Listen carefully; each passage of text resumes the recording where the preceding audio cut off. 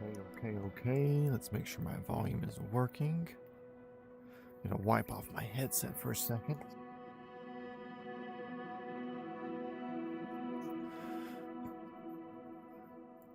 Okay, volume is working. Sick. Headset is good. View is reset. Back. It's gonna be our destination today, I believe. Starting all the way up here. Georgia Plane Spotting, what's up?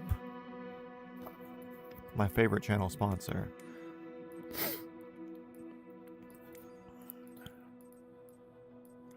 Big leg today. Big leg today.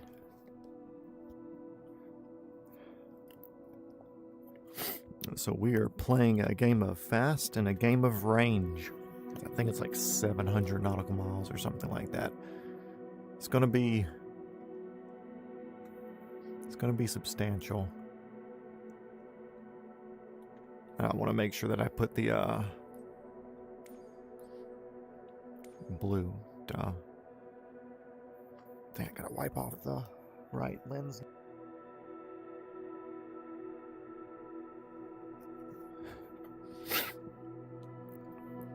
Cape. Blue is chosen. Fuel and payload.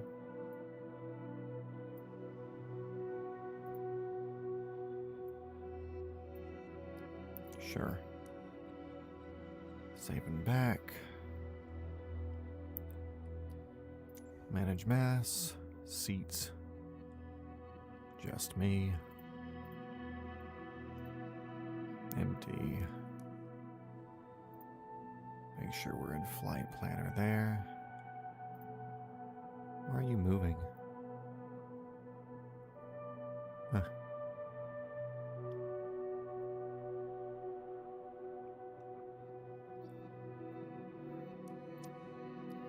Close back. Okay, so that's good. I actually think we're up here. I don't know. Let's wait for this to load in before we do that. Tom, what's going on? This flight's predicted to last until the end of time. We'll be doing our best, but if y'all have looked at weather, which explains... Dude, you missed it last night, by the way, but if you look at the weather out here, it's not friendly. Last night, we almost beefed it. When I say we almost beefed it, I mean we almost beefed it doing this water crossing right here. My headset started doing the thing where it was like over here, then over here, then over here, then over here, then over here, which is imperceivable to you guys, but to me, my entire screen is shaking. And it did that to me,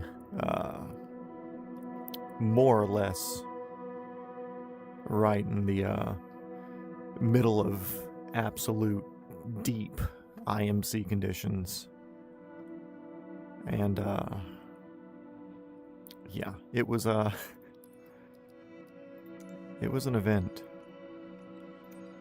Paused, and then once we came in, it spawned me in like a different seating position, and of course when it respawns with my stuff not self-centering, who knows how little I moved or whatever. Anyways, we ended up doing a couple of loops and barrel rolls and stuff, but we saved it. We saved it, and I looked back at the video today to rewatch the footage, and my entire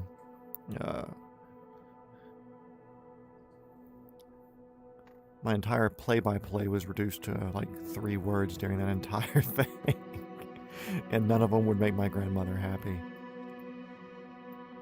But we are making it to fucking Japan today.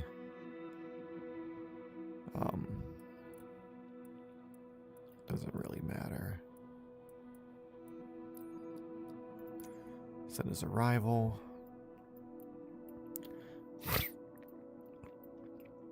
And I think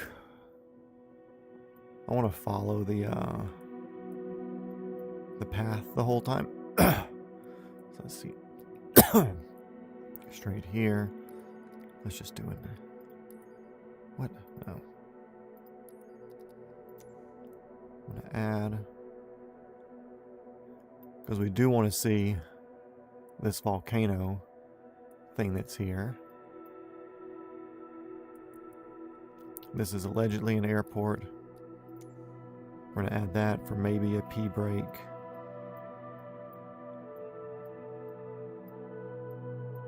This will keep us pretty straight going on here. Dude, me and technology are absolute homies to the max. I think what we'll do, I think we'll actually stop here for a fuel, which we should have enough. But given weather and speed and everything, that gives us a buffer. Cool. I'm pretty happy with that. I don't mind missing these because we can always cut that this way a little bit. But this line here gives us a good adjustment. Flight conditions, live.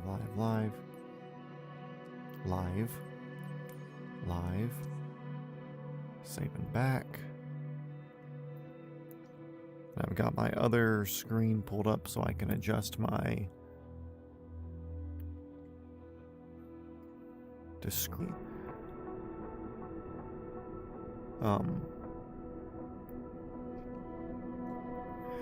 Once we spawn in, hopefully I'll know what our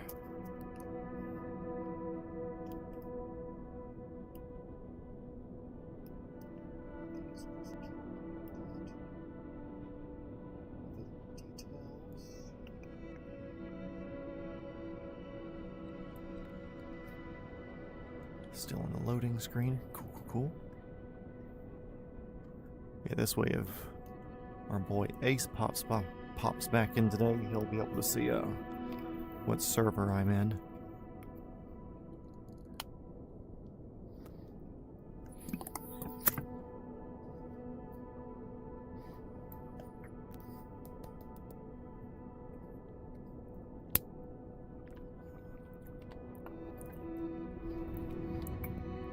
That's a little loaded in.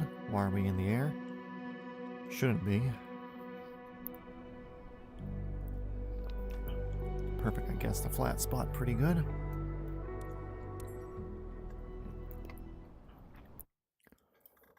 Let's see our settings. Online. East USA.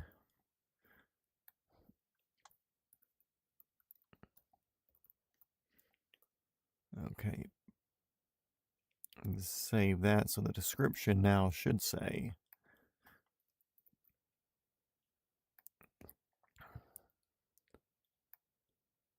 that the server is that. Check to make sure. Yep. That's good to go.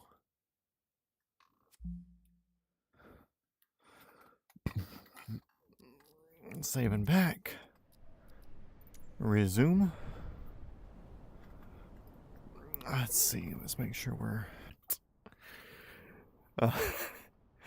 last night was a absolute brutal bed. I sat in the shower and I cried for like 30 minutes afterwards. Okay. Hey, there's nobody there. I like that. Let's get going. We have battery. No, not reset. Battery on.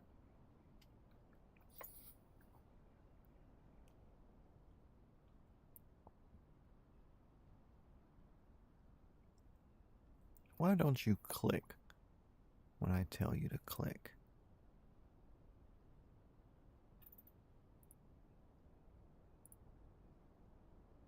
Main battery. Trues, alts, DC bus. Trues, alts. DC bus. Normal. Emergency battery switch normal. Anti-collision lights red. Emergency battery switch to normal. Collision lights to red. Landing lights off. Yep, I got a button for that. Engine switches to that. Backup switch to normal. Let's see. Where's the backup switches? I don't think I've ever looked. Oh, okay. Same console. Rotor brake off. Rotor brake lever armed.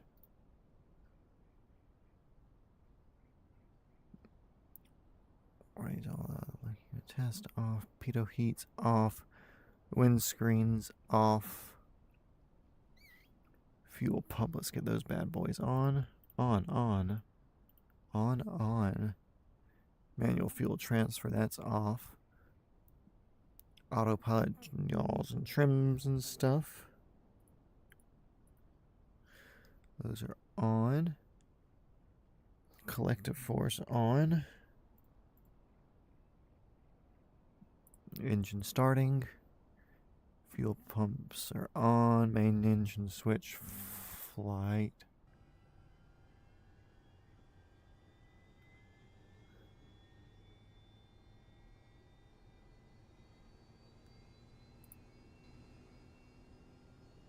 Which I get the correct in one. We'll do the auxiliary pump, which is greater than 50%.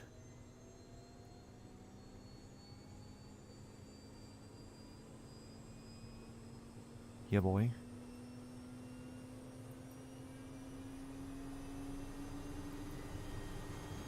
Okay, there we go. It's just that light. This one's on. Engine switch 2.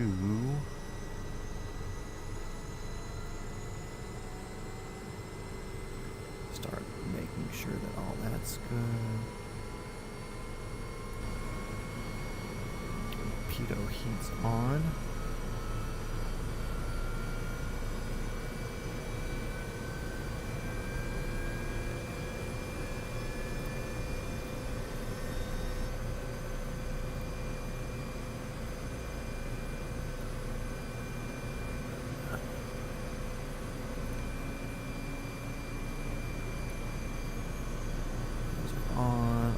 Selector, normal, rotor brake lever no longer armed.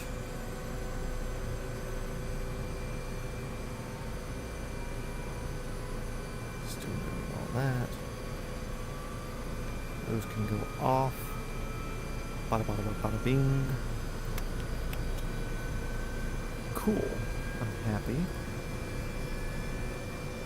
Zoom out a little bit here. We got plenty.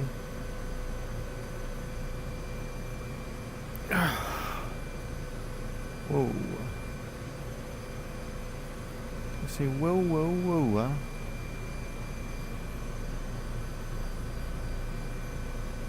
Okay, this has a cool name. I forget what it is. Vertdrom. This is helicopter 420. Foxtrot Whiskey. We are sitting in the middle of your ramp with a big fucking blue helicopter. You can't miss us. We are going to be taking off and departing directly to the southwest of Vertdrom traffic. And all's well that ends well.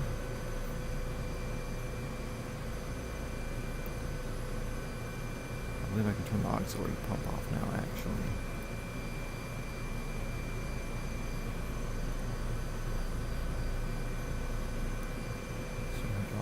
On.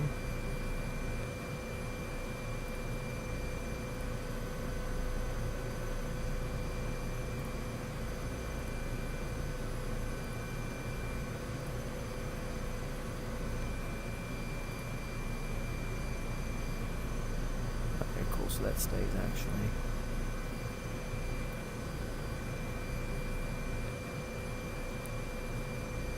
Okay, let's say we do the thing, guys. Let's take on off and get out of here. So we're going to make sure we're all level, make sure that I'm happy with my seating position, which I never am. But we're going to do our best. Of course, the Wind's to my butt, so I don't care.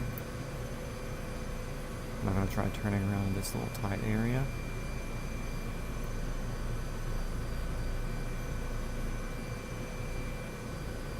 There we go. Blowing these little PC-12s around everywhere. So your horizontal stabilizer can deal with that.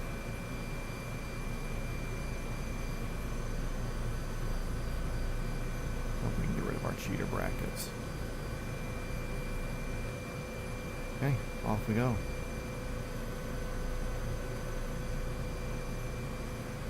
We're moving. We can hit the landing. Okay, why are you doing that?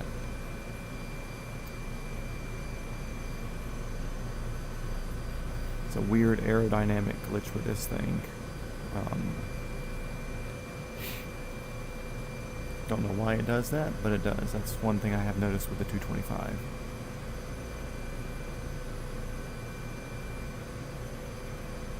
Well, we're in it now, boys. We are in it for a run.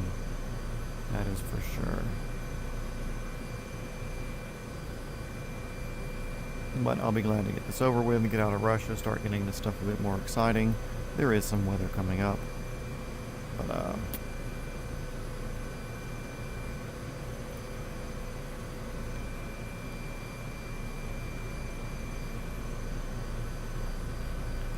radar on here.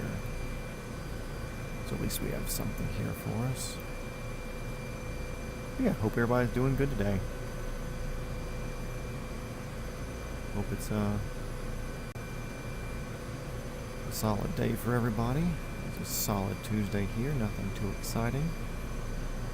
Ate the leftovers of my calzone, so I can't complain.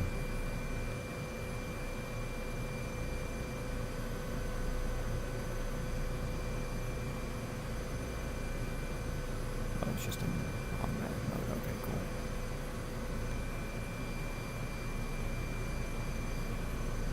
cool. Okay, let's focus up and throw some speed at this shit. What do you say? First things first, we gotta get to this island with this volcano. Check that out. Top priority starting out.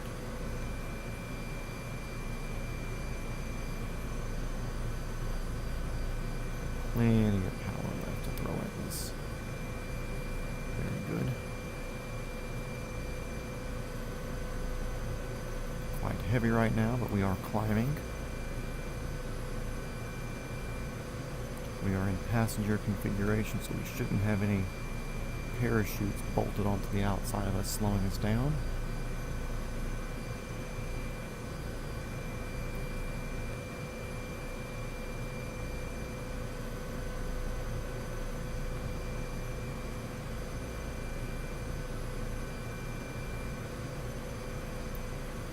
Play with our lights a little bit.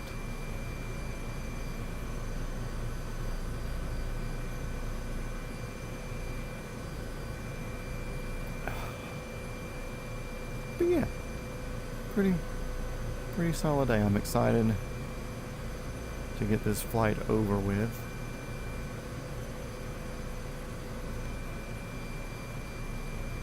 Not because it's a bad thing. We're actually kind of in the nicest area. I think further south we go in Russia. If we were to go the other side of the bay, I think it would have gotten nicer for us anyways. But great, we have a headwind. Kind of a right side wind, actually. Country too many days is just kind of a, if there's nothing exciting going on, it's kind of a drag. I didn't mind being stuck in the U.S. for 5 or 6 days or whatever it was, because at the end of it we were looking and doing something. That's why I'm not going to mind being in Australia for X amount of days, or going back through the U.S. because there's things to do. But Russia's giant with nothing to do, at least on the eastern side. So I think that's kind of why it's a killer to me. It's just I've said before, it's kind of like grinding in any other video game or whatever. It's like, boy, you got to get through this to get to the good stuff.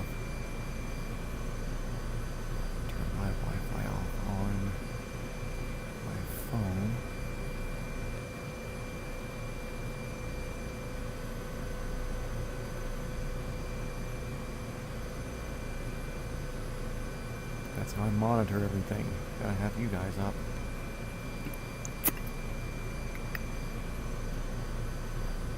Do a little bit of water drinking. Already stretched my back. It's gonna be long, guys. Gonna be long.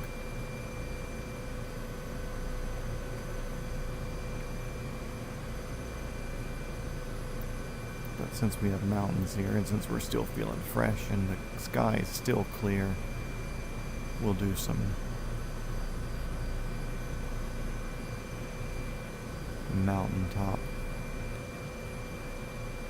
ledge cutting here like this. Hard to tell when it's just pure white though.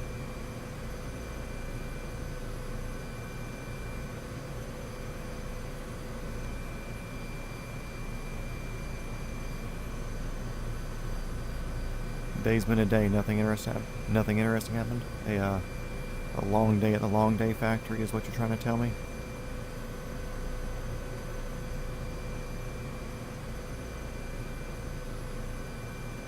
Because guess what? Tonight's going to be a long night at the long night factory.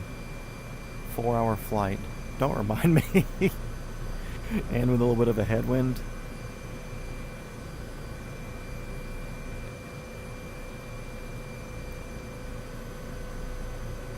Ground speed 129, airspeed 145. It's about a 15 knot slowdown on us currently.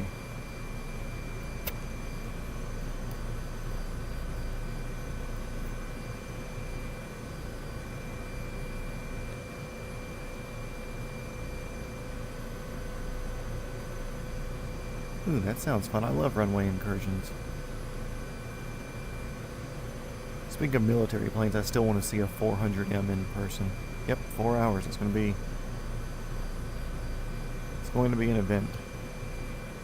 Today is a journey. It'll be one of the videos of all time.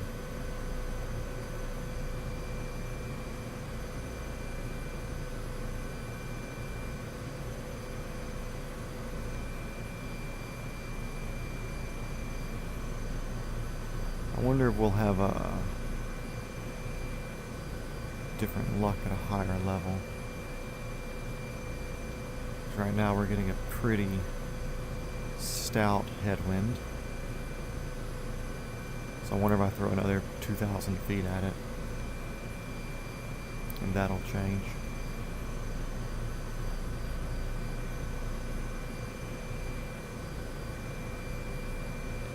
Because I know that's how hot air balloons do their thing. They usually air at different levels. It's all moving in slightly different directions.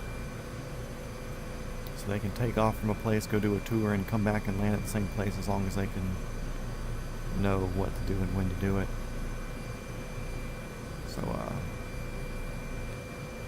right now we're at what, 3,500 feet? Take it up like 5,000 or 6,000 or so. Let's see what she does for us.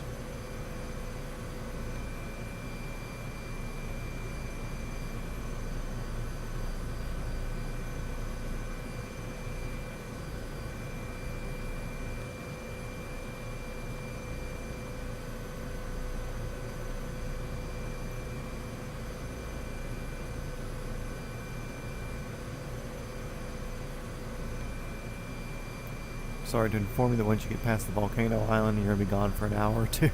Don't worry, I'll still be here when you get back. People have lives. It does not bother me when somebody's got to step off. Because I'm not going to say it makes the day go by faster, but, there's also kind of the bit where it's, when I'm busy looking over and trying to read and talk and everything, I, pay a little bit less attention to everything, and I'll end up slowing down more. So maybe that'll help me on a little bit. Look at the bright side of it, you know.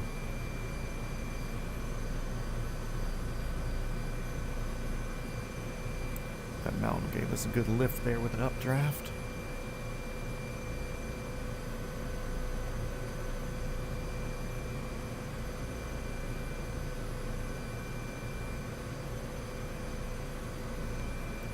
Oh. A little bit of a downdraft there.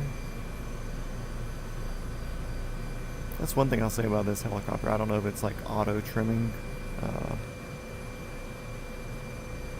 or whatever, but I mean it's sometimes when you lock in and ride it, it really sticks to an altitude, but other times it freaking up and down. I don't know if that's just me not having the correct peripherals to take full advantage of these systems. I wonder if I can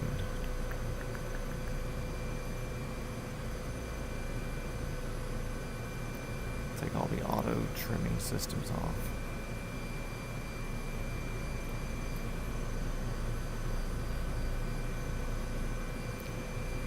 Maybe that'll make it feel more normal and less like it's trying to kill me. Because I feel like with the way my setup is,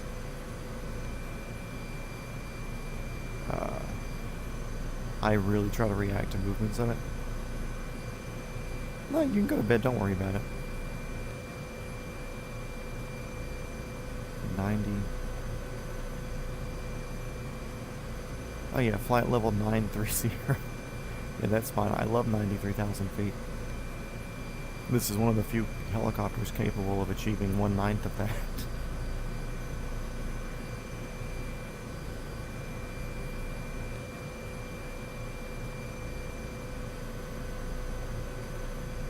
I don't know, the 180 knot headwind kind of sounds counterproductive as I'm going 150 knots.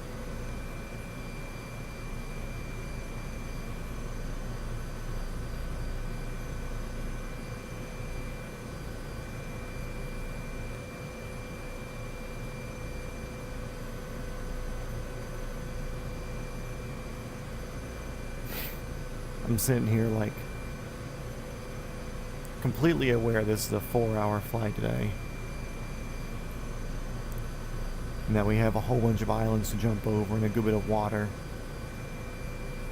and I'm still like mildly upset that we're still over the same island that we were on when we took off.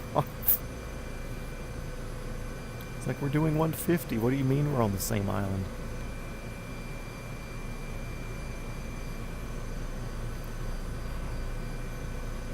Oh.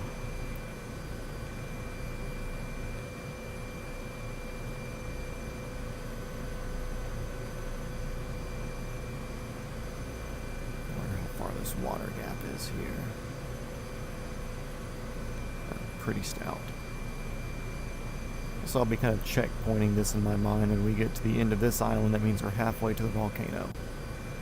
And the volcano means we're 1/5 of the way through the flight today, and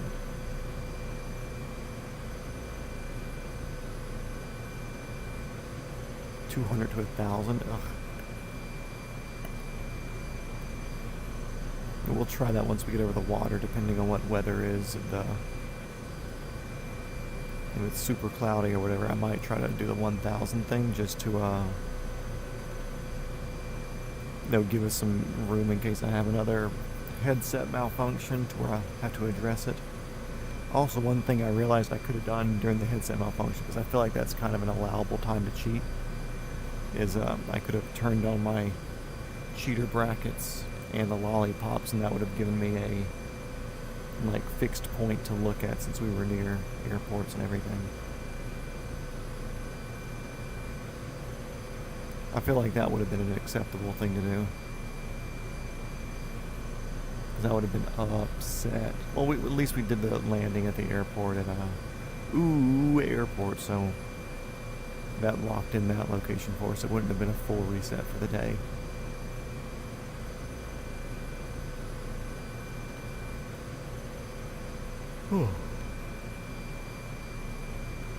Total airspeed 170, let's go. Ground speed 166.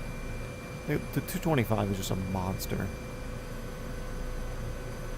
And honestly, this blue is probably like the best looking helicopter in the game with the blue on it. At least in my opinion. It's just stout.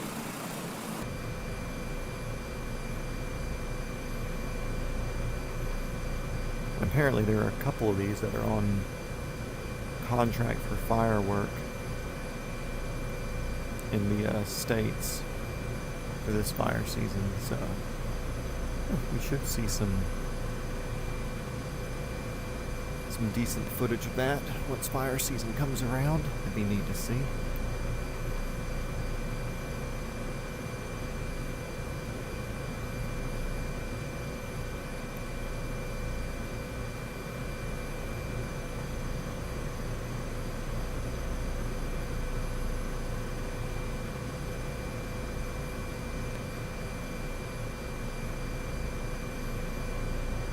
I kind of feel like if these islands were American, we would have a lot of shit set up on it. But also this might just be like so far out where it's like the Alaskan Bering, whatever the island chain, the tail of Alaska. I won't say Bering Sea, but that's the sea.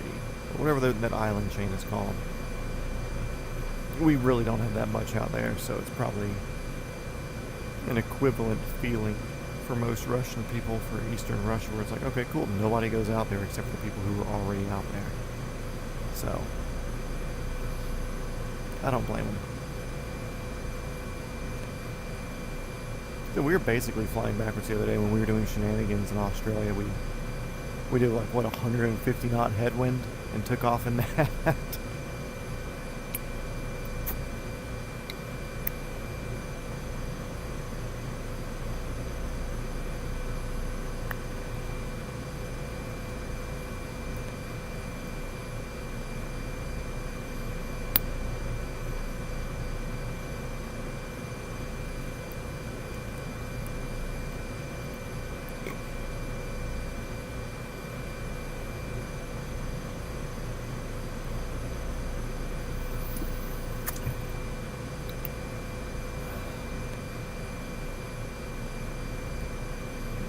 Also, I hate to inform you, winds through Japan are going to be bad. Yeah, but there's stuff to look at, so that's okay. And if you look in the thumbnail for today, the R66 with the ag kit on it, I actually took that at our destination airport, and I took it in live weather, so you can see the dark clouds and stuff. Usually I'll set it to like clear skies for the thumbnail, but I think the bright orange Robinson looked pretty cool against the dark skies.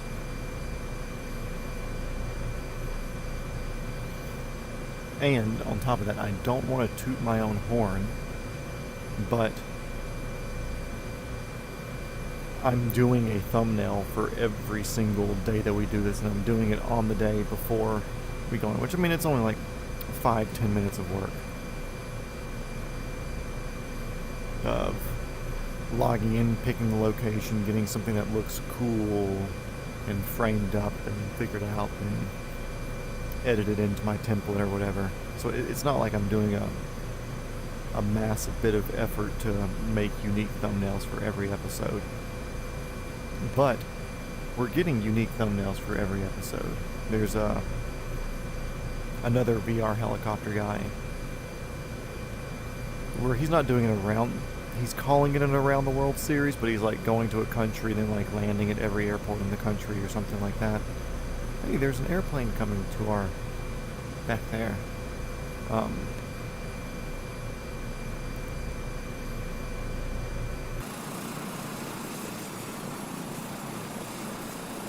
Probably way up. But anyway, yeah, so this other guy's doing an around the world thing, and I've watched a good handful of his streams before he was doing his around the world, or his version of whatever that is. And he's a real life helicopter pilot. I don't think he's like a full-time employee thing. I think he kind of does like gig work where he does like some ag stuff in a 44, 66, and he's done a little bit of 125 stuff. I don't think he's full-time. I think he does a contract. But anyways, I also think his main channel's on Twitch, so I don't know if he does anything different on Twitch, or what, if Twitch even like requires thumbnails, but he dual streams to here and Twitch. and it's just the same thumbnail for everyone. He always has like 1 or 2 viewers on YouTube. On Twitch, I think it's like 70 or 80 that he has as dedicated viewers. But it's like, dude, I think you would get more if you actually put the effort into a thumbnail, which takes like 10 seconds. Because he's definitely got it set up to where he's doing streaming because that's what he wants to do. Like, he has a camera on him with the green screen behind him, so he kind of like, it's him sitting in the bottom corner of the screen, and I think he has a control camera, which I would like to do a controls camera eventually. We need to put that other guy out of business, I'm assuming, or something. He's cool. I've actually, I'm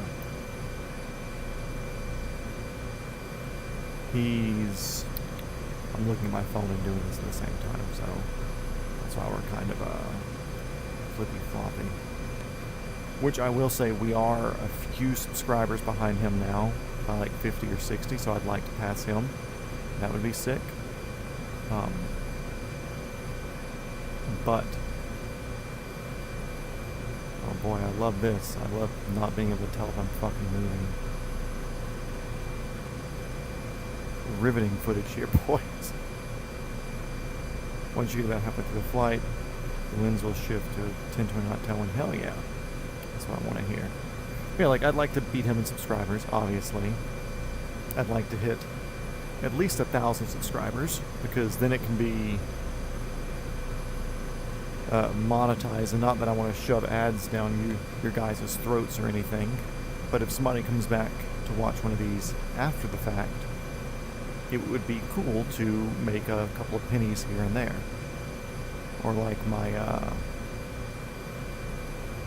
garage video, since it consistently does pretty good, I'd like to see that make a little bit of income, you know. God, this is gonna be fucking annoying.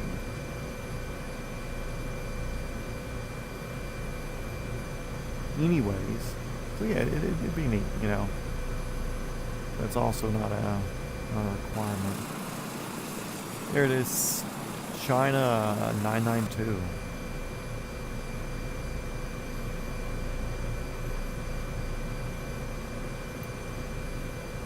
Okay, weather looks pretty clear here, so I'm actually going to kill some altitude so I can at least see the waves beneath us.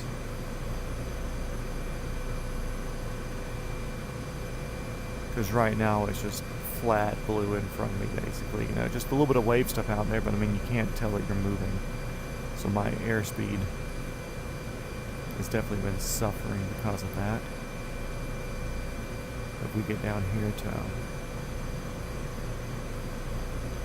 1,000 feet or so, it'll be easier for me to see the texture of the waves, and I won't get like flight blindness, hypnosis sort of feeling, you know.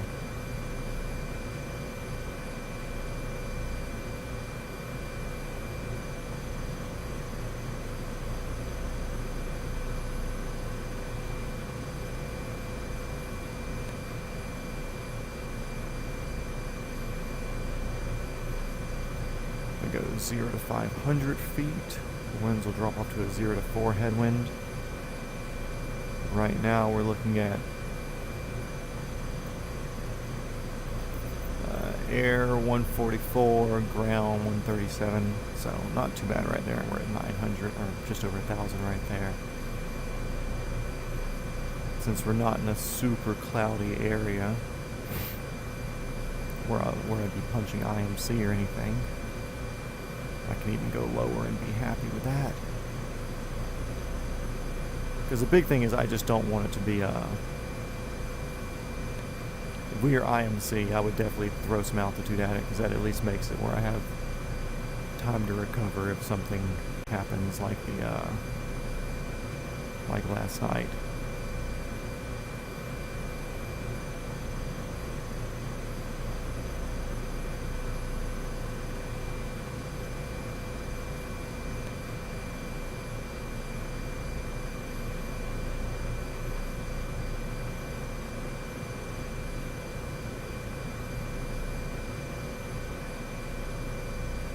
see land up ahead of us. That's cool.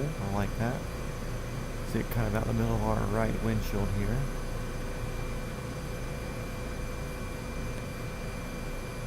Do they make eye trackers for VR headsets? That'd be cool for y'all to see where my eyes are going. Even though my head's locked in pretty steady, I'm eyeing around looking at a whole bunch of different stuff. I don't know. That's, again, a piece of software that I don't want to throw in there and end up fucking myself because it messes up something.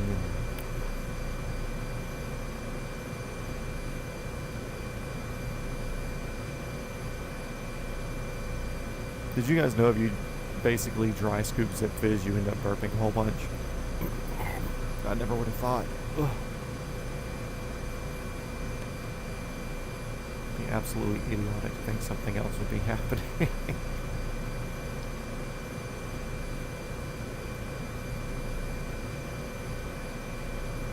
Yeah, also, fun fact today, my dog brought me 2 ticks.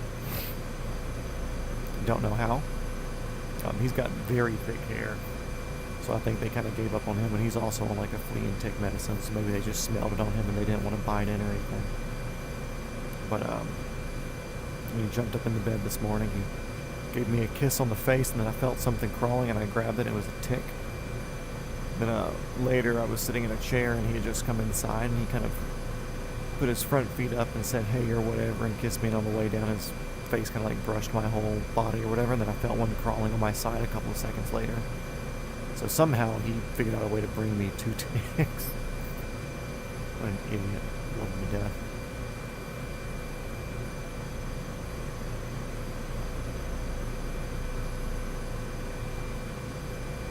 Yeah, I can't imagine this in real life. Then again, I think the golf is actually a solid possibility of a job for me in the future, so it's not a out of the question thing.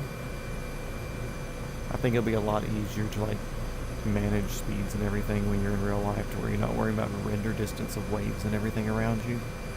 Because like out in front of me, I mean, it's just fucking flat. I'm not really seeing waves right now at all, which is concerning. Glass water's nice, but damn it, you can't see anything.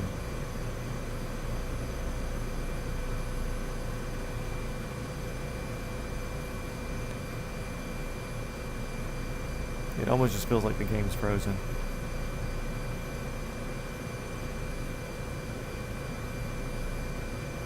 There we go, I can see it moving now there around where the sun reflection is.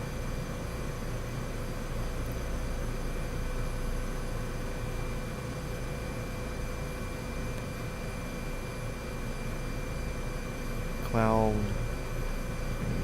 705,000 today. Yeah, it should be pretty decent.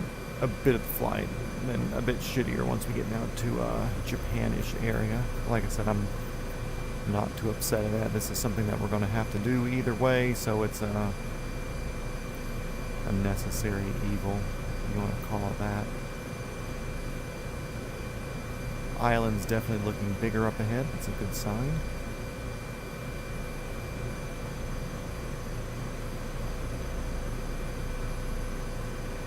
Come on, lean into it. Stop getting altitude. You get your airspeed and then you start freaking wanting to climb on me. I don't want that. Also, I saw a video today of like an Mi-7, Mi-8 helicopter. I want to say it was like Ukraine or something, like flying super low to be below the radar, and it was over water. And I mean, it was like the landing gear, the wheels, the tires were inches from the water as they were going by. It's basically like he was just doing like the absolute lowest pass he could on a runway, but it was the freaking the lake that they were on or next to. It's pretty cool to see. I think those things are fixed gear too, so it's not like he was over speeding a down gear.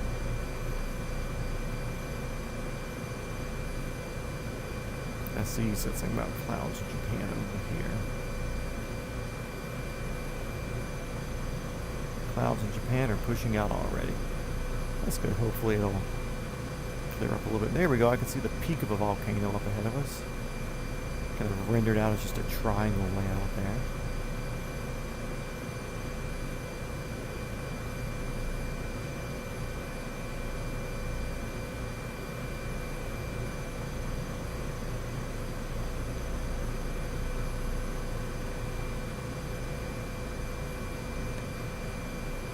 It's like Lara Croft up in front of us.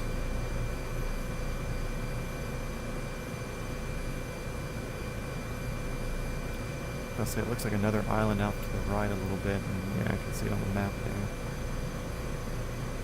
Yep, this one's coming much more into view here. You can see the cloud layer kind of about where the plateau level is of the island. And we'll do a circle of the caldera. Take a peek at this cool piece of God's engineering and geographical design up here. Pacific Rim Ring of Fire.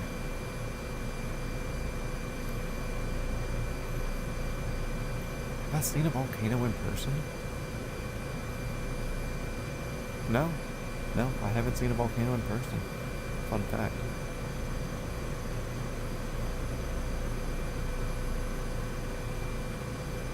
Don't want to say it's on my list of things to do, but I'm sure it's something I'll do one day.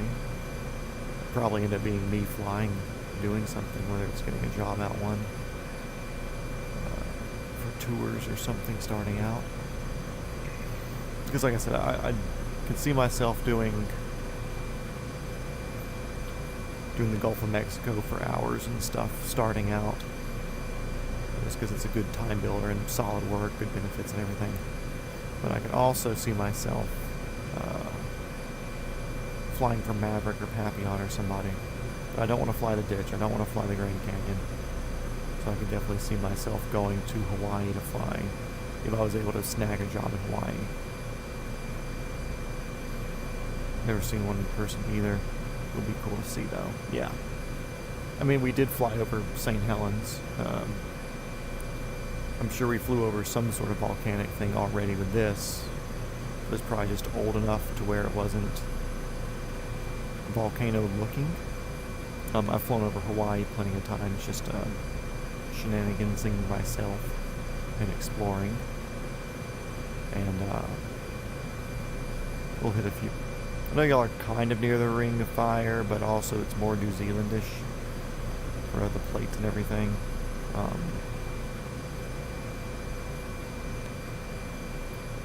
So not sure. Weird winds here. It's different than what it was earlier.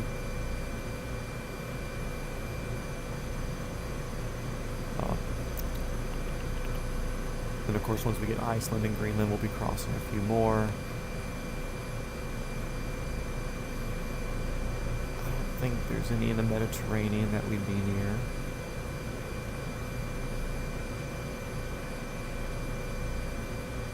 Yeah, I mean, technically every island out here is volcanic or a remnant of a volcano from some point in time. You've climbed the non-active one. Cool. Yeah, I would like to do an incentive one day. I think the closest ones to us, though, here are Mexico. I want to say there's a few down there, or Central America. So we'll probably pass over a few of those. If we're going to be doing a little Australian leg, we're going to do a Bahama Caribbean down to South America, then back up through Central America leg, just to make this hitting all the continents except for Antarctica sort of thing.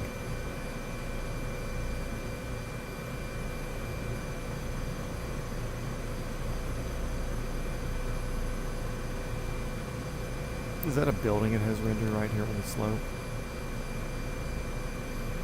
Yep. Couple little houses or something there.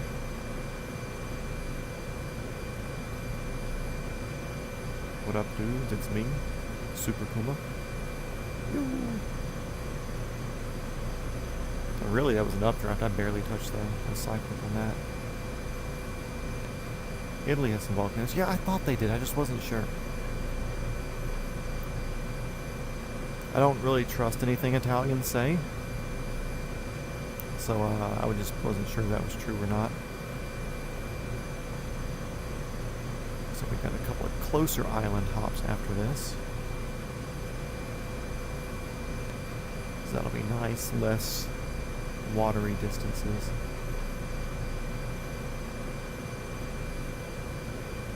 It was literally like a dump truck had dropped 400-foot pile of rocks. So nothing too exciting. Was it one in Australia, or was it a one that you had gone to go visit somewhere else? Because like I know there's the one in New Zealand that went off a few years ago, and that was a big thing in the helicopter world because I think a 125 got caught out there. Or might have been a 350, same thing, A-Star, the A-Star platform. Killed a few people, obviously. It was like a big thing for the boats, and the tour boats and the tour helicopters did a lot of rescuing and grabbing people from there. One here, yes, okay. And the fact that it's inactive is probably why I haven't been made privy to an Australian volcano. Do y'all have any actives there, or is it just the inactive ones? Because I feel like I would have heard if there was an active. I used to be a volcano kid. I never got super into it. I was always like very interested by them. Still am. But not as much, you know. I never did the volcano school project.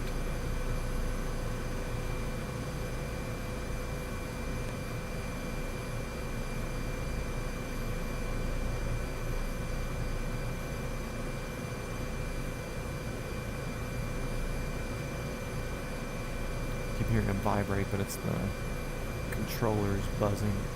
Yes, I know where you're at. Shut up.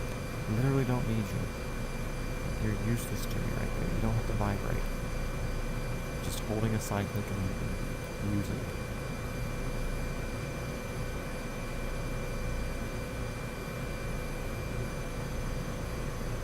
Is that the emoji that we're supposed to send to women or something whenever they send us a sexy picture? Because if that's the case, I should send that. I had somebody send me something very risque today, and I didn't reply to it. I don't know if that makes me a bad person or not.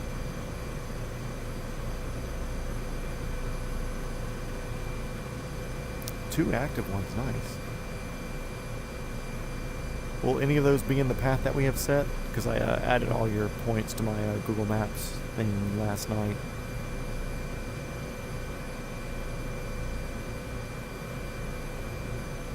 Because if they're kind of in the way, then we may swing over it just to see it. Oh, they're on islands though? Oh, okay. Well, no, we are kind of coasting down the... we're kind of coasting down the coast of your coast. So maybe we might get to it. Not on mainland, gotcha.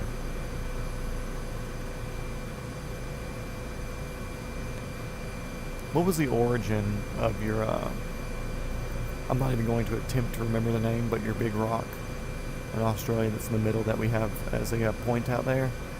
Do you know where that came from? Was that like a magma thing at one point where it was remnants of a lava bowl and the around it got eroded away, or are you familiar with the story, or do I need to research that and do a tour guidey thing and talk about that whenever we get there?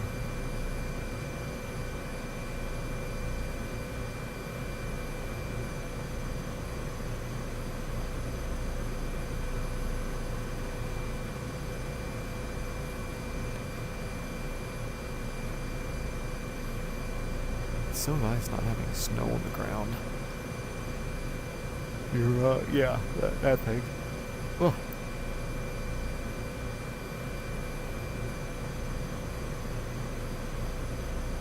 The big rock. The big Australian rock. Because I think Stone Mountain in Georgia, I think it was a magma bowl at one point.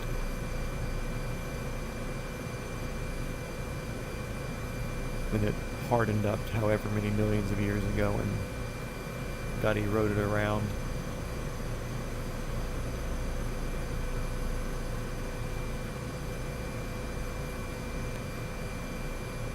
I think that's the story with Stone Mountain, I believe.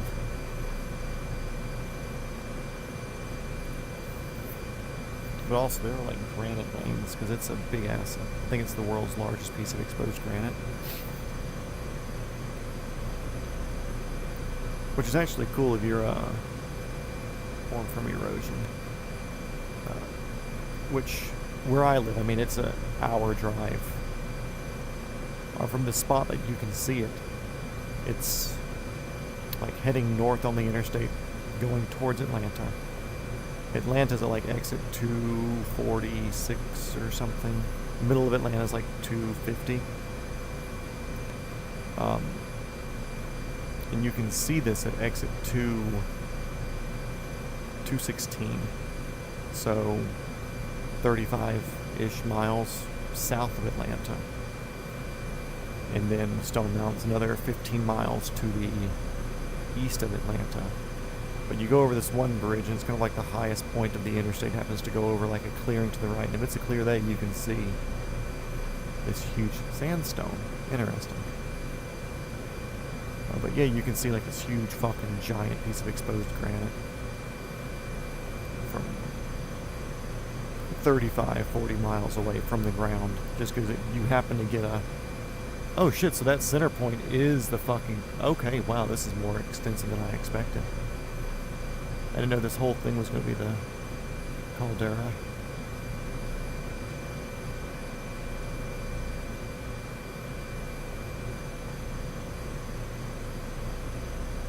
I want to gain altitude. I want to get to the top of this thing up here. Yeah, I wasn't expecting the center bit to be this stout. Let me go.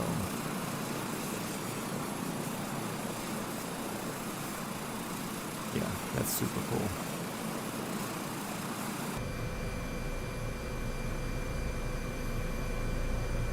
Let's go up towards the summit of this bad boy.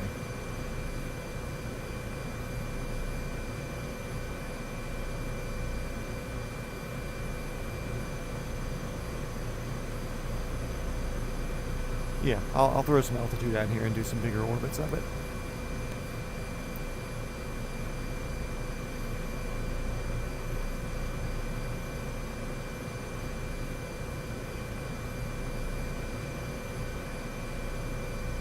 Looks like the center peak here is 4,400 feet or so.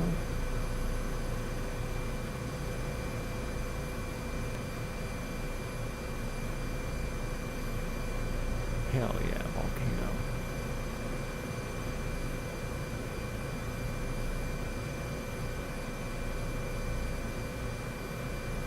And we'll do a big, like, 6,000 foot full rim orbit of it.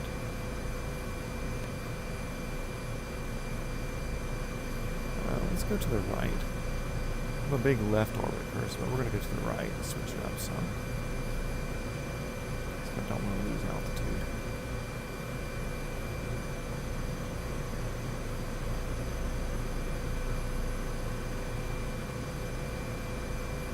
We'll do a land on it before we fly away.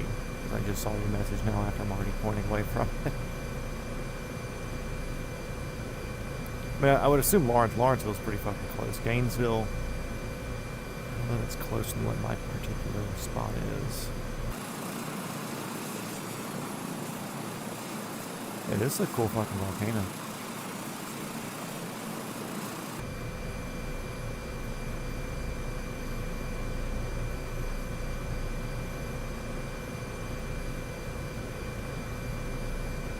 We'll do a summit landing on it too before we skadoots out of here.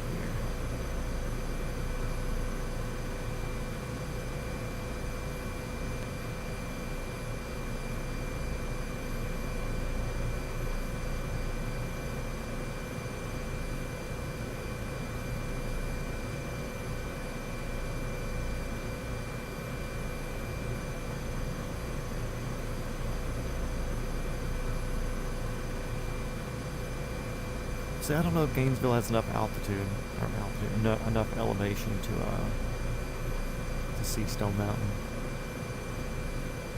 That's kind of the one if, you know.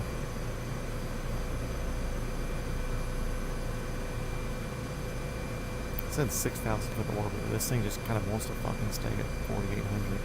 I'm not mad.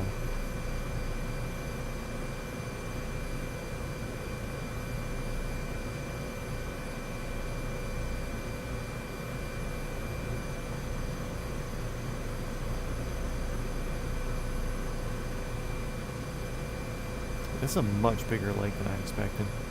I mean, like, I have it on the map here, you know, and I was looking at it on Google beforehand, and you kind of see it, and you're like, oh, okay, cool. I mean, it's a lake, but I mean, the scale is also relative until you can be next to it.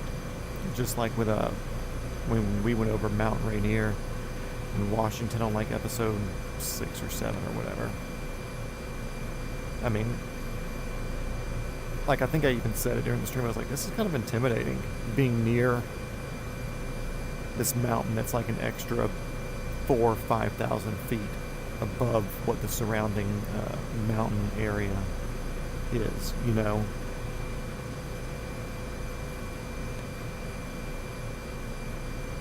It's got a pretty good drop off on all the other sides of it as well.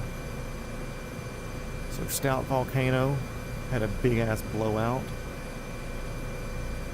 And then it had another little growth and eruption sort of thing and made another volcano inside of a volcano. Pretty fucking cool. So let's see, where's my wind? Wind's coming from the southwest over there.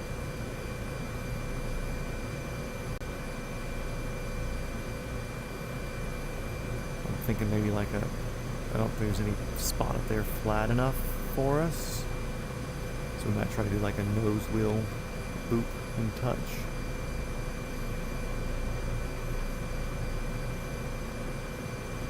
I don't even know I can judge a good enough spot to have like a two-wheel balancy sort of hover landing.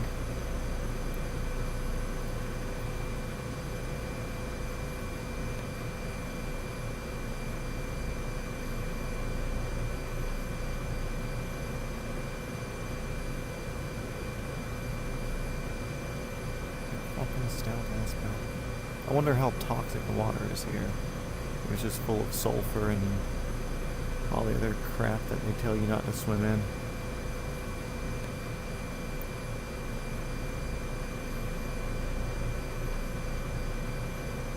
Let's kill off some of this airspeed. A bit of a drift.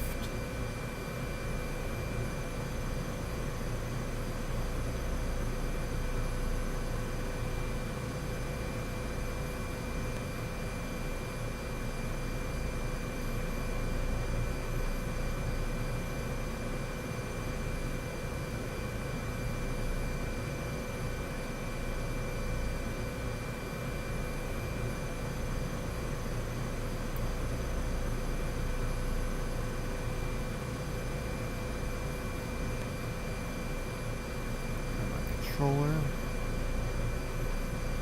down.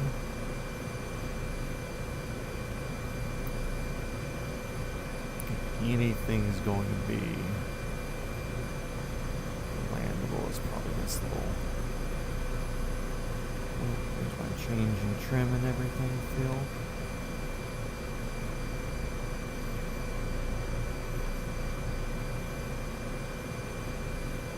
Maybe we can peek it. This looks, we might have enough here.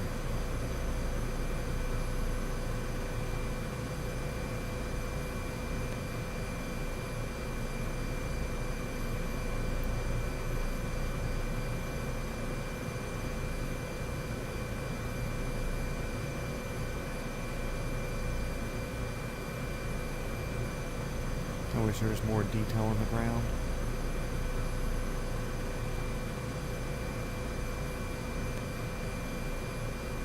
There we go. And before we roll off, quick little touchdown. There's no fucking way I overtorch you for that.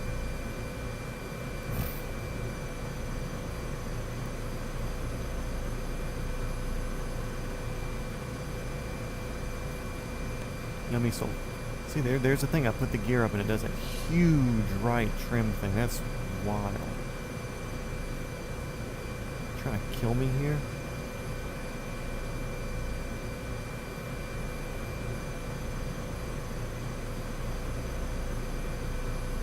Okay, back into it.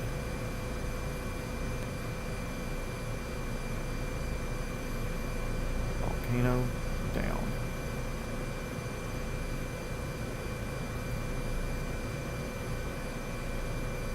Okay, Japan. Well, really, I think we're going to stop at the more middle-ish island. Do a Key in the Bushes break. There's not exactly an FBO there, but there is a runway. I think like a Soviet Cold War era runway. If it looks landable, we'll probably stop there for a bit to do a pee break and thanking the Lord that we don't have you laying with us.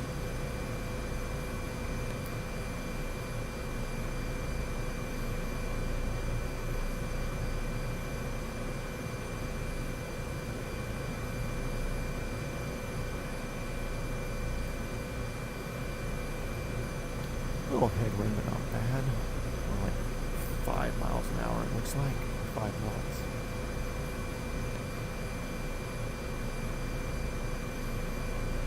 But I'm not too upset. I really can't complain about 152 knot ground speed.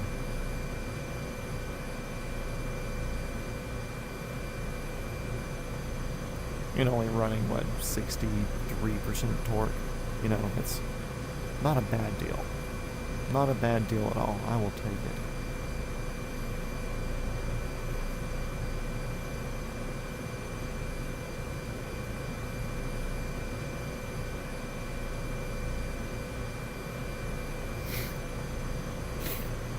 I don't know if it's doing it for you guys, but on my phone where I stream this so I can read the comments, it keeps disconnecting the stream. And being like, the video's ended. So if you're one of the couple other people watching, if the video ends, just refresh, because we're not ending until we get to Japan. Speaking of not ending, there's a chance that we're not going to stream tomorrow. I believe we have some weather coming through my area, allegedly. Of course, we have to see how that looks tomorrow evening. If it doesn't look that bad, then we'll be on. But if not, then, or if it is, then we won't be. Just that way I'm not in the middle of a 3 or 4 hour flight and it dump on us. I'd prefer not to have that happen.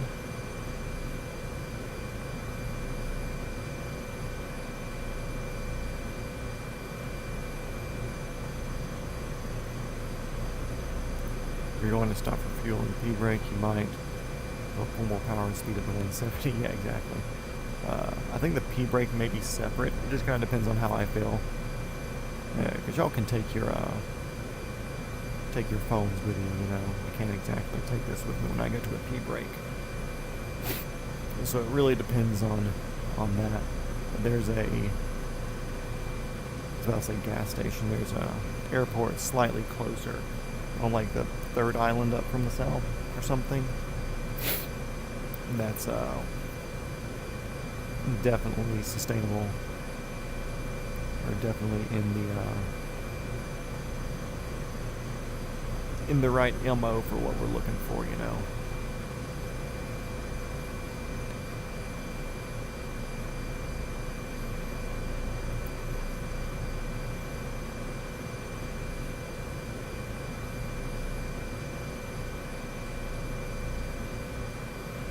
This wind is giving me,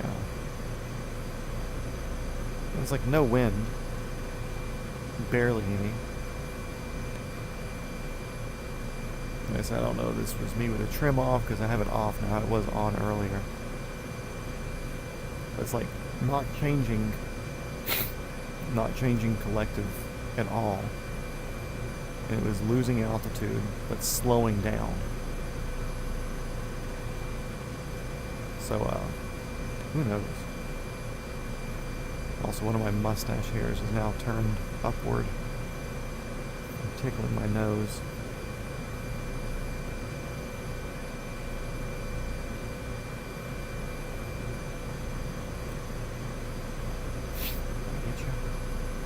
Maybe. We'll see.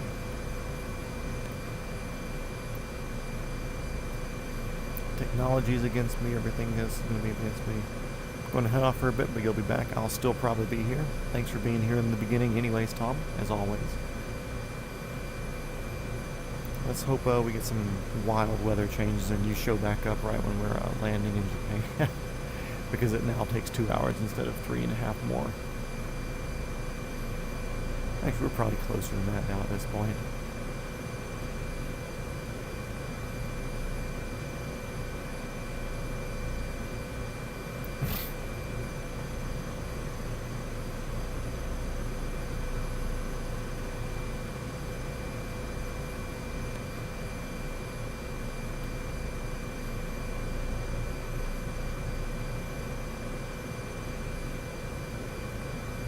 Helicopter, why can't you be happy going straight and level?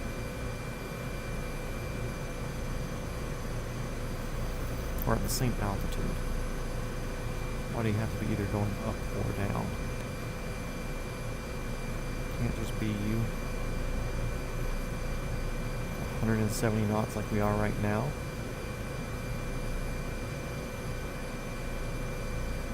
I mean, that's kind of the goal here, bud. 170 ground speed.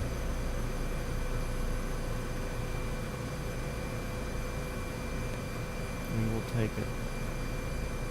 Of course, we get over the edge of the island and it messes up our nice holding the controls as still as we can that we had going on.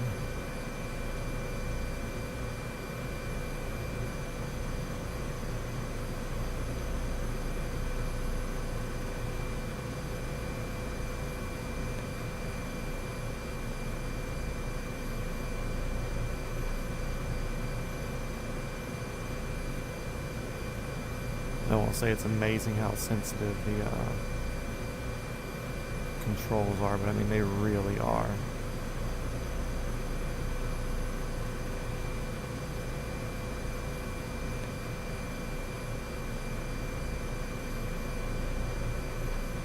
You know, there's leveled off-ish. 100 down's not bad.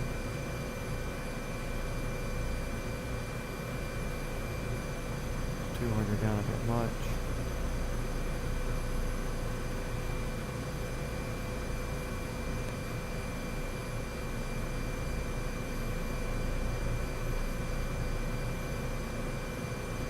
I'll mess that up, of course. Right the mouse. Why am I still clicking on this?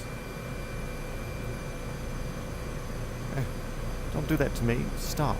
I literally didn't fucking move.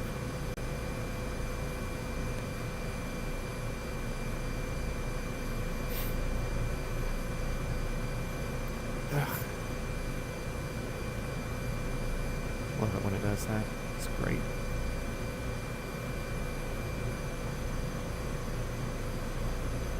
Okay, let's get back to where we're good there. I'd like to be in radar altimeter range, if that makes sense.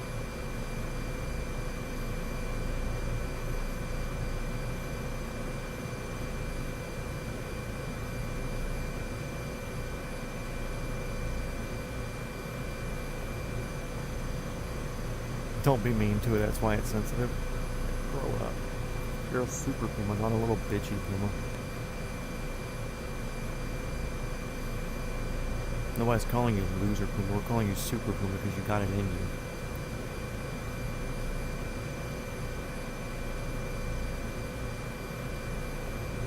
So it looks like after this island we've got a bit of a water crossing, which this entire thing's a fucking water crossing, but just with like landmarks.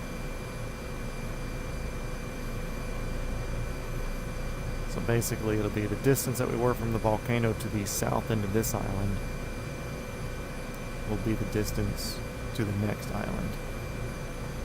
So Everything I do is in relative terms. Cool, you can say it's going to be X amount of minutes, but it's like, oh, if it's exactly as long as the previous bit, I can judge off that and be happier.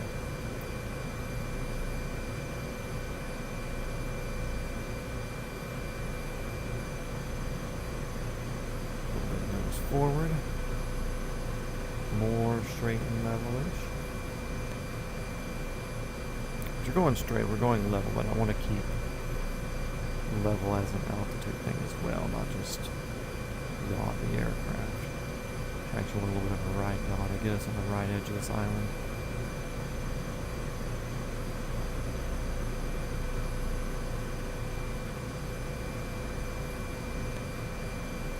Super slow turn.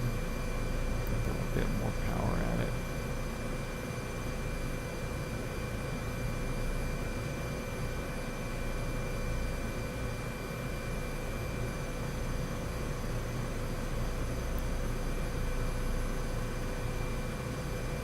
Also, this wedding thing that I'm going to, holy shit, I've never been to I've been to one big wedding, and it was literally as like a guest for the wedding, and then I dropped by the reception for a few minutes to say hey, and then I left. And this is a person her father is worth like $700 or $800 million. But like super low key, doesn't show it, you know. But like wedding was pretty big church in the town that they did it in. Solid reception as far as drinks and food and everything there. So I'm going to this wedding. We did the bachelor party here this past weekend. Then the big group message. I don't know if I mentioned this the other day. But we get a big group message because it's one with like all the groomsmen and all the bridesmaids to the full wedding party. Yeah, it's from the bride. It was like, okay, cool. So the reception or not, the rehearsal dinner is going to be whatever day. This is kind of what we want for like the dress code. Blah blah blah blah blah. And I'm like, dress code for the rehearsal dinner? Like, I'm a very simple person, okay? Like, I've got 3 pairs of jeans, and that's only as of, like, 3 weeks ago, because I had tore up my other ones. And I own, like, 4 pairs of the exact same pair of, like, cargo pants for work. Like, 5'11" tactical pants, because they work really, really good as an armor in the film industry, go figure. But I get the message, like, cool, you're gonna need this, and it's, like, more colorful dress button-up shirts, like nicer dress pants, casual dress shoes, a button-up coat, etc. It's like, I don't own any of this. I have 1 pair of dress pants, but I bought them like 8 years ago when I was like 40 pounds lighter and not muscular. So there's a good chance my ass is going to rip my pants. And I was like, do we have to do this? Like, do I have to go buy this stuff? And all the bridesmaids are like, me, doing the thing. It's like zero offense, but women live for weddings. Like, that's their thing. When they get to go to a wedding and dress up, because they all want to buy dresses and stuff to look cute anyway, so that's something they have. I'm a guy that wakes up and exists. And when I go to work, I basically wear the same thing. I have 4 of the exact same pair of cargo pants. And I have 2 shirts that I have doubles or triples of. So I just wear the same 2 styled shirts over and over again. I basically have my own uniform. Brazil, yeah, we are nowhere near Brazil, sorry. We are in Russia. Or if that's Olaf from Brazil, then hello. But welcome to the stream. Lipe Fly 98. But yeah, so we get that message. I'm like, what? We really got to dress up for this? And like 1 or 2 of the other groomsmen were kind of like, we have dress code for this too, just because it's a unique thing. Like, none of us go to weddings, but women go to weddings all the time apparently. Then they were getting super catty in the chat, like, well, if you want to buy something, send us your sizes and we'll order something on Amazon and send it to you.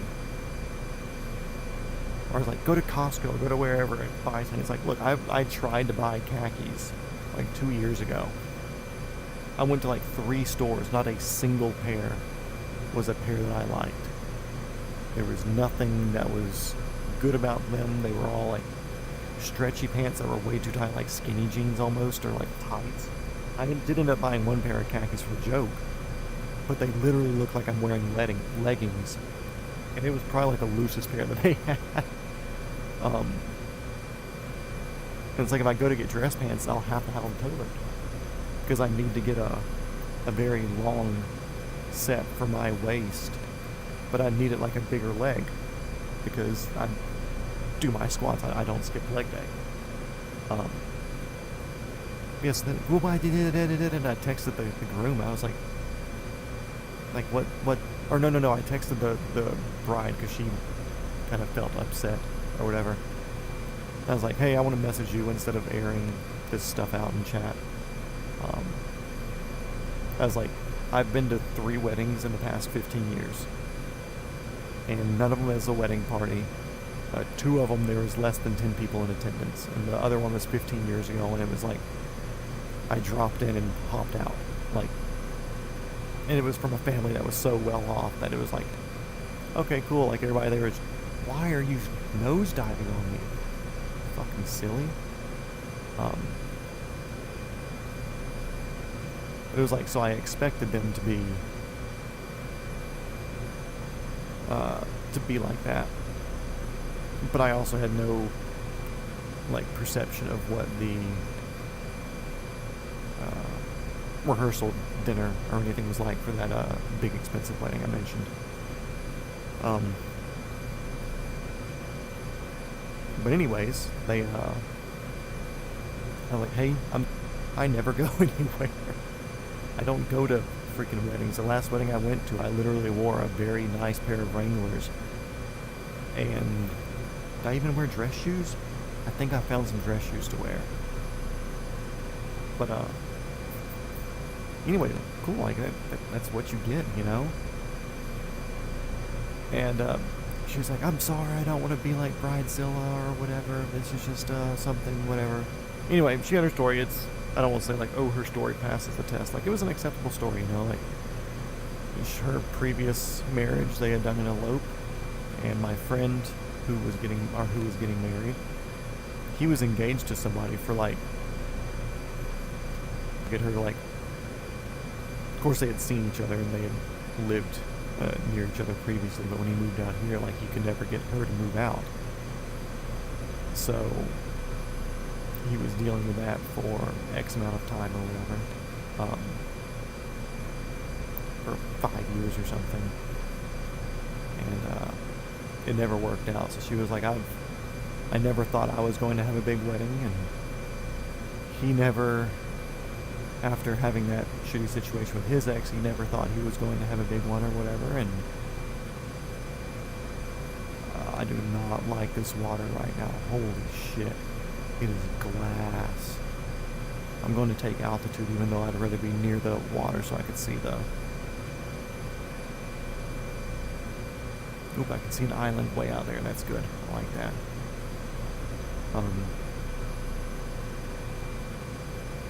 We're basically fucking IFR right here, even though we can see. It's like, I'm going to have to watch instruments to make sure we're actually moving forward, because there's just nothing.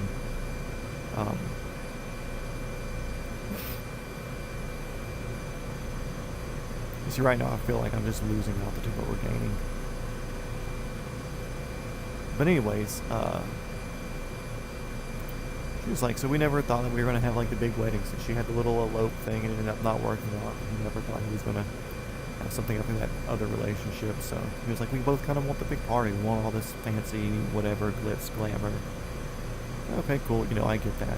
And then they just messaged again, and they were like, hey, so for the rehearsal dinner, like, these are all of our wedding buddies or whatever. Let's make sure that when you do this, whenever we get announced at the reception afterwards, everybody's going to kind of walk out and you can do like a little fun dance or whatever, and when they say that, it's like you have to do this, so now we have to figure out some cool fun thing to do with whoever my counterpart is in the wedding party. And my other friend was like, holy shit, how much are we gonna have to do for this? Like, is it normal? Is that what weddings are usually like? Because I went to his wedding and there was like 6 people there. I'm not gonna say it was great, but it was nice because there was like, cool, you show up, you're there for the marriage, you go to the reception, which is a big table at a nice restaurant afterwards, and it was easy peasy. But this is like a whole other thing. I have no idea how many people are invited, and anyways, that's what we're dealing with. When I say dealing with, it's like, yeah, we're gonna do it. You know, we're gonna do it, we're gonna smile, but like at the same time, like, I can just show up and be happy and hang out and be a good supporting friend. Let's see, how are we doing here? We're at 36 knot ground speed, 142 moving.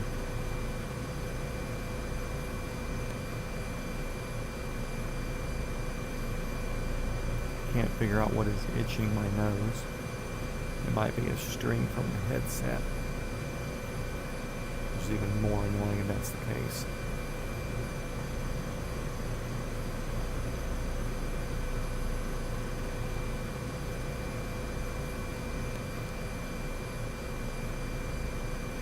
Darker spots out there. It might just be a glitch in the rendering or something. How does this not feel like it's frozen? It's like I almost want to wiggle the cyclic just a little bit. I don't want to mess up this good level and speed that we have going on.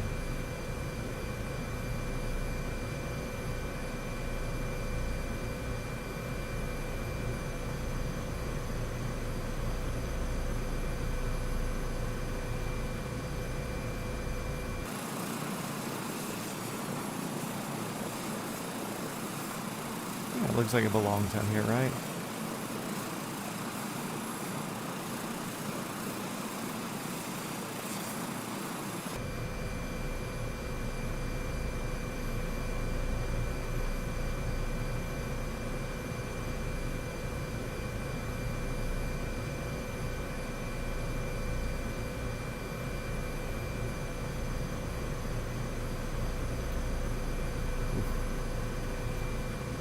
Does the island look any closer, or am I just crazy? I think it looks a little bit closer.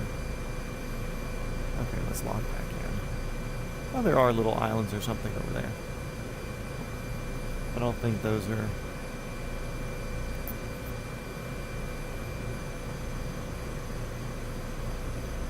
rendering things. They seem too... like they're too much like they're supposed to be there.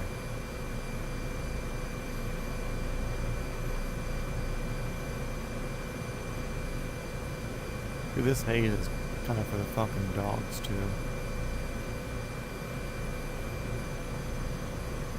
So if y'all are just getting in here, I'm sorry that today's a boring one.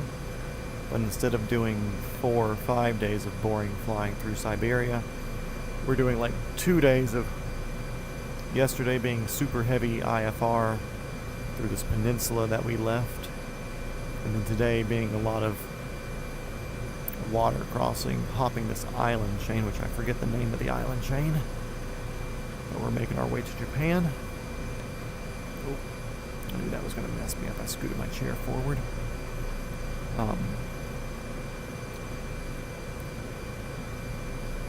our speed back up.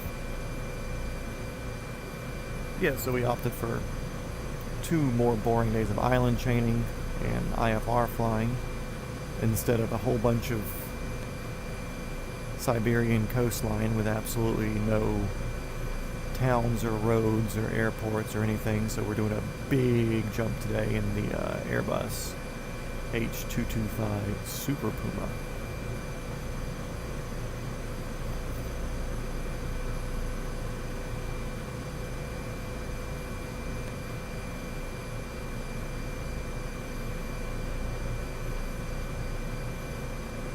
Yeah, I think it's definitely looking closer now.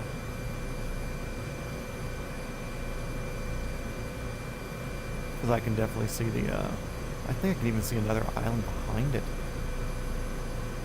Kind of off to the left just a wee bit. And when I say, I mean barely, I mean like I might be going fucking crazy, but I think I see one there. Yeah, so we're choosing to do this island chain to speed that up and save us 4 to 5 days, which also gives us some extra time because we are going to add Australia to our around the world bit. It's not necessary to go around the world, but one of our viewers that's here a good bit, Tom, which you can probably scroll up and see his messages if you're in here or watching this on the replay. But he's Australian. He lives down there, Sunshine Coast area. So we're going to, oh, there's another little one off to the right. Okay, cool. So we're going to go down there just keep the viewers happy, and we got the time, so why not? This isn't burning any real fuel money. Just $1 or so of electricity with the computer screaming. But I mean, also, if you're a new viewer, wondering why I'm so wiggly behind the sticks, my sticks don't self-center. So, anytime I adjust my legs or my seating position, that translates directly into all of us getting jostled around. And also with my sticks not self-centering, we can't run autopilot. So we are hand flying these things the entire time.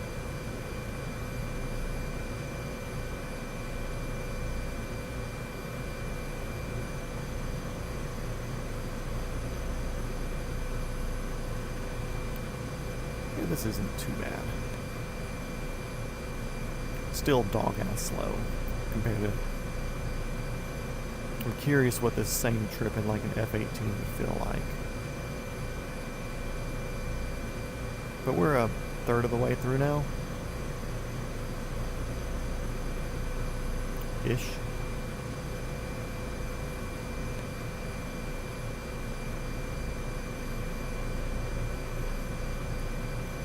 Not terrible.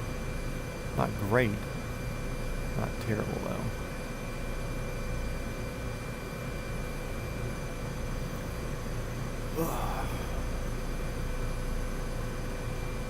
And I actually think there is a runway or something on this particular island.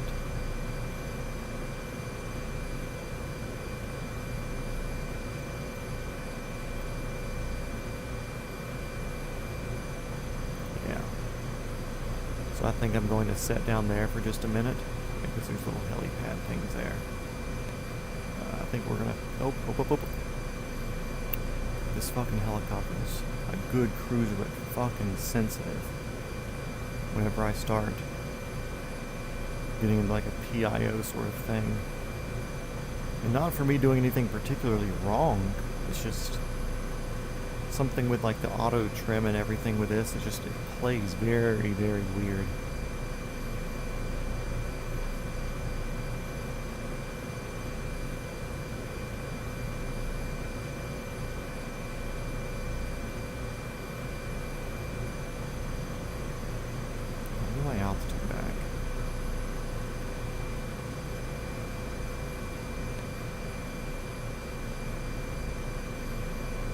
This here, we're going down freaking 1,000 feet a minute or something like that. We're using more torque than when we were going up right now.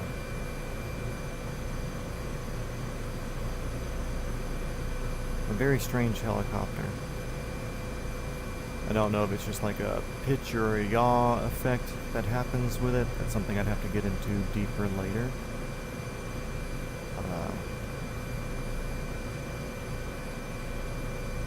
Give me going in a direction and fucking going up. Holy shit. That's what I want. I just want to gain altitude. Like, why am I at 80% power right now?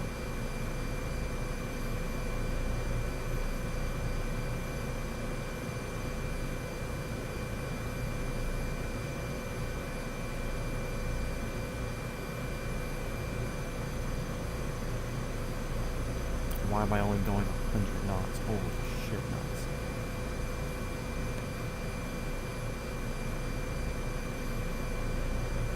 I will pull every single fucking bit of torque you have. I don't care. Stop being fucking silly.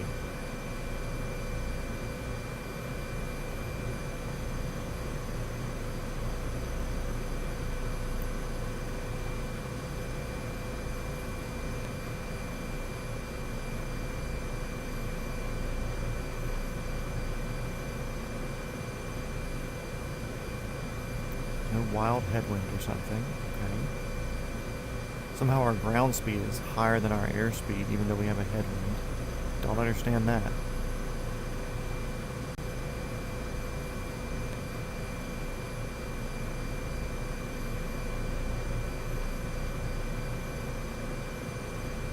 This helicopter's weird as shit.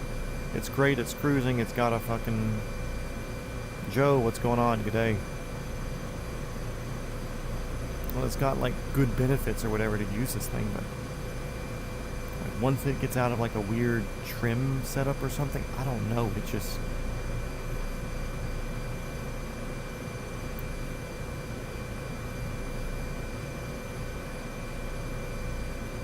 plays very, very strange.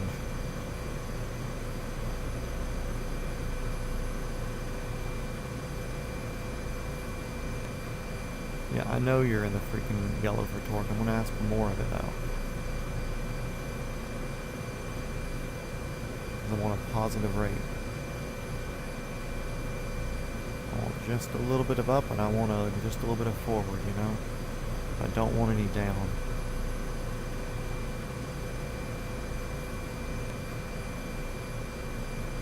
There we go, that's positive rate.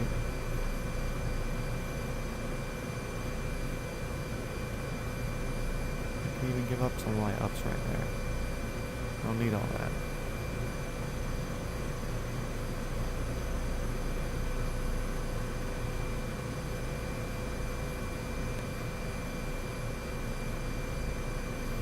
I wish y'all understood how weird this fucking thing was handling right now. This is strange.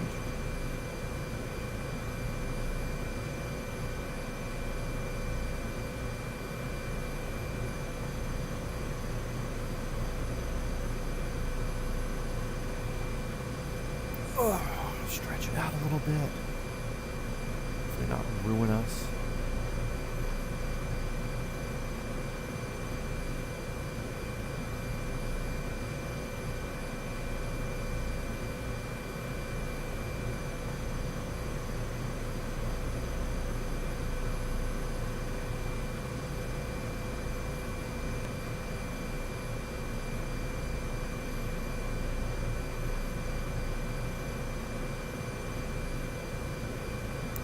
Knots, that's good, that's what I want to see. You can see that arrow above the 120 knots pointing up. I want to see my altitude, vertical speed indicator going up. I want to see both of them going up preferably.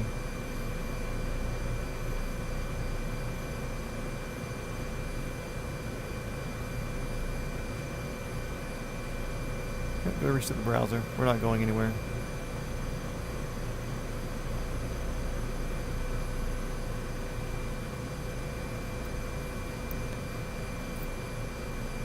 I'll wait for you to hop back in before I answer where we're at.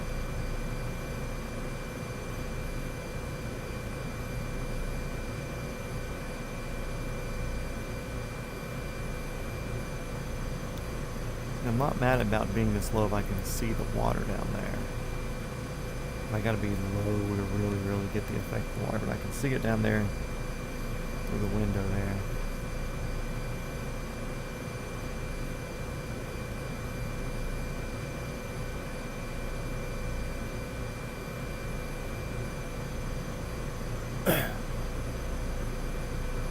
Don't fucking climb. I didn't even move you.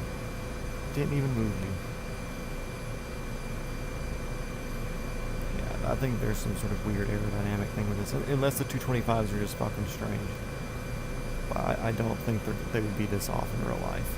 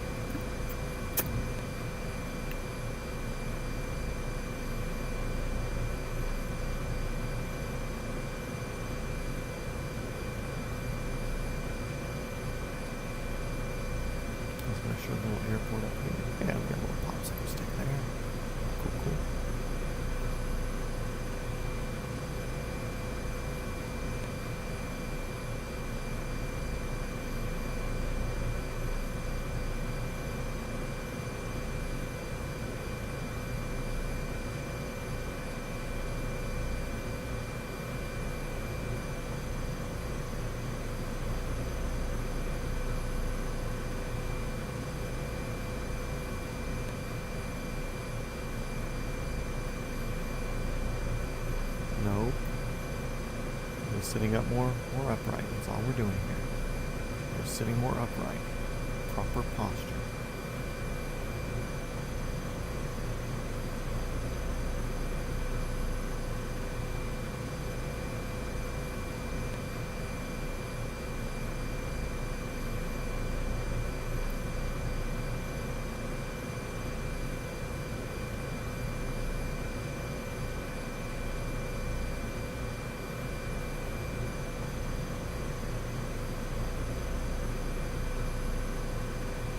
I feel like my wind readings here aren't right, because that would indicate a headwind, but for some reason we're doing higher ground speed than we were airspeed.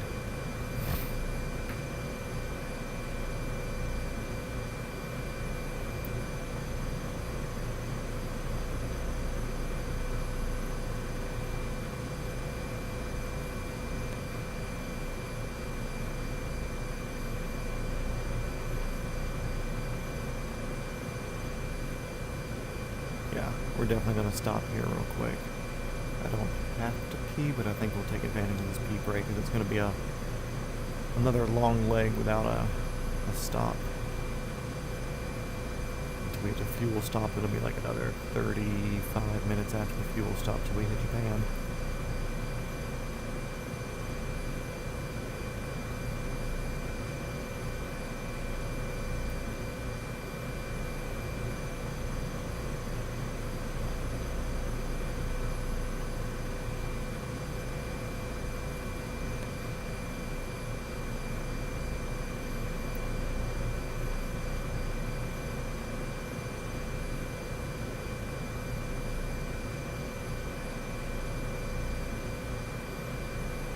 That's where flying over water makes you feel like you're moving slow motion.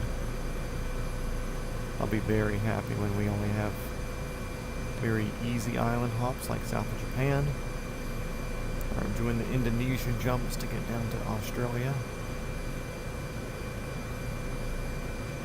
And really no more until we cross, do the little one over the Dubai, Persian Gulf, that area, which won't be bad. And getting up to Greece from Benghazi, not bad. And after that it'll be Iceland, Greenland, and past that there's really no water except for the Caribbean stuff, which that's all fun island hopping. I would like to think.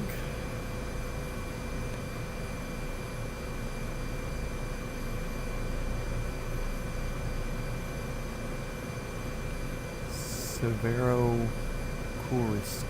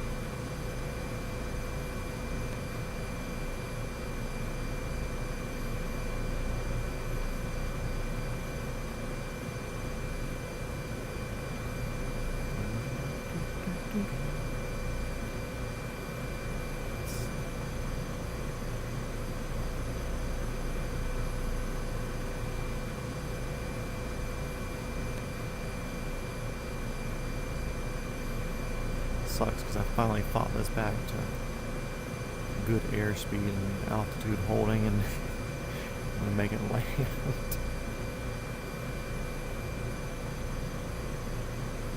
You silly bird.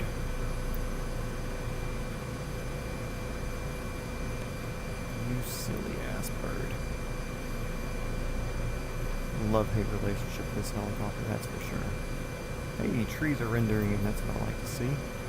That means we're close.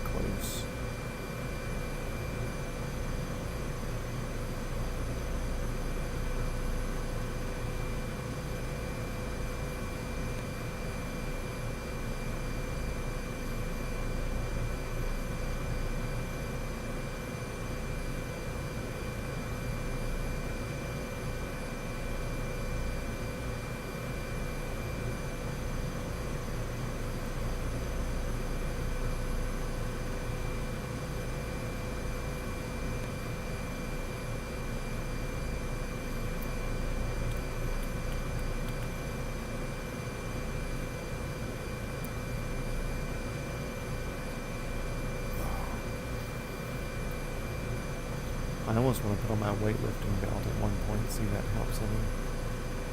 Start keeping my back and core feeling a little bit tighter for this.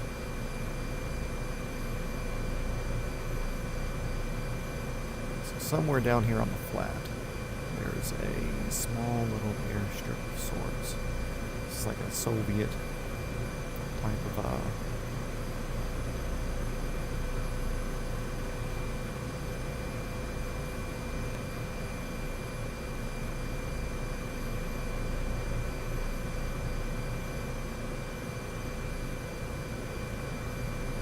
old airport.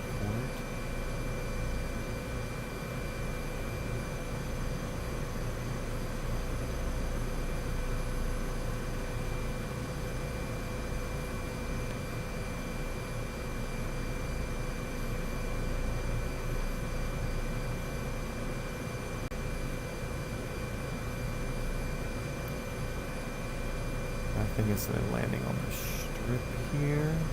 No, we got room on the strip.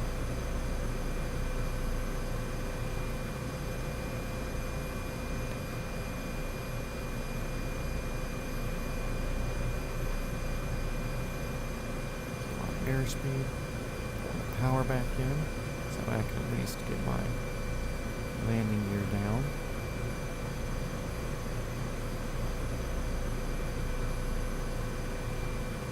No green yet. 3 in the green.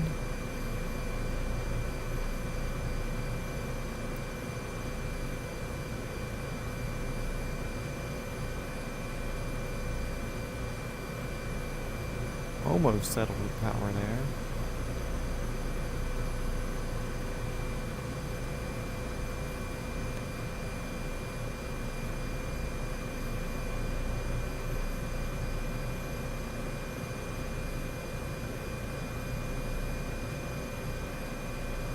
Idle.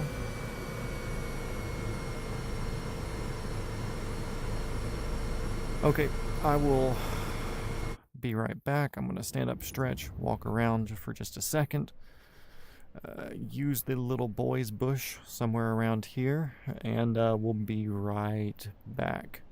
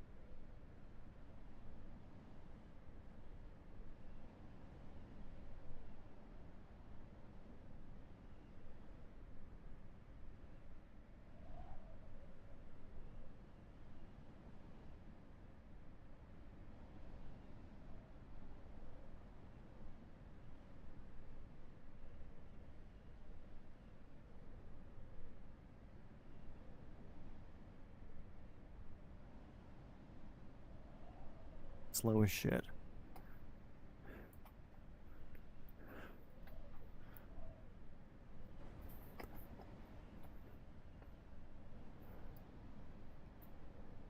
Let's make sure I'm back and going good.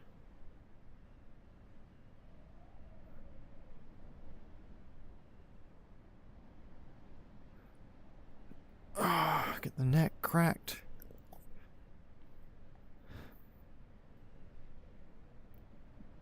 Okay, yeah.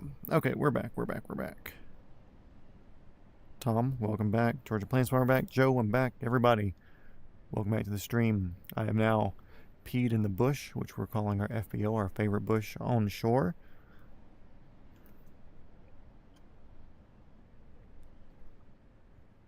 Help again. Tom, help.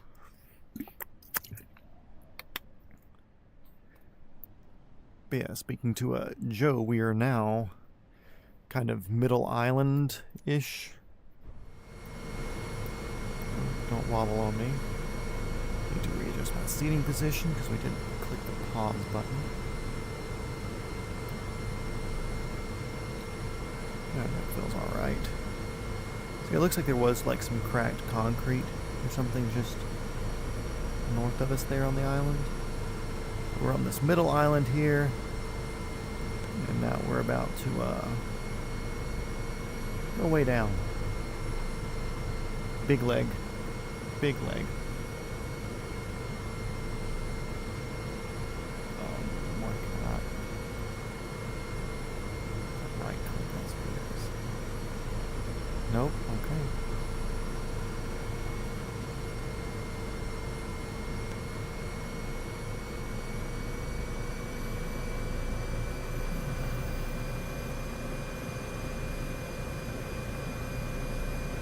Cape and I actually put on my my weightlifting belt. Hopefully hold my center together a little bit better. Maybe help with the back pain that comes along with sitting in a shitty office chair for 4 to 5 hours a night. Up on the collective we go.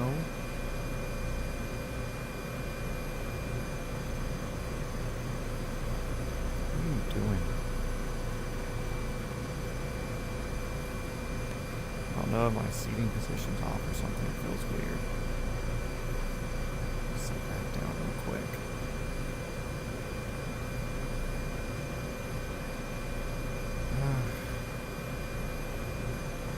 I guess. Nope, that's not it. That's not it. Okay, that's better.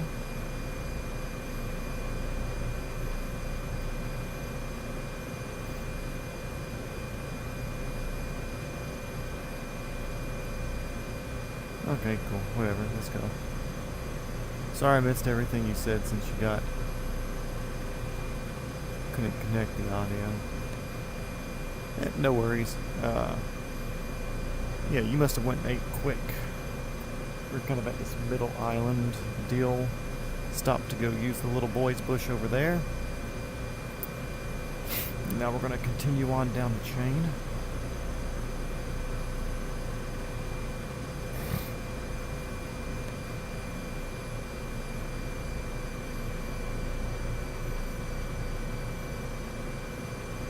How are you over, Jordan? Holy shit.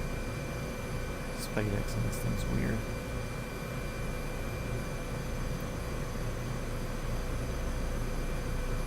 A little tailwind though apparently here on the island. Landing gear up. It's going to give us a quick hard right snatch probably. Nope, maybe it's an airspeed thing.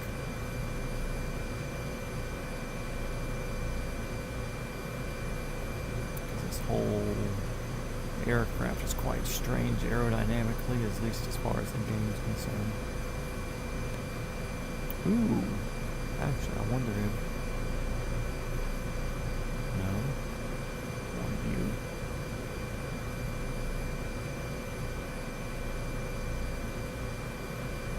That may help us a good bit. Look at that, holy shit. I can see the islands over there now instead of looking through the glare. I like this. Should have thought about that a while ago.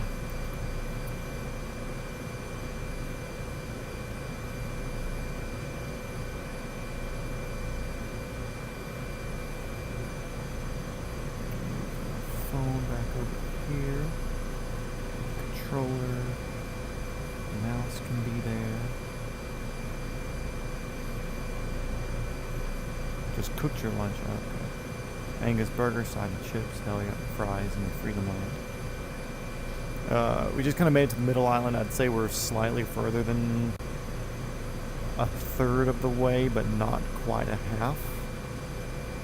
That's my assumption. Stop buzzing, you stupid controller. Literally wasting your battery. Stop.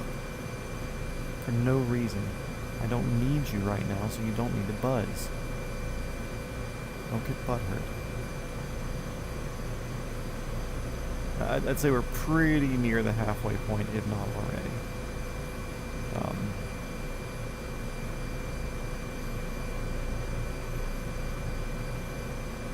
Again, these glare shields are choice.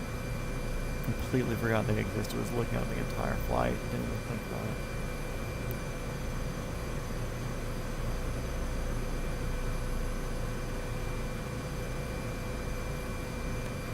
We're actually going to keep these in our middle window.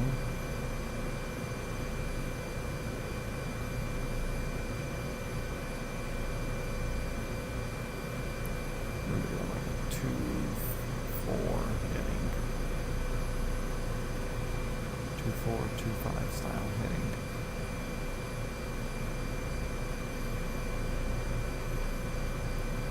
Just powering on through. So yeah, welcome back. I hope everybody enjoyed the use of the FBO back there on the island. Your favorite bush on shore. But we're back into the groove now. Working on slowly pulling up our power. To get up to an aggressive cruise speed is what I would like to consider us doing. But, it's all dependent on what this silly aircraft does with the inputs that I put into it. I like where we're at right now. Gaining just a little bit. Positive rate is what the airplane pilots like to say. I like that. That's my... Know your joke. We are bubble back.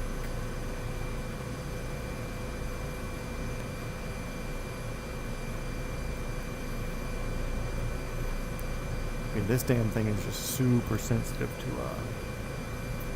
inputs, and then it kills the airspeed and the altitude holding ability and stuff, and you wiggle too aggressively for a second when I readjust my seating position. So,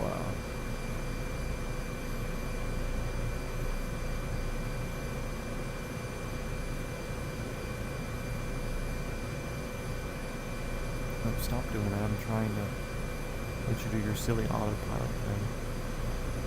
Your trim assists. Maybe that'll help this a wee bit.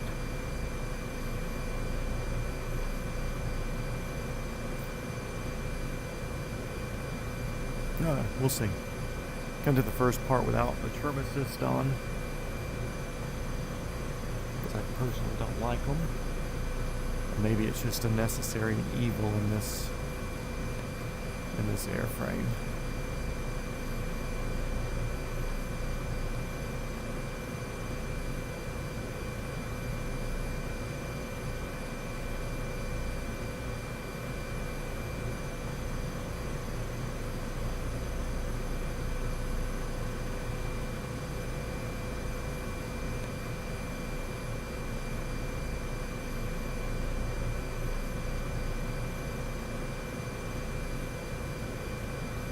Also, that's weird. I glance over and watch the stream every once in a while just to make sure it's looking good. It was looking kind of jittery there for a second, but I don't know how much I was moving around to make it look jittery. Oop. Nope, I don't want to lose altitude like that. It's like the trim assist things on it or whatever takes super small inputs from you. And then it's like, okay, if you're pushing forward just a little bit, you obviously want to descend at 500 feet per minute. When in fact, that is not what I want to do. I'd rather do like we're doing now, cruising at 150, 155, and gaining 200 feet a minute. To me, that's just about perfect. Straight and level would be nice, but I will take altitude. Because I know eventually we're going to have some weather, more than likely. And if I can just already be above that, then I would much rather already just be above it, you know. And a little bit of right turn to this as we're going. Get us back to the 2425 heading. BRB again. Yeah, we're going to be here. Don't worry about it, dude. I just kind of exist in this world of flying a few strangers around in a virtual helicopter. Just perpetually simulated an aerial bus driver now at this point.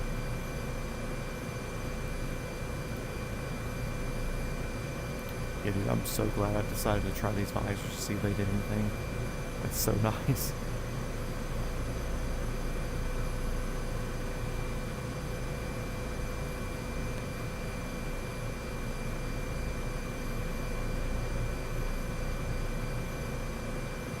Two hours, 30 minutes direct to Nakashibetsu. I get to butcher Japanese pronunciations of towns now. I cannot wait. We have one potential stop on one of like the islands just north of it, where we'll look at our fuel situation come time. Which, if anything, I kind of have us on a direct-ish path to that anyways. It's one of the more southern islands before it gets to Japan.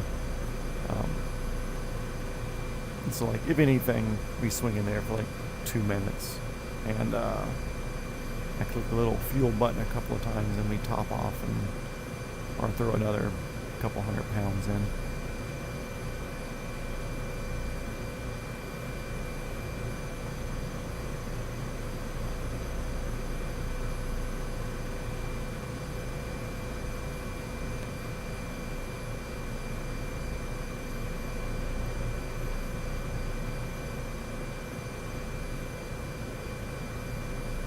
Yeah, dude, I like these visors. These are good.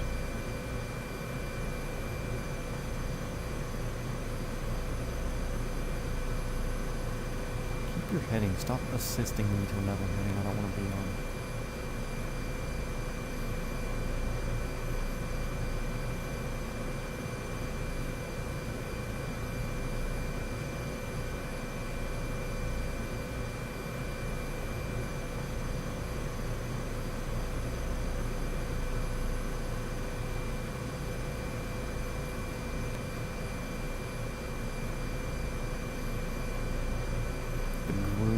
Text chat's going off right now. People are talking about something.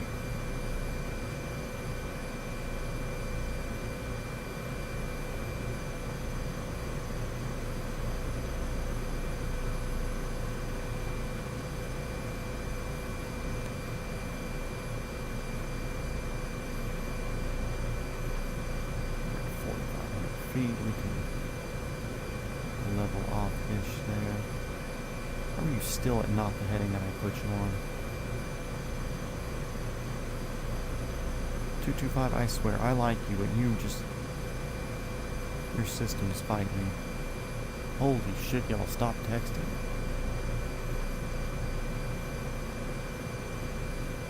Okay, cool, this is good enough.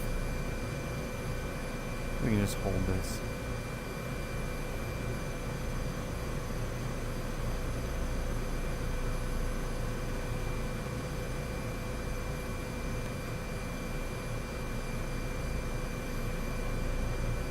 Basically, ground and airspeed are the same, 140-ish. Why am I gaining? I don't want to be gaining altitude.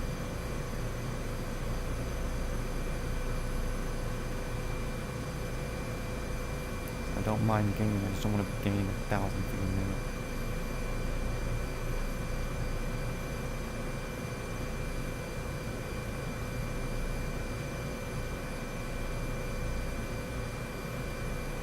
Of course, when I lean in and do straight, not straight and level, but like, I guess straight and level, it starts wanting to take me more to the left, which is not what I want.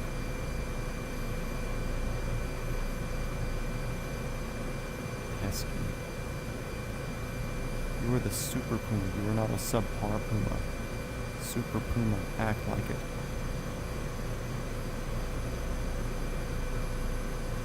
Got 9 people in here watching right now, though. Guys, welcome to Flying Over the Ocean Simulator 2024. Currently south of Russia on the island chain. I forget what the island chain is. But we're going from that eastern Russian peninsula down to northern Japan. Have about 2.5 hours or something of flight. If I remember what Tom set up there.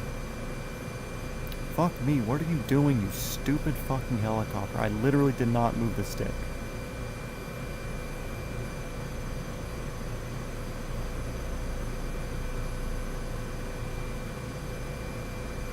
You happy now? And we're fighting a helicopter that apparently doesn't like being talked bad to. Why are you losing 2,000 feet a minute now? Holy shit. I swear.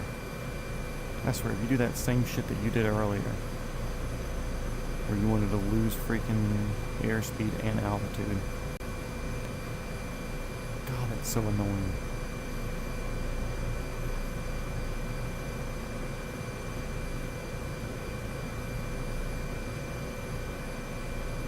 I did this earlier when you were gone, Tom. Like, look, we're losing altitude and losing airspeed. So what I'm going to do, I'm going to try to push into it a little bit, get the gaining of airspeed, and slowly...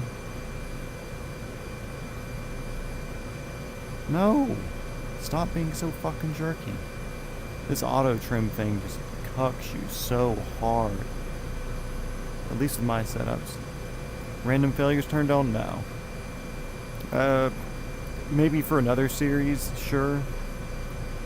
But kind of like the whole point for this series is just fly around the world. Also, for the most part with helicopters, if you have an issue, you just kind of land.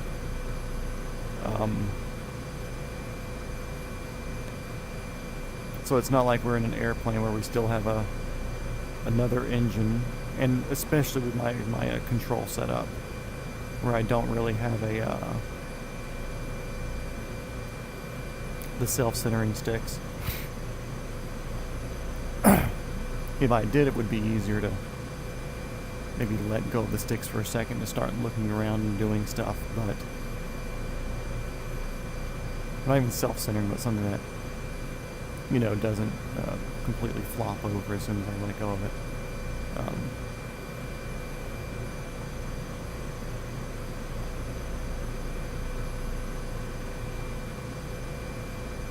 Like I said, for the most part, when you have some sort of issue in a helicopter, you're not going to keep on flying until you get to the next airport. You have the ability to just land, or to auto-rotate down and just land, you know? So it's,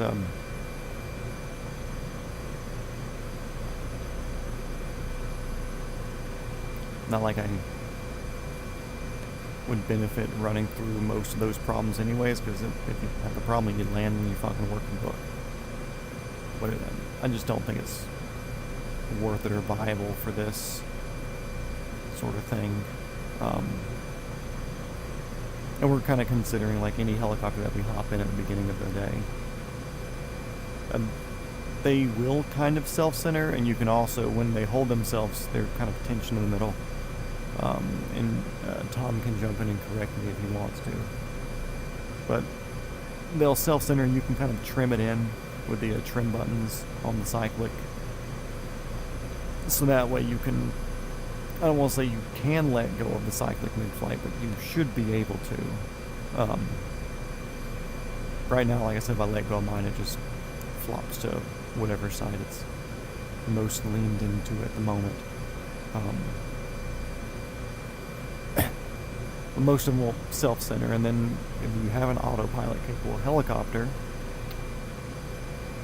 it'll fly autopilot, but then as soon as you put any sort of hand or force onto the cyclic or collective propels, then it will give you the controls back just like in a normal airliner or airplane or something like that. So that's kind of why I harp on that a little bit. It's like I don't have the ability to do self-centering or anything in my setup. So as soon as I move my hands or I move around too much because they don't have a lot of tension on them, then it can throw off the entire thing, and this helicopter is just picky about pitch and angle apparently.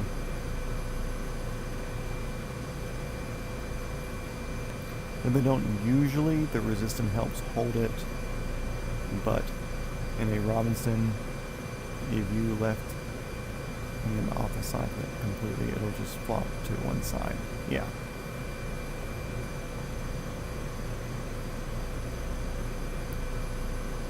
And I obviously haven't flown any, but I know they do have autopilot available in some 66s and stuff. So I'm curious if there's any change with that.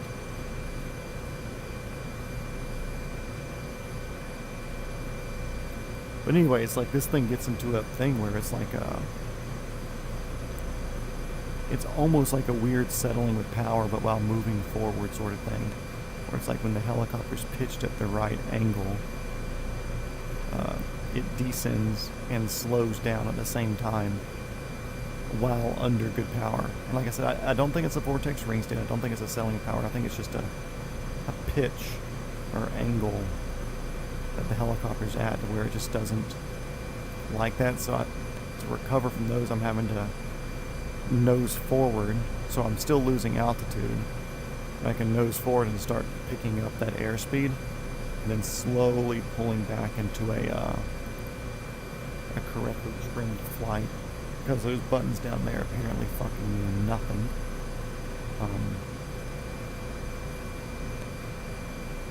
But that's on them. Yeah, I hate it when mine flops to one side. It's so annoying. A small fee of $75,000, easy. No big deal.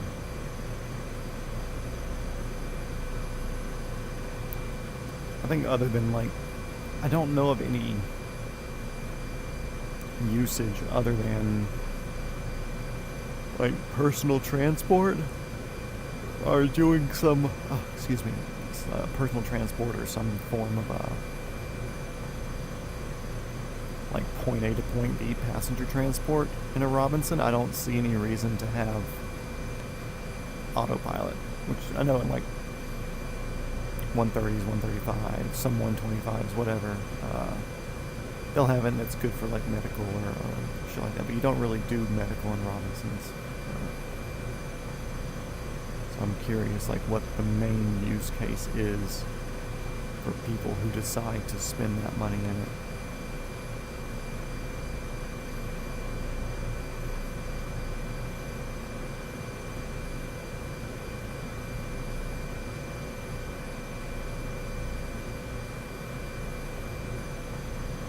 Usually goes side with the most weight. Mine just kind of like wet pants leg, it falls down.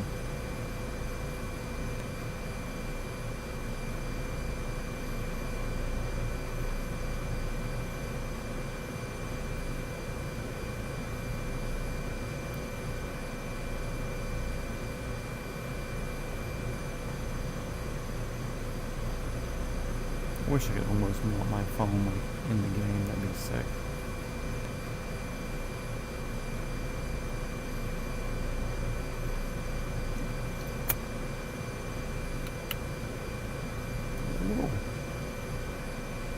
Have a little mirror up there, that's cool. That's useless. Unusable in the game. Which that's an annoying thing. Don't do this shit again.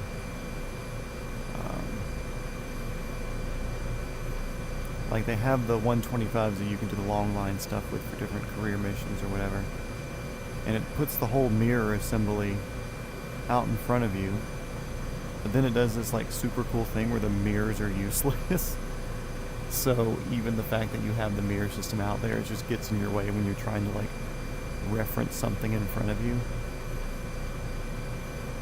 Because they also give you, like, a 30-foot fucking rope to do your external load work with here in the career mode, and it's like, you know, I'd rather kind of swing a 200-foot line. I feel like that would be more usable, because they also don't give you like a bubble window. They give you the little viewing window out the floorboard of the 125. And with a 30-foot line, you know, if you're doing something and it's more off to the left or whatever, you can't get the fucking angle on it. So, very silly.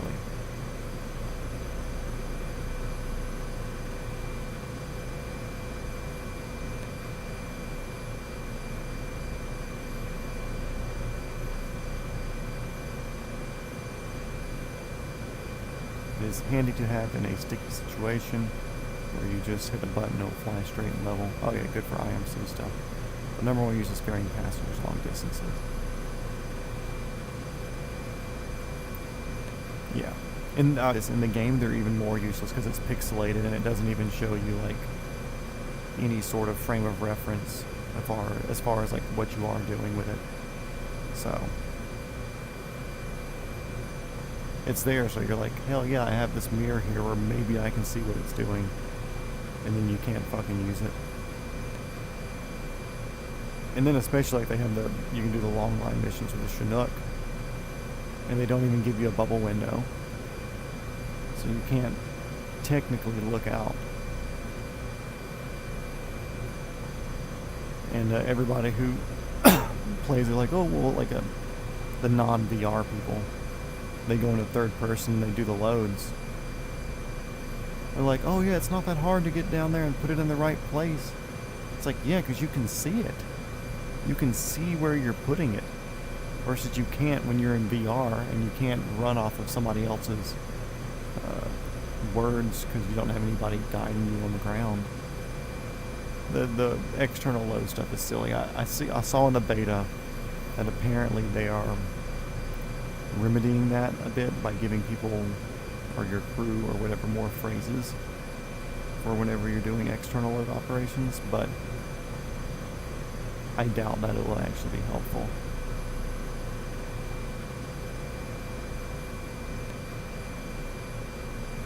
Curious what these clouds are going to get to up here are, if it's going to be like fog that kind of dissipates off. 11 people watching from what the computer says. Hello everybody. Welcome to Microsoft Flight Sim 2024. If you would like to fly along, you can look in the description. You'll see my gamer tag, which I'm not going to be able to add you, because honestly I don't know how to. But you'll also see the server I'm on, so you can find us in the game. We're south of the peninsula that's in between Russia and Japan, going along that island chain now. So if you want to hop in and fly around as well, feel free to do it. I'm just going to be chugging along here at 145 knots. And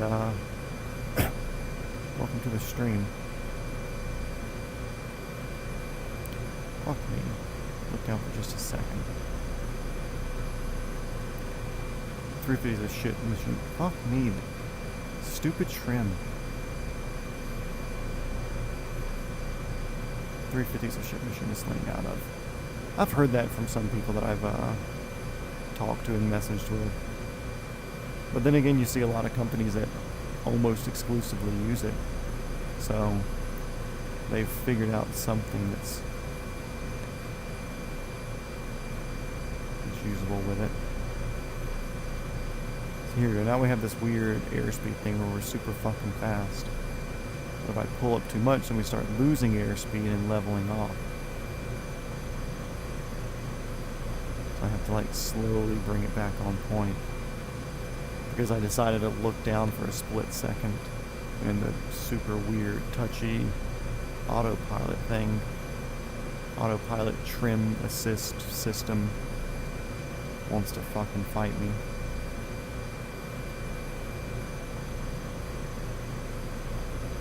Yeah, they definitely walk that weird line. Which, like, I feel like it might be better over on the fixed wing side. But it almost seems as if they didn't even talk to any helicopter pilots for the rotorcraft side. It's almost like they're like, okay, cool, yeah, like one thing they can do is sling, and then they program the physics into it of having whatever bit of weight. But like, I mean, like a super simple thing they did that they fucked up on with the initial release was, like, you couldn't even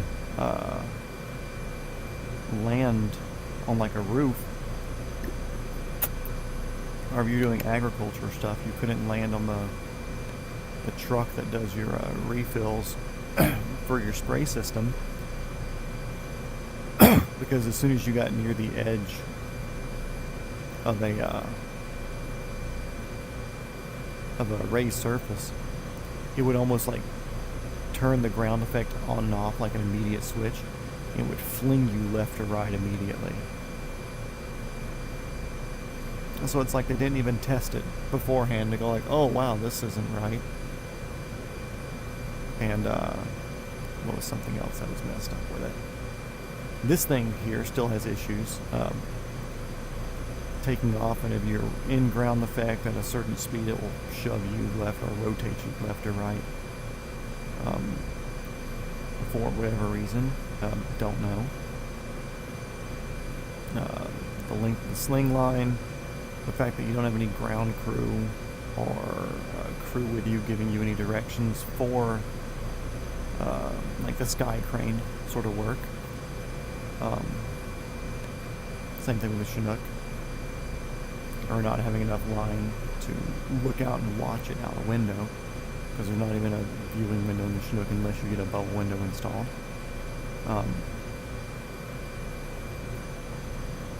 There's a handful of just weird things when the game first came out. In the not repair, in the search and rescue missions. The first mission, because it kind of makes everybody do the same initial missions, and then you can like kind of go to your own areas. The initial search and rescue mission, you have to land. You have to do like 10 landing search and rescue missions to get to a point to where you can hoist somebody. The first mission that they give you, there's nowhere to land close to the person, which now apparently I think you can land somewhere and walk in, and that will put you close enough. But I think back when I was doing it, like, you couldn't hop out of the helicopter, try to walk, and be like, no, mission failed, you got out of the helicopter. But like, you couldn't land near this person. It was a fucking forest full of trees and everything.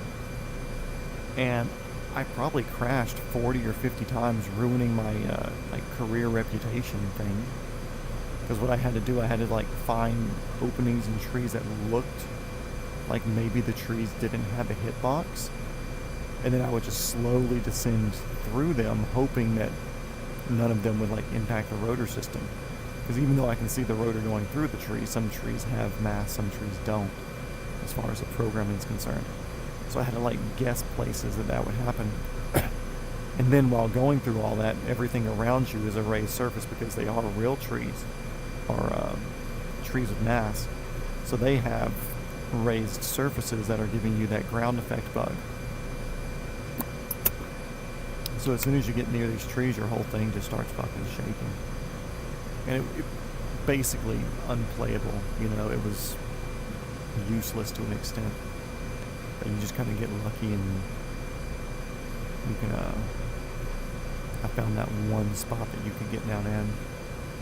And then also maybe, probably not today since it's a long flight today, but on another shenanigan one, we'll hop over to a career mode, and I'll show you the agricultural missions. And when you land on your little truck thing, and it does the alleged cutscene of it sitting there getting filled up or whatever, it pauses your controls and takes over your helicopter while you're doing it. So even if you have like a good square landing on it, it'll like slowly tilt you back to where your tail rotor's like in the ground, because it pauses you for this cutscene and just like slowly moves physics around. It's so dumb. Like I said, it's like they didn't even try to test anything when they made this. So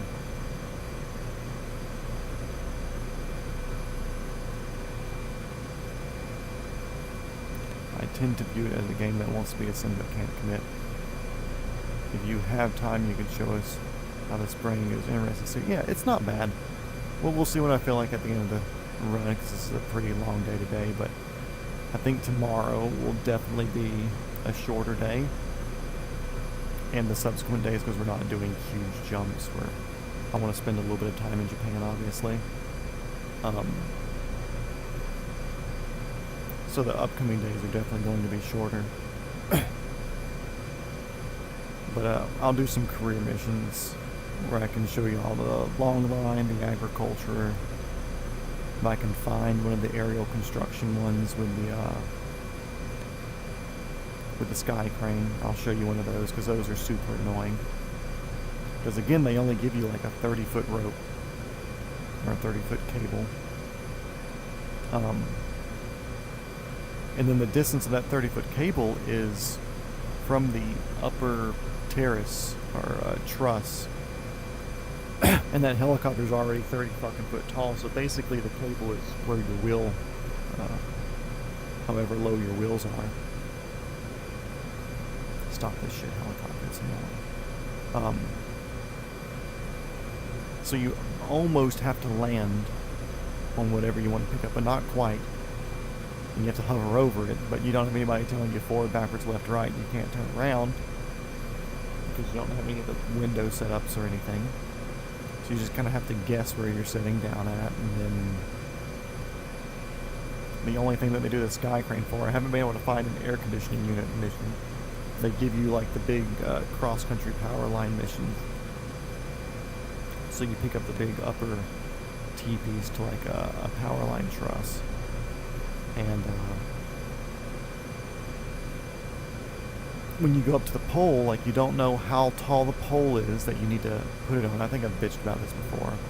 They don't tell you how tall the pole is that you're going to be setting it on, and they don't tell you how tall the section that you're setting on top of it is. So like, you have a 30-foot cable with like a 50-foot maybe section of power pole thing, and an unknown height of whatever the power pole that you're assembling is, and you have to kind of do math and like figure out what height you need to be at over it. And then since you don't know where you are, left, right, or whatever to it, you kind of like set that altitude on your radar altimeter, and you try to get that, and then you just kind of like get the helicopter and try to hold it. Give me my controller, and you kind of hover that altitude over the area that you think it is, and eventually it'll say like, you have to hold it for like 5 seconds, like, oh cool, you're at the spot. So then you try to keep that hover at that point, but you don't know exactly how close or how far away. It's fucking annoying.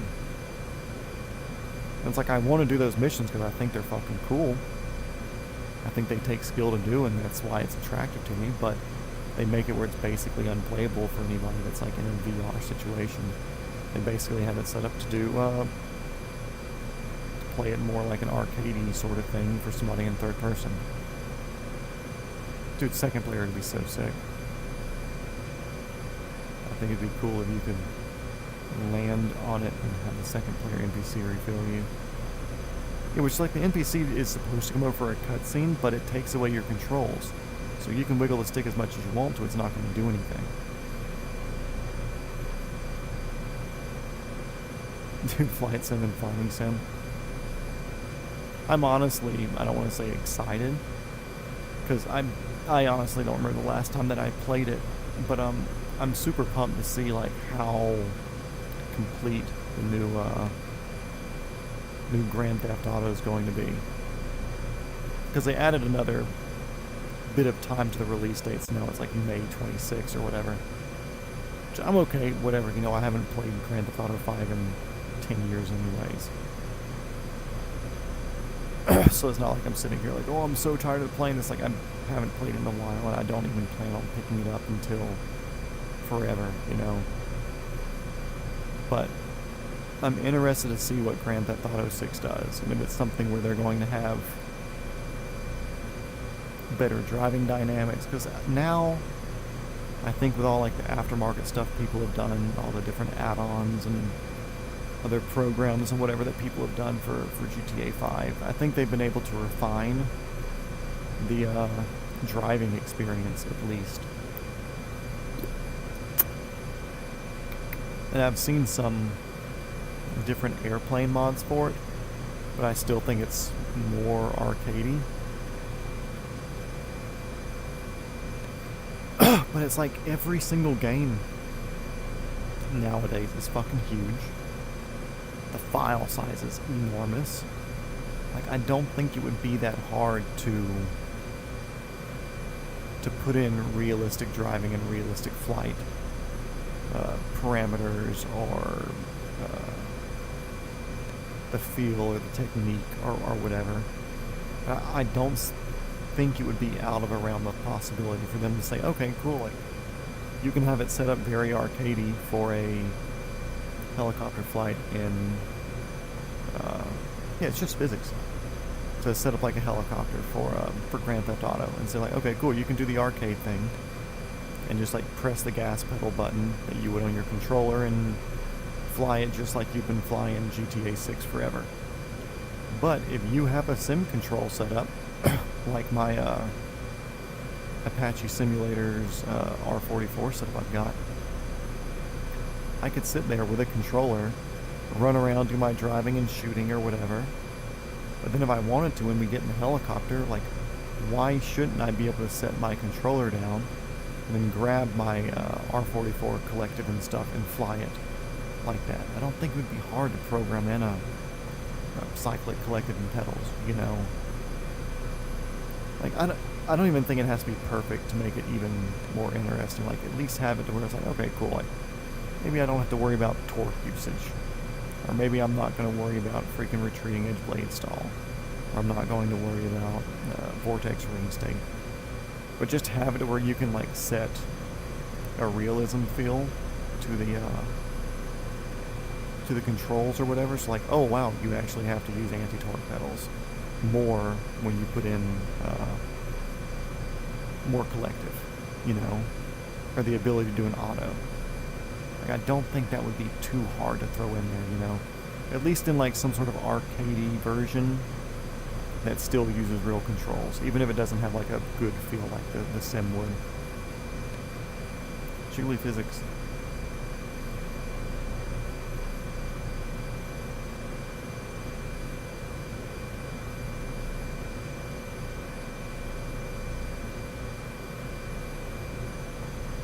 We get the 6500, nice 23 knot tailwind, and there should be no IFR. Cool, I'll work on a slow climb up there. I say slow climb when I look down and we're grabbing 1,000 feet per minute. But I'm losing the, I got a tailwind right here. Got a 15 knot tailwind. Oh, back a little bit.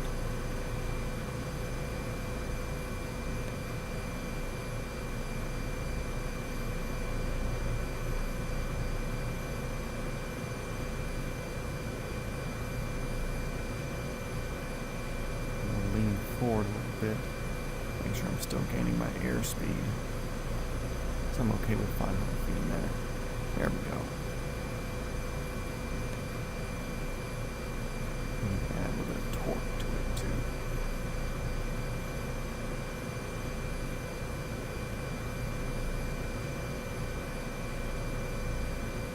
Jiggle physics and strippers.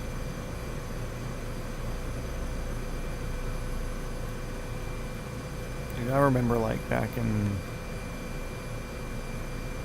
Vice City, I think you could kind of do hooker stuff.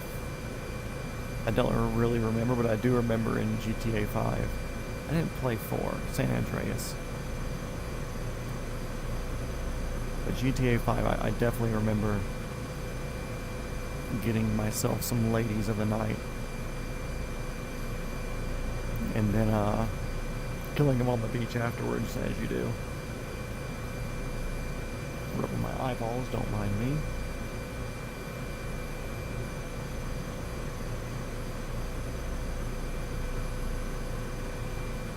About 10 knot tailwind, not bad.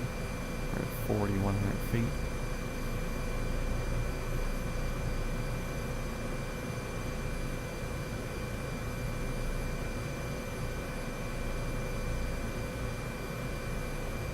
I wonder how big my viewership has to be to get an invite to like Flight Sim Expo.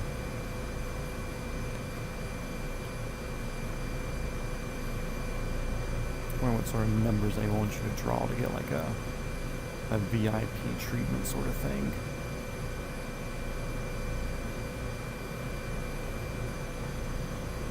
Because I feel like it'd be neat just to go anyways, just to, you know, go and experience and see it. But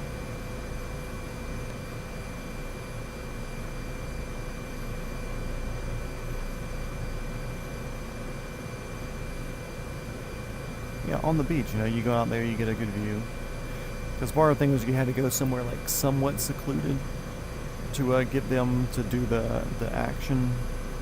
And the action was really just like the car shaking. Yeah, I'd take them out to the beach, show them a good time, and then once they get out, I'd run them over. Because it's a lot quieter than shooting somebody, obviously. Duh.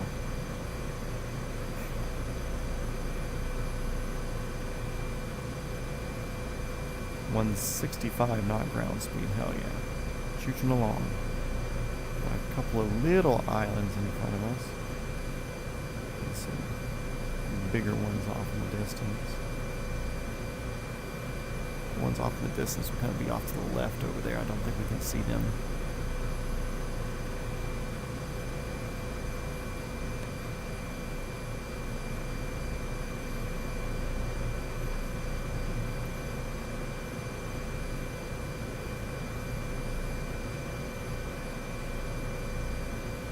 Are you going to RI this year? Please define RI. It's late and my brain's not working. Maybe it's something I know, maybe it's something I don't know. We'll see. There's another island there off to the left. Cool seeing them pop up in the clouds.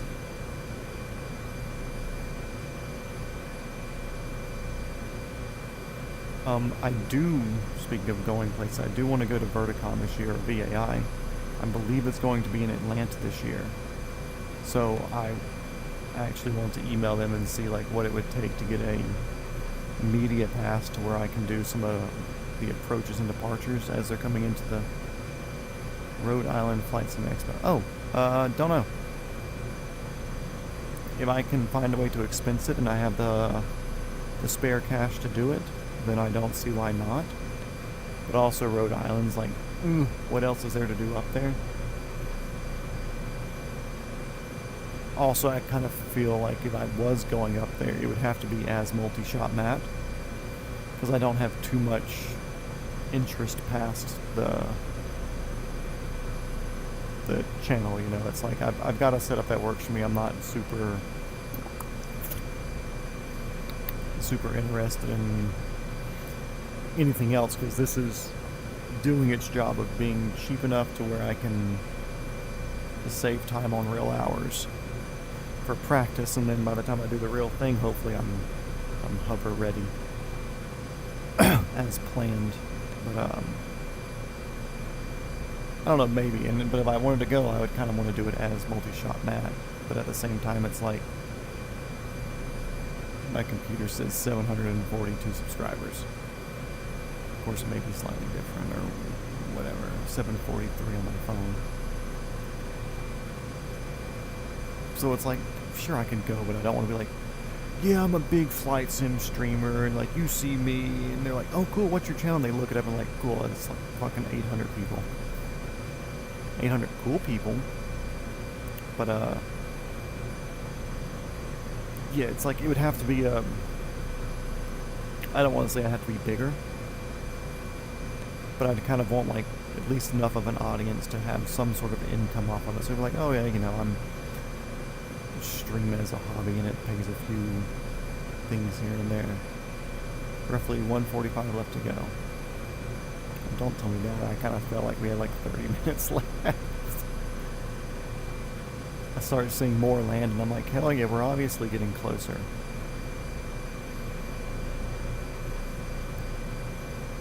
But I do really want to go to VAI this year.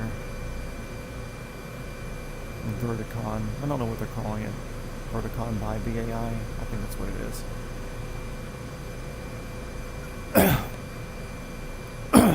Nope. So I like to go to that. I do need to send them an email. Be like, hey, look, just a small count subscriber person here, but hugely into helicopters, doing my own journey, going through training. I stream simming, blah, blah, blah, blah, blah. Would love to come in and do some and film the approaches and departures from at least a closer area. If not, I'll stand on the side of the fucking road. But, I would like to go regardless. I mean, I'm going to go regardless. It'd just be nice to have the media pass to get some better approach and departure sort of things. And I want to be private pilot at least by the time I go to that. I'll push for that either way, which I don't think will be a problem. I have an email. Who's emailing me at a normal time of night? Credit Karma. Fucking hate credit scores. Got good credit. This is stupid. Here, play this game. Play this game, get a better score, get better real life benefits. Oh, sorry about the screen moving. I had to scratch the head and stuff.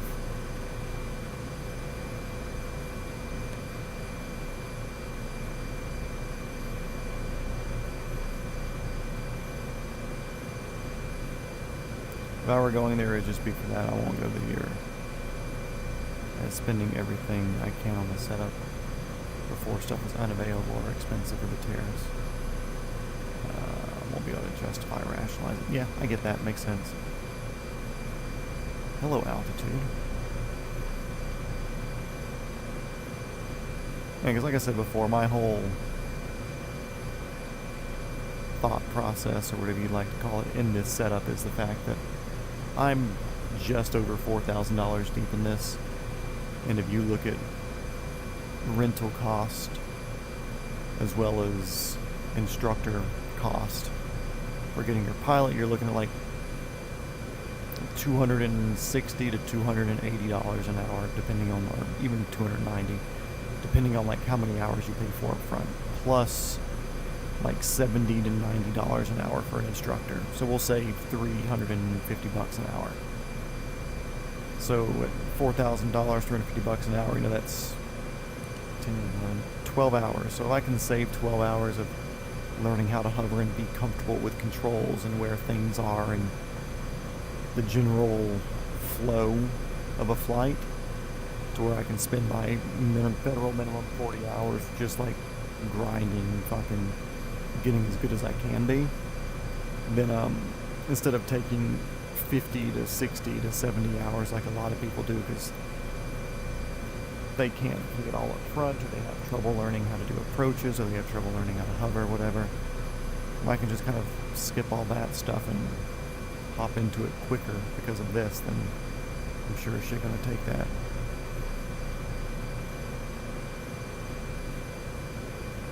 Good news, my destination went from IFR to MVFR. Hell yeah. I do see some more clouds up in front of us though. So that's a thing, but that's a bridge will burn when we get there. And I can start to see weather bottom left of my iPad down there. That's good. Love that.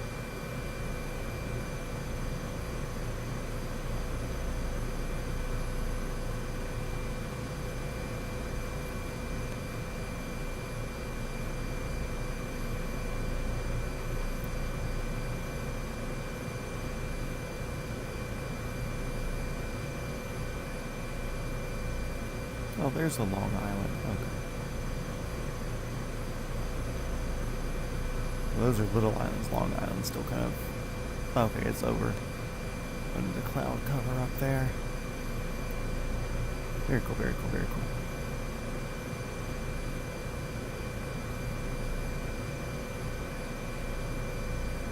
Over 3,000 GPU as of recently. Dang. It really hurts to say that. Oh yeah, dude, fucking... As soon as you start doing anything cool in any hobby, just, if you want to have fun and enjoy it, don't look at the fucking receipts. Like, build it to where you're happy and you know that you're not, like, going into financial ruin, obviously. But, like, when you're done with it, don't fucking look at the receipts. That's the... Like, I've done race cars and motorcycles and shit like that. So it's like... I know how fucking hurtful it is to look at receipts sometimes.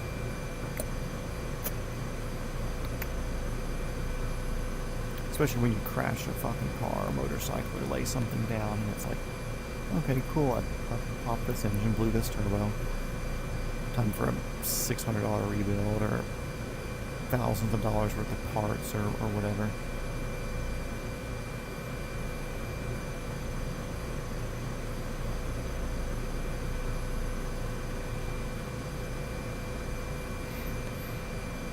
Or like on my 4Runner, I'd slightly lifted enough to where it makes the CV boots rub, so they'll rub through like every year and a half. But I don't have like a mid-travel or long-travel kit to where I need aftermarket axles that are made for it. So I honestly just have like 3, I think I've got 3 right now in the garage, 3 CV. The whole axle, because it's like $70 on Amazon. It's not more powerful, I'm not super rock crawly or anything with it. It's just like I use it for a daily driver and off-roading like once a week, and going onto the friend's property or whatever.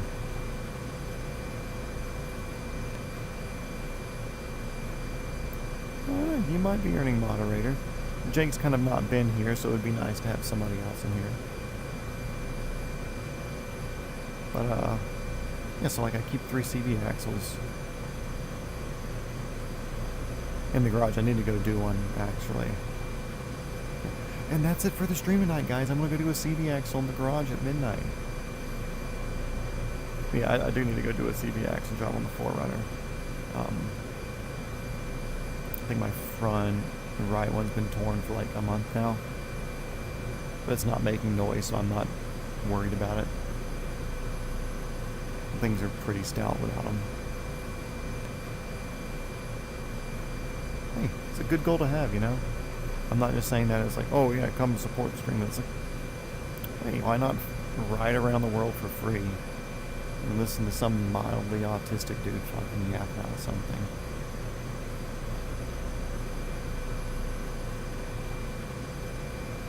You're a really good fucking GPS co-pilot sort of thing too, you know, like, oh, you got this amount of hours, this amount of far distance or whatever. Oh, this one looks like it has Jet A there. Head this way. It's a lot easier than me having to look shit up while I'm doing this. Especially with the VR and having to like look under the VR headset and start wiggling way too much or pause, and then that throws everything off when you come back from the pause menu. Oh, that's another thing that I think they should integrate.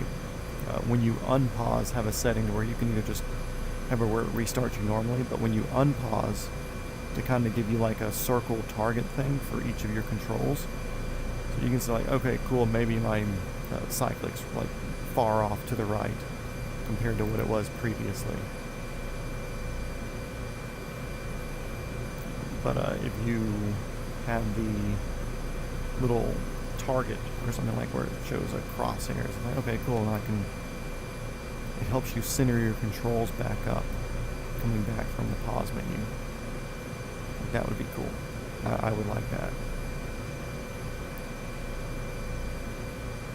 The flight instructor, the co-pilot. Yeah, my 4Runner's cool. I enjoy the 4Runner. Part of me wants to get a Sequoia just for the extra room.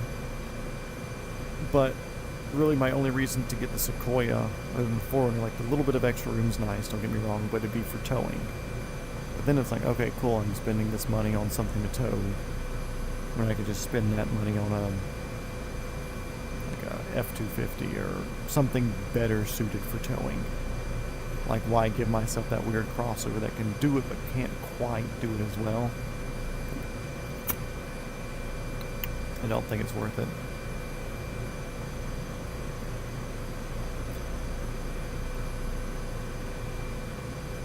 Ground speed 184, I fucking like that.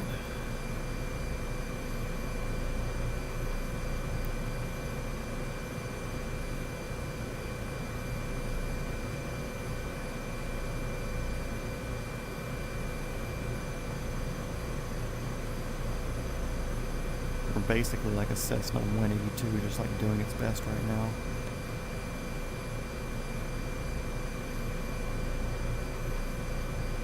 Stop climbing, I like that speed. Give me 0 feet per minute.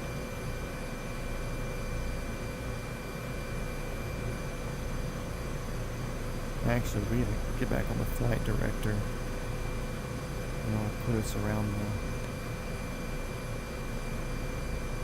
the more eastern side of more of the storm.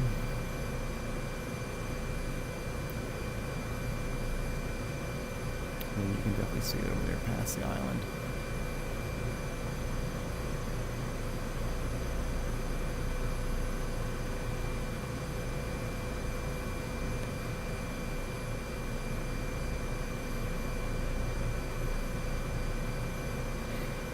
Oh, this just makes me look so much more forward to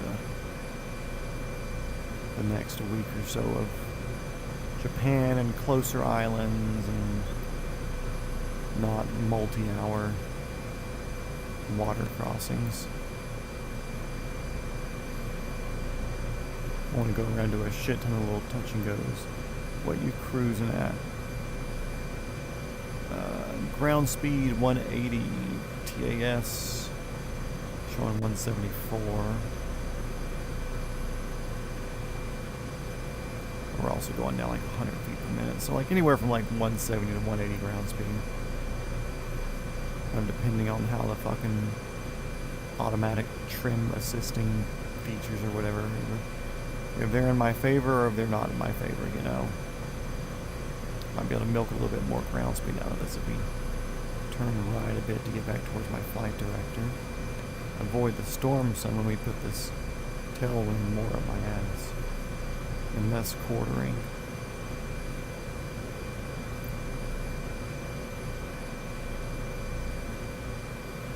183 ground speed, perfect.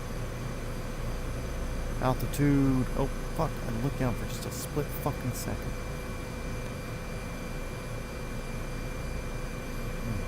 Altitude like 8,500.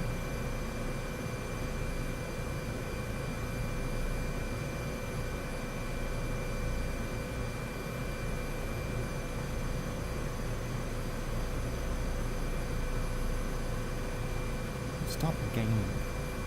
Why do you want to gain altitude?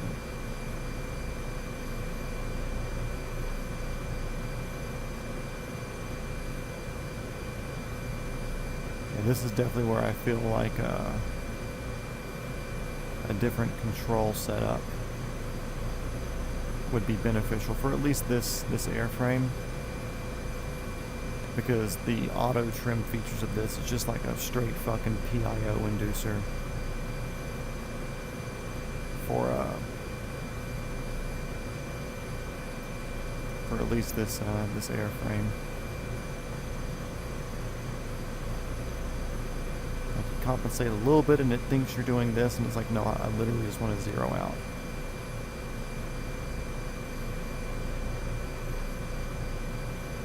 But you move more than that millimeter and you're fucked.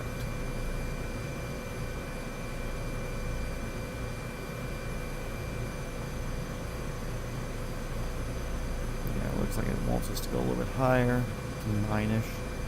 Anyway, we're 8,000 to 9,000 feet, somewhere in there. Because it looks like we're going to be running into these clouds down here anyways eventually at this altitude. Because who knows how perfect their weather modeling is.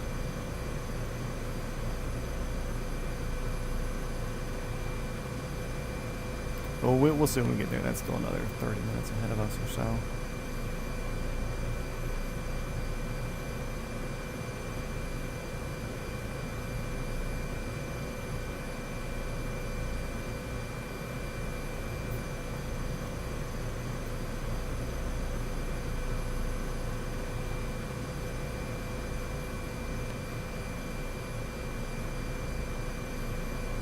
I'm trying so fucking hard not to move my hands. Don't go down. There we go, correcting 100 foot per minute down brought us to 200 feet per minute up.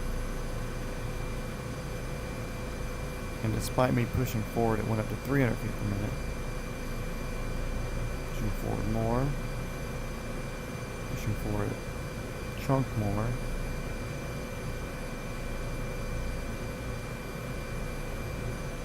Feet down, go back a wee bit, back a wee bit. It's like, yeah, cool, I could set up one of my buttons for trim also. It's just going to be sensitive in another location. Like, it's almost like I'm just destined to fight this fucking thing, you know? Oop, I saw 190 on ground speed for a second there. 120 to go. Not bad. We're chooching. We're doing good. Fingers crossed these clouds are friendly to me when we get up here.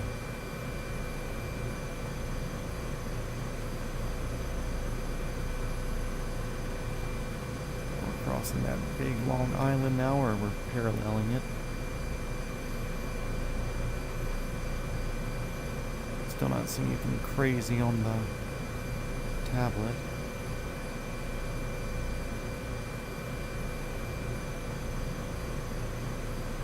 Looks like even though there might be clouds in our way, we might be clear of the rain. And I think this next island that we get to up here has a little airport that we can stop at for a splash.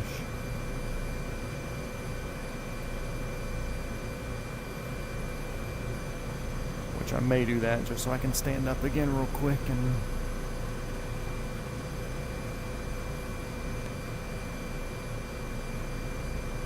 because I think once we leave that airport then it's just less than an hour to destination. If we hit the airport, this next island, whatever it is, BRB, says Joe. Get down a bit lower, 5,000 to 6,000. Get a 30 knot tailwind. Oh wow. Well, see, I want to, but I'm almost okay here. Just because I think I'm gonna have to climb up anyways with these clouds ahead, potentially. Or no, the island's up there. Shit. Then I'll be deep fucking VFR with that. I don't know. We'll see. I'll drop slowly and hope it doesn't fuck our weird attitude pitch that we have to have.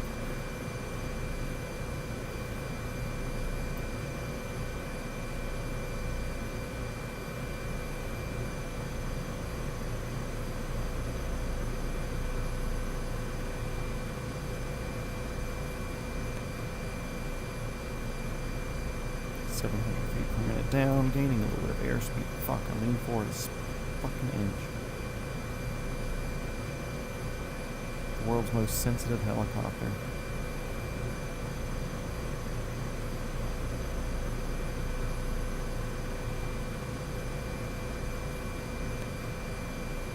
No. I didn't lean forward into you anymore. Absolutely zero reason for you to fucking dive.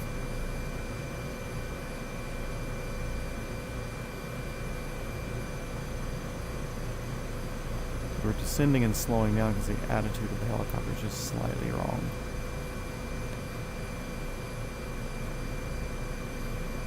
Oop. 199.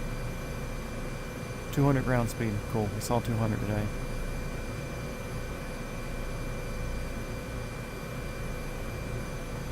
Cloud ceiling need to be at 5.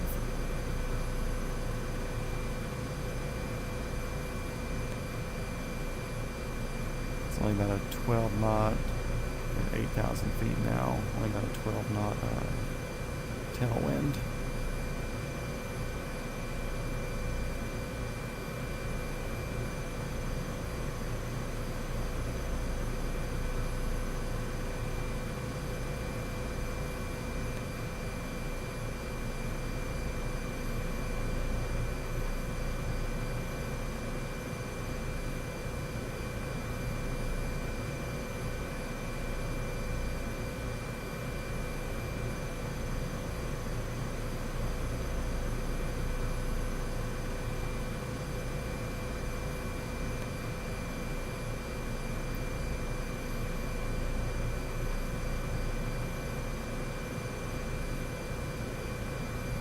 Who invented just open ocean?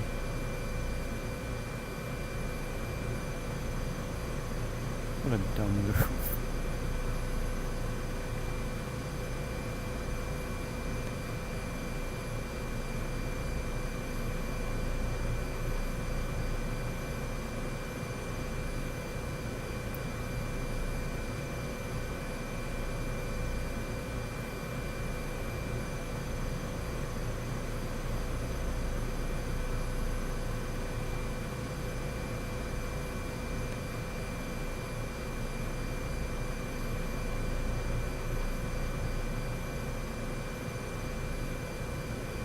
These visors are so fucking good.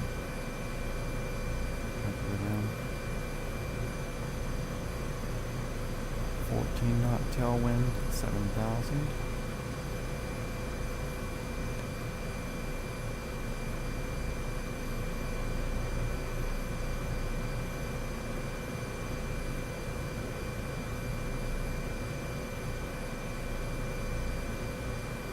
Kind of bummed Ace hasn't jumped back in chat today from yesterday. We need to have him jump on and fly along with.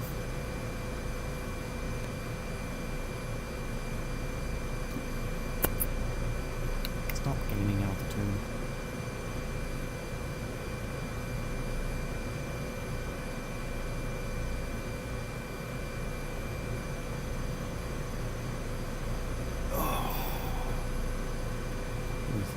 USB chargers, nice.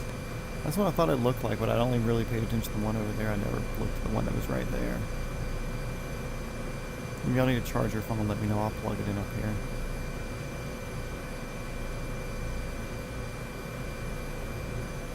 And we'll just set it on the sun shield.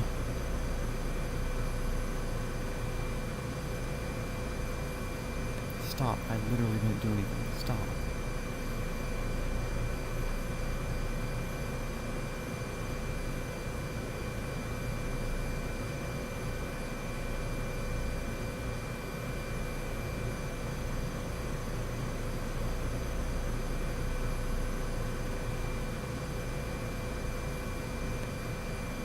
Still 14 knot tail at 7,000.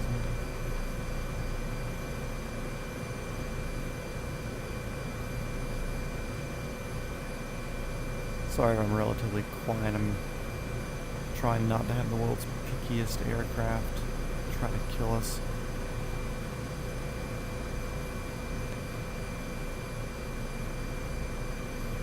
Babe, I like you more than the S-92s. Don't do this to me.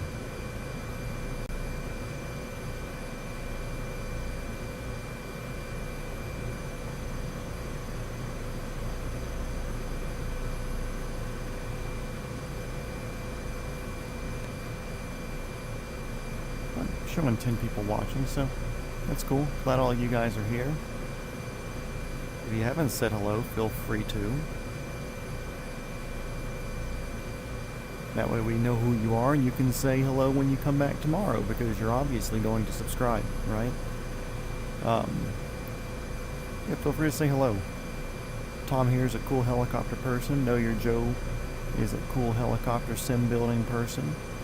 Georgia plane spotting in here. Is a cool plane spotting helicopter enthusiast. Got another guy that comes through here named Chuck. Cool guy. He's a helicopter pilot and does simming. There's an orange Jeep that comes through. There's a couple of cool people that will show up every once in a while. They've came in and talked here or there, but yeah, we're just some cool people playing a sim and riding along, you know.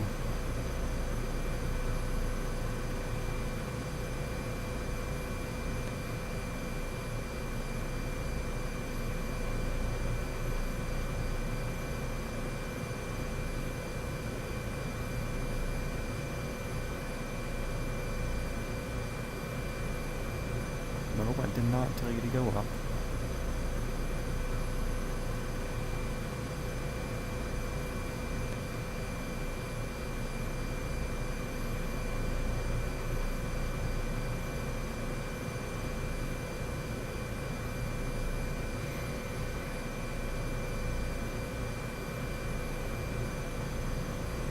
I was looking at the weather in Japan earlier, and there was like some snowy, sleety shit earlier today, but I think you said you saw that weather was moving its way out.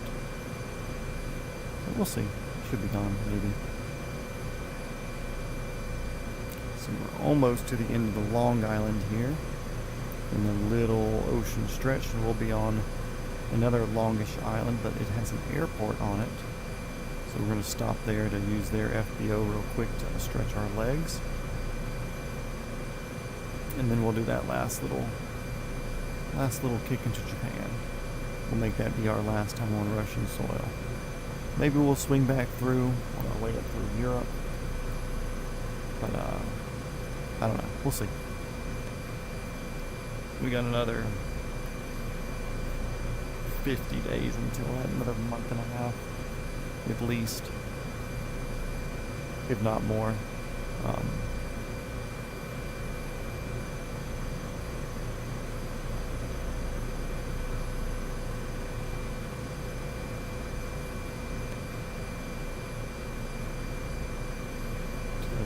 Raven 2, 1100 hours, 375 AUD.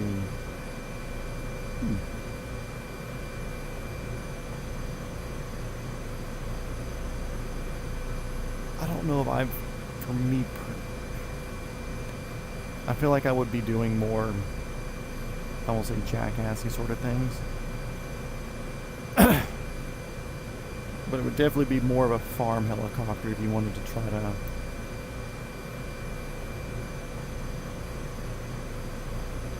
classify something. Also, I don't know if you typed that message into something I was just saying, or if that message was something that just came through about the Raven 2. But I feel like I'd almost be okay with a Raven 1 if I was getting something personally.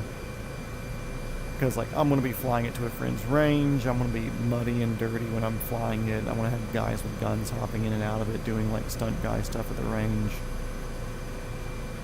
Like, it'll be doors off a lot of times. Like, the only attractive thing about a Raven 2 is easier AC adaptation, I think. Or it already having air conditioning installed. Which, I mean, it gets hot here. Summer times we can see 100 plus Fahrenheit, up to like 110, 115 sometimes. Which are kind of shit conditions to fly a helicopter in. But, I mean, we have decent DA too, because we're only like 900 foot above sea level. Anywhere from like 6 to 900 in this area. There's a good bit of variation. We're kind of like we're not quite mountains, we're not quite plains, we're kind of in between with hills and stuff like that, so.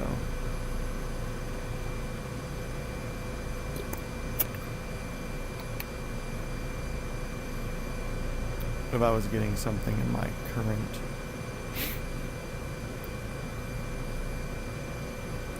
level of need or desire or whatever, it would definitely be getting used more utilitarian and less as a this feels weird. What do I feel weird for?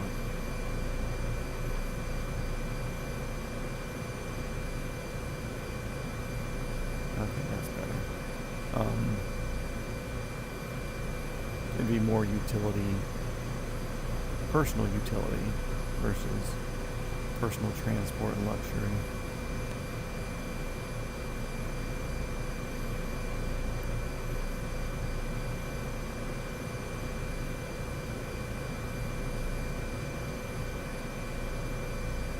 How are you just flying freaking straight and level right now? I feel like we're aiming down. I feel like we should be descending.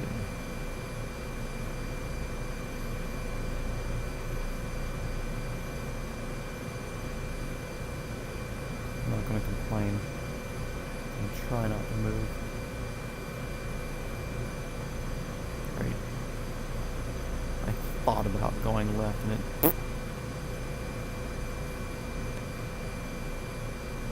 Maybe it was me looking over at the,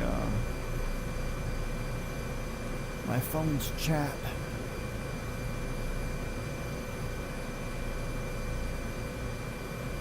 Okay. Let's see. Forward left. Not seeing the ground yet. We're getting close-ish.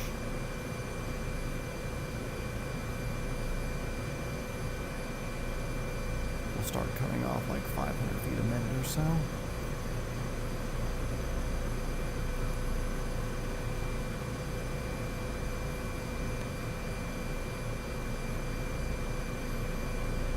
Oh, don't level off. No. For once, I want you to lose altitude.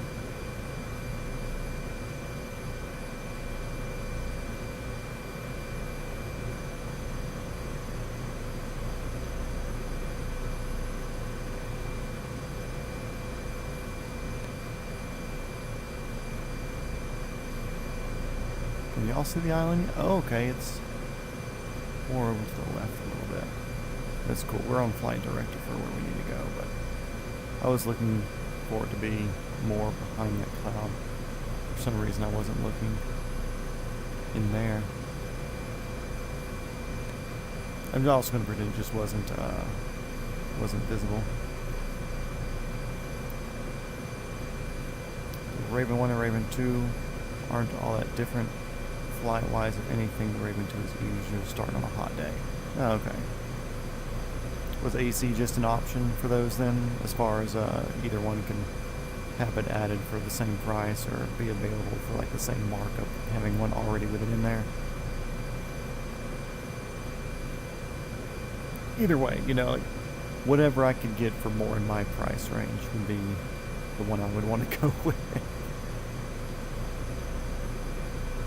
Part of me is going, okay, cool, you know, just grab an R22 that's half-timed and fly the absolute piss out of it for $500 and then sell it to somebody that wants to do the same thing and fly the absolute piss out of it for $500. Goodness, what are we doing here? Holy shit. Something gave us a dick ton of speed. I'm not happy with that.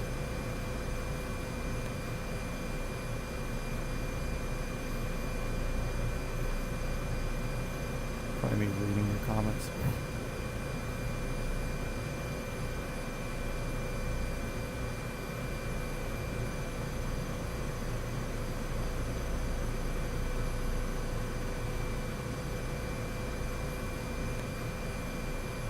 Okay, cool.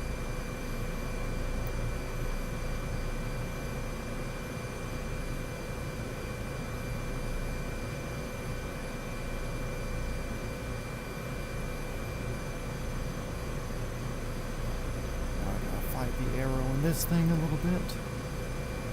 Okay with that. Push down a little bit. Slowly start trading speed. So slowly stop being so fucking...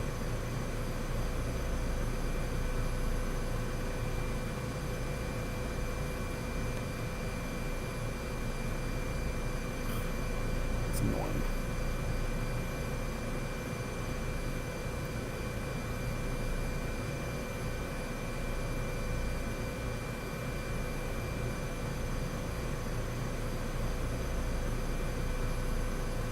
two-handing the cyclic now. Why did you give me such a huge...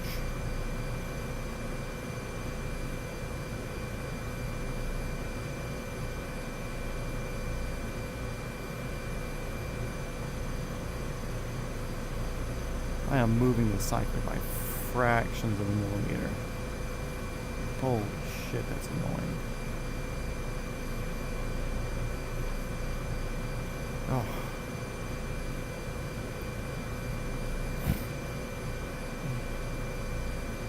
I'm gaining altitude on the game.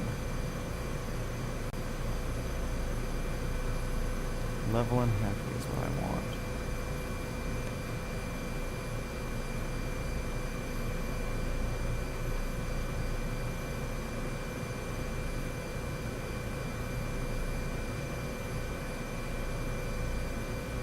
Not bad.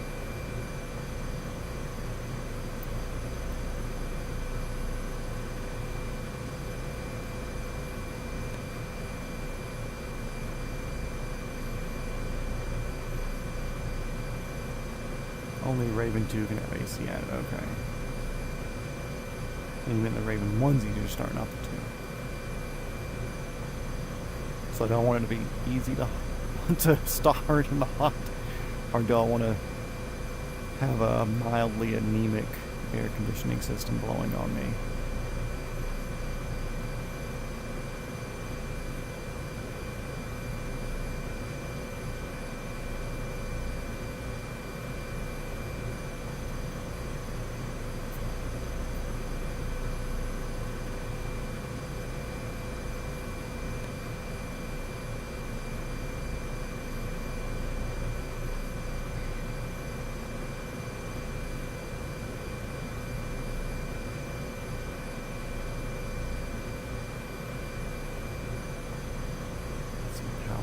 Let's give some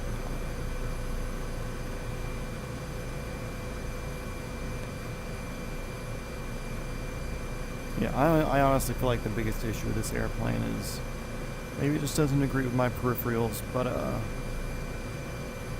feel like this auto trim system is like it helps to an extent if my peripherals were playing friendly with it.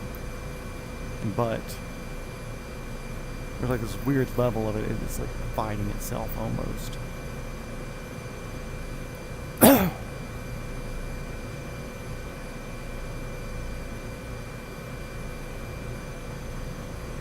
Like when I was trying to slowly trade off airspeed and vertical speed.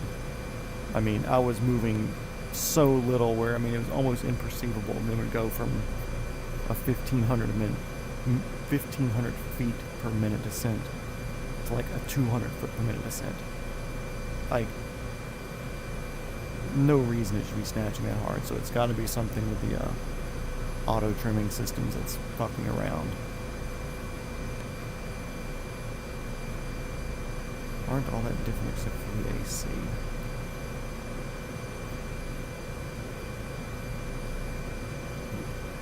Okay, that's on me there, that's on me. I was adjusting.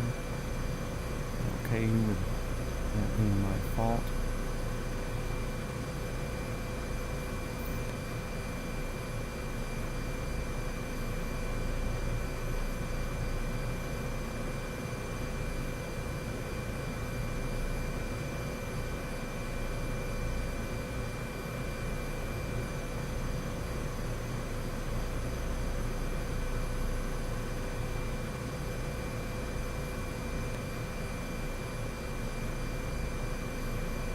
I honestly don't care if you bring the yellow for torque. You've been fighting me so fucking hard with your stupid trim systems. You can give me a little bit of extra torque every once in a while.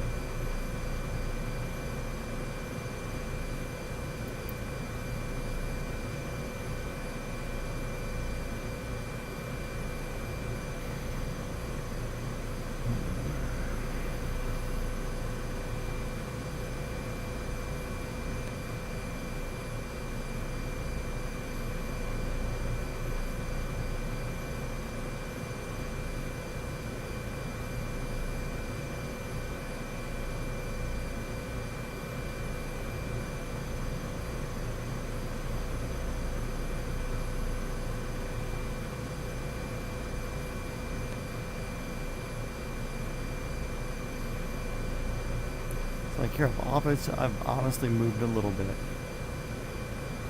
But it's like auto-trimming itself into staying straight.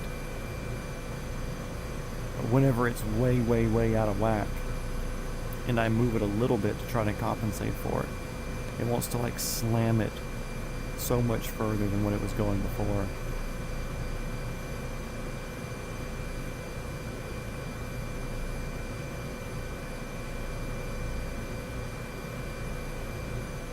Got those 3 off now. Let's see if that changes feel. It definitely feels more direct. Less like I have to fight it doing something. Like that movement there, that should have like thrown me way, way, way off. If it was in the auto trim configuration. We're definitely parallel with this island now. Very cool. Moving along, 177, 178 ground speed. Trying to get down to 3,000-ish feet. Another 5 minutes or so, and probably more like 10 minutes to this airport. We can sit down and stretch our legs for a second. Why are you turning so hard left? More this way. Direct. There's a lot of island in front of us.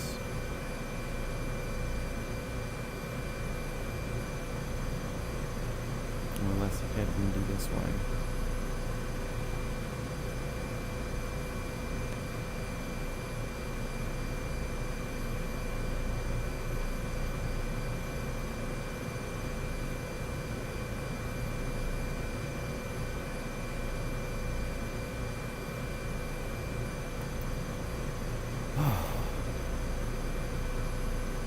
Big day, almost over. I'll be happy. Which I may do shenanigans after just to celebrate being over this.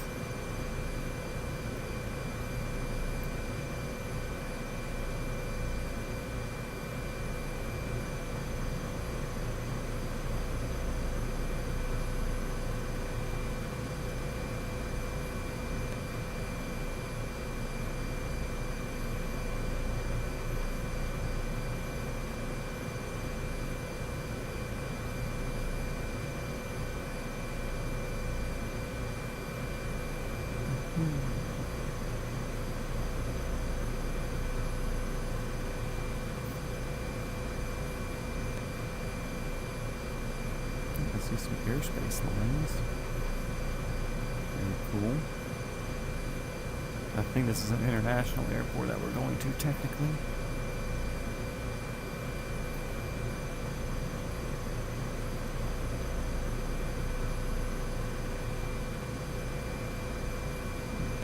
We'll see though. I think this is like the last big airport when you're going south of the island chain.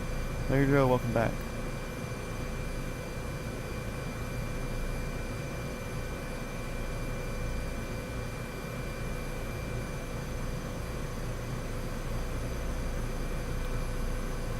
We're almost at our last stop of Russia. I'm gonna pop into this island real quick to use their stretching room on the runway to stand up. After we leave there, we should be relatively close to being in Japan.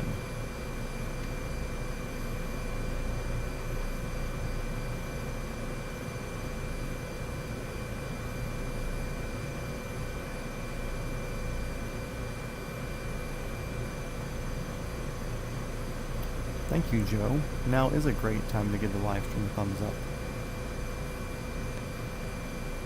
I am sitting here slaving away, sitting in a chair for hours on end. Me and Tom are sitting here having business meetings. And you are all having to sit here and bear witness to it.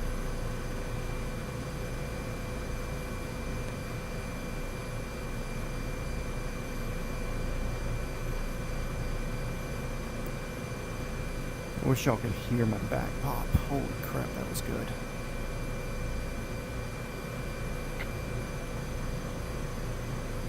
Down here at 1,000-ish foot now. I can see below these clouds and I can see the island. I feel like that's a good thing.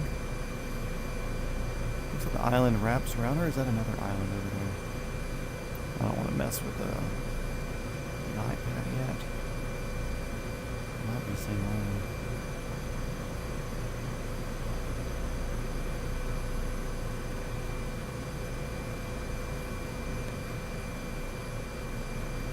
You have a lot of fucking water today.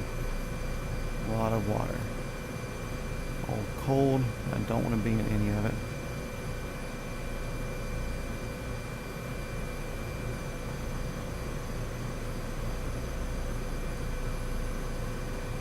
Everything's still good everywhere. 67 pounds of fuel left in one tank, but 800 or something left in the other. Not too bad. About what I was expecting.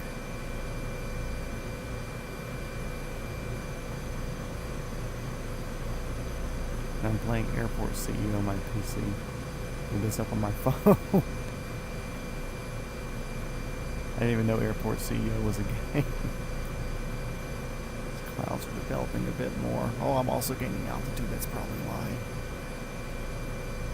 Let's throw nose back down.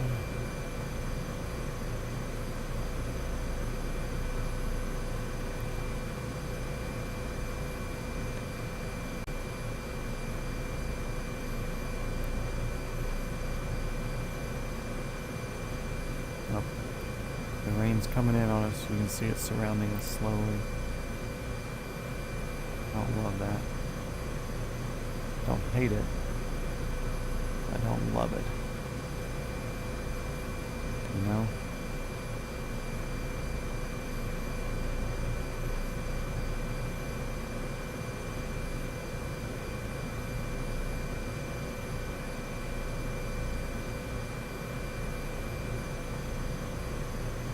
Don't rain on me. Ugh.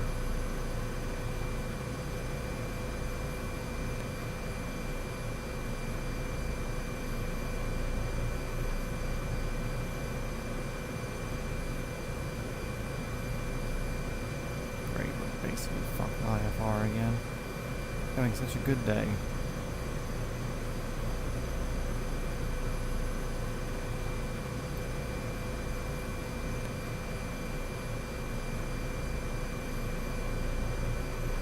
We're getting surrounded. Beautiful.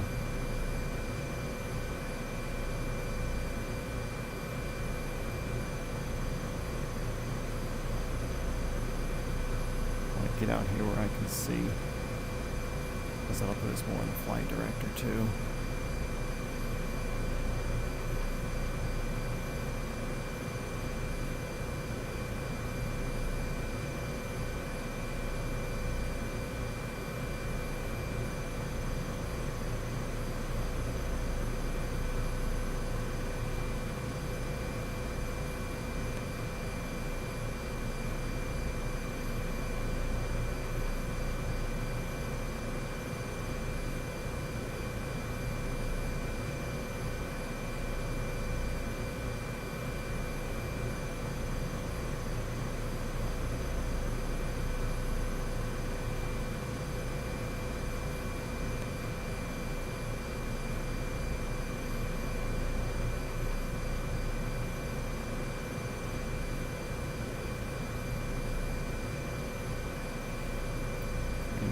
Tip of the island up here. Got a caution light for fuel, but that's okay.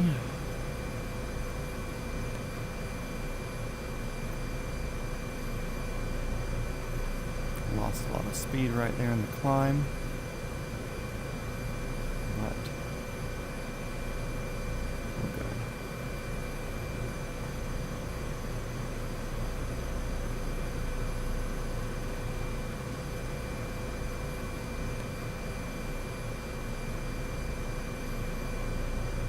The rain have to come in right now.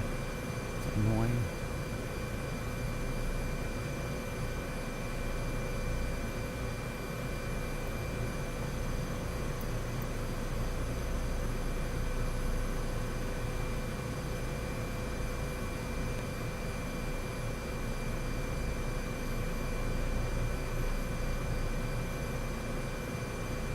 Just give me the shore.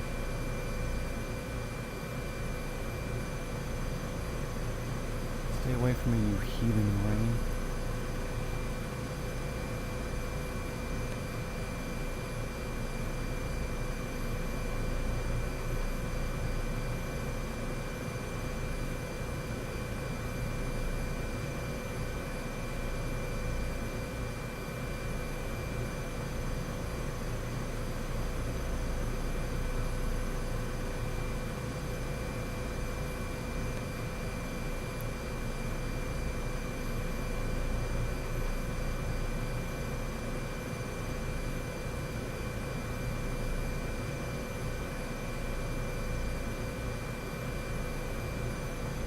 Freaking 5 miles from shore, let's go.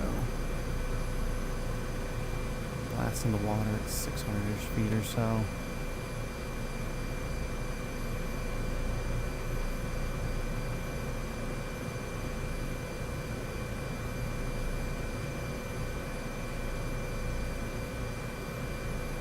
See some comments, but I'm going to focus on speed and precision at the moment.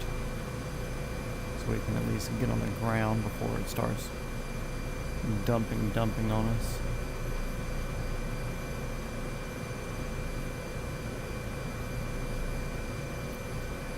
Now I can at least stretch and be comfortable for fighting our way through the last little bits of IFR to get through here, and whatever we need to make our way into Japan.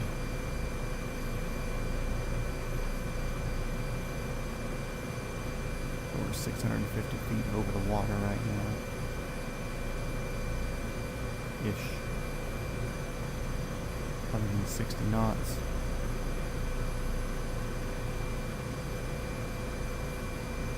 Where's our little thing? Yep. We're heading right.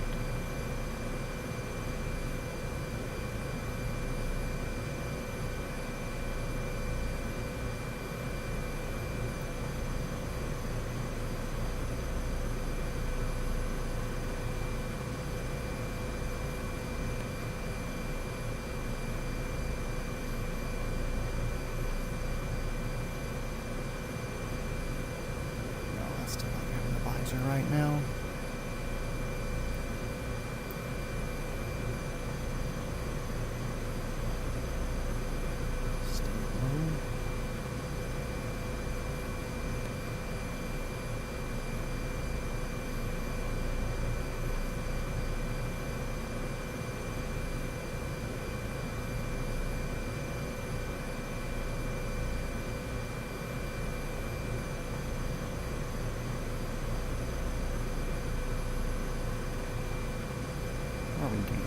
Stay low. Stay low.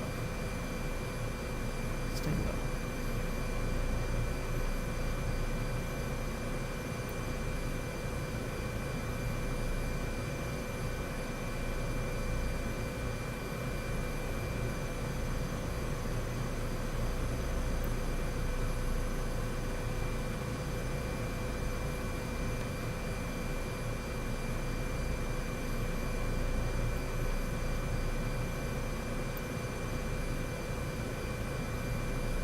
Okay, Russian airport, island, whatever you are.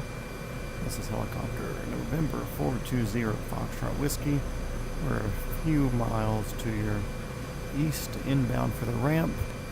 Trying to get on the ground before it starts raining too hard, whatever island, airport, tower you are.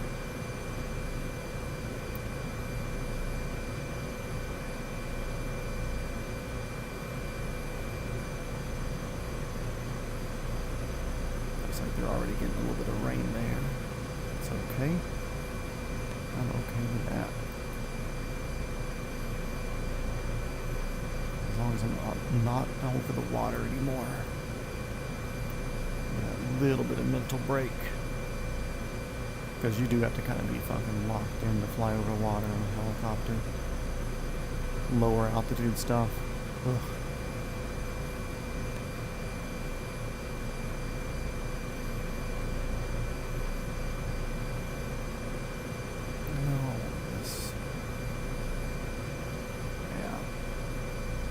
this distraction now.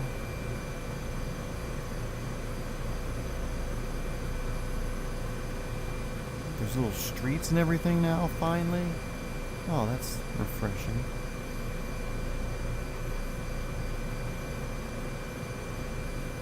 Working on slowing my little ass down.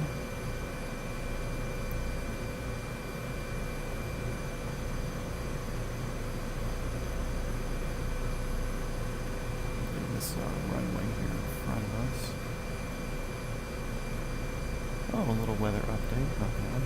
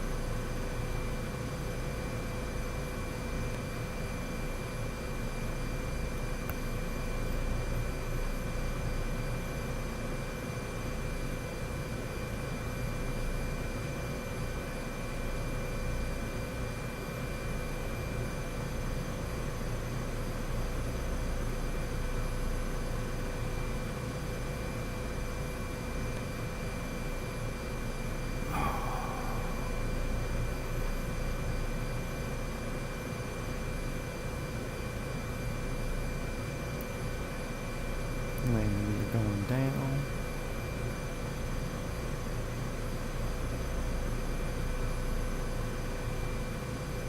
Still waiting, 3 in the green.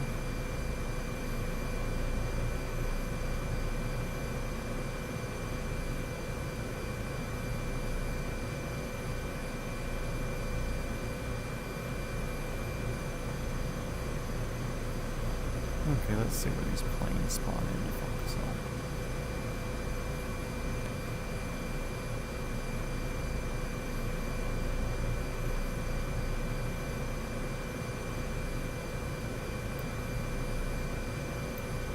Not too bad.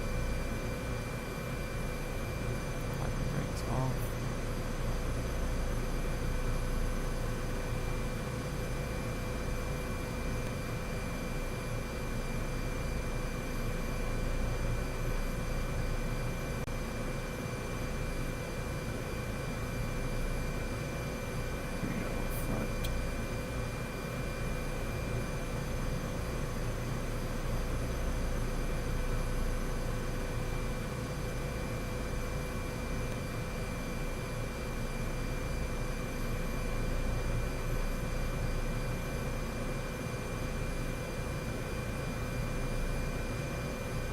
Oh. Fuel. Okay,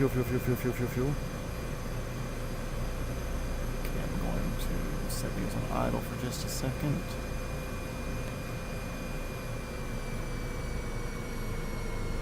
Going to put the game on pause. Well, actually, real quick before I do that. Following an island.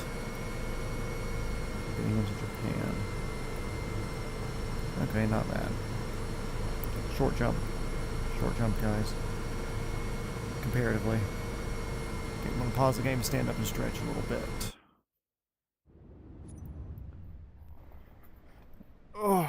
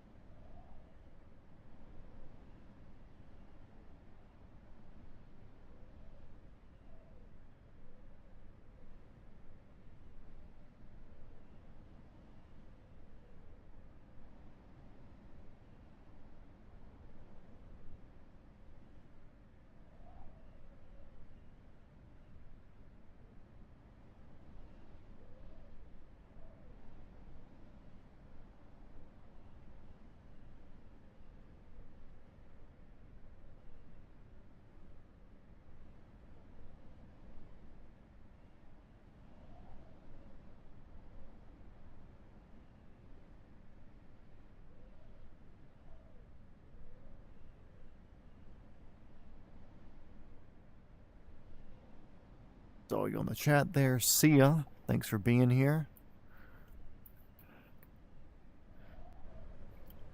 Appreciate you stopping by as always.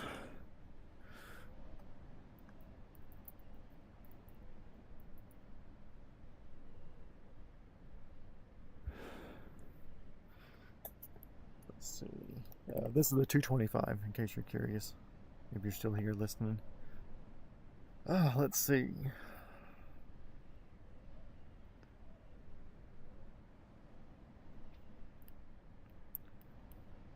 Heli Swamp, most of which is over land now. I don't know, I feel like we just kicking in with this and then we can really fuck around with other stuff tomorrow.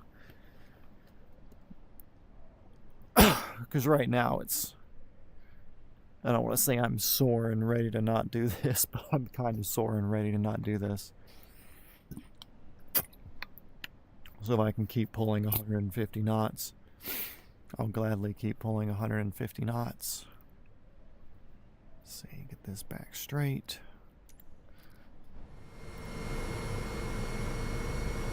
Zoom. Okay, cool. Thank you for the fuel, Russia. Let's take the parking brake off.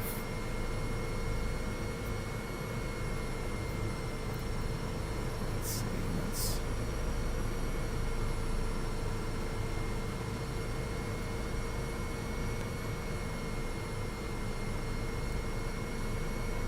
Wind's not kind of dead, but it's going up our butt right now, but that's fine.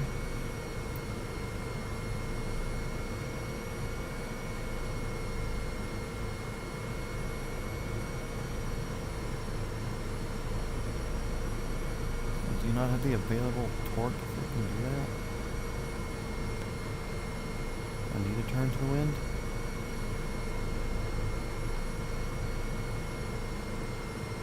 Oh, I know that.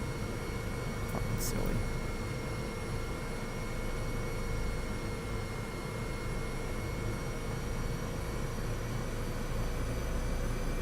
You dumbass. Don't tease me.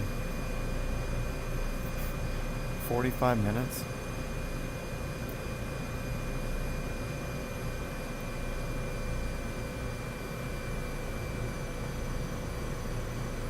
Boy, this dumb bitch around. Don't drive me a fucking running helicopter.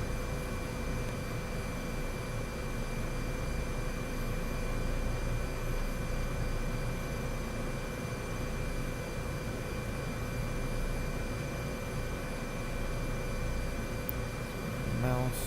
Gear going up.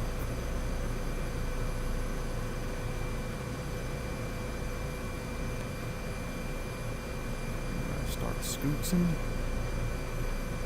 Get some ass behind this. Whoa, there's that big fucking right twist that this stupid thing does.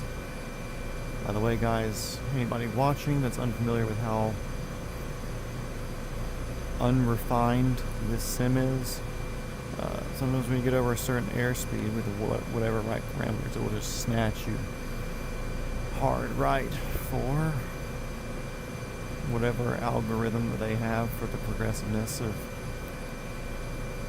ETL and being in ground effect and the counter rotating or the counter anti-torque, whatever, from the pedals and how it goes along with other shit. And anyways, that it does some dumb shit to you, and it's kind of annoying.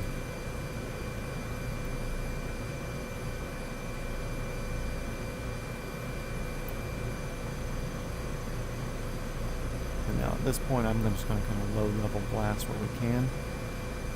And the biggest non-Chinook and non-CH-54 helicopter in the game.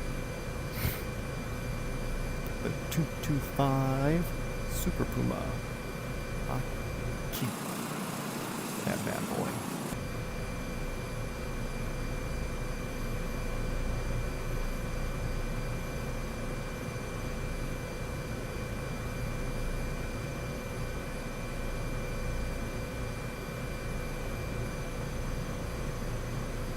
I know my controller's not connected. Fuck off. You don't don't have to remind me.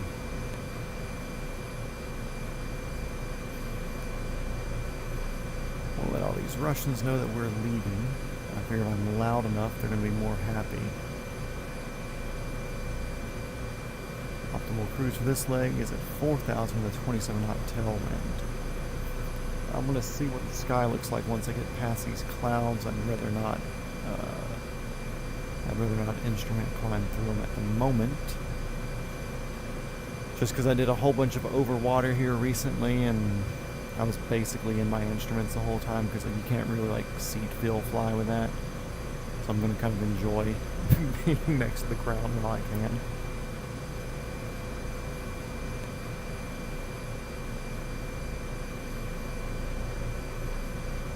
We got like a 3 or 4 knot tailwind now, so it's not terrible.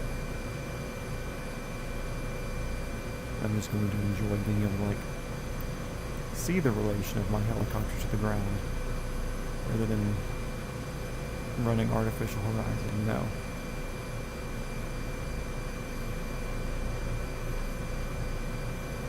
After you get off this island, it should clear up. And that's what it looked like. That's what it looked like. Fingers crossed.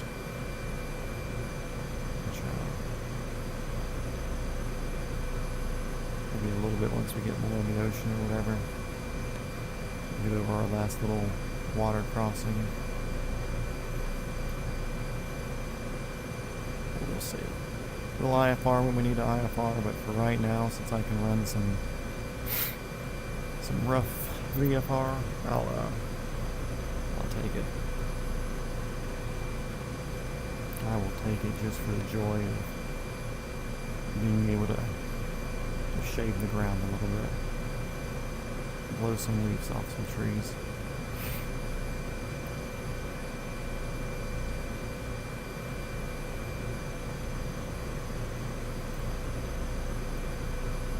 Whew. I don't even know what time it is right now. 1:21.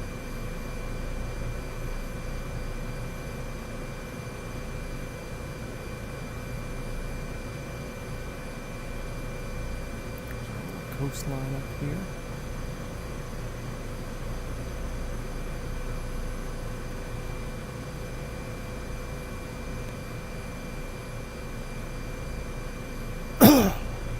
It's been nice without Elaine the past couple of legs. Miss having a buddy, but I'm glad she's gone.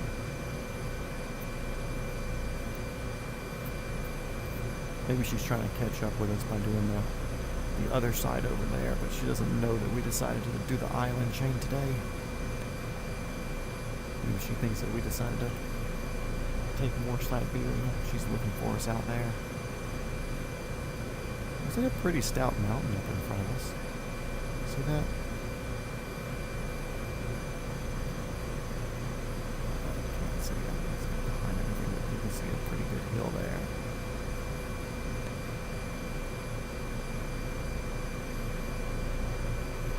Some snow-capped looking deals there.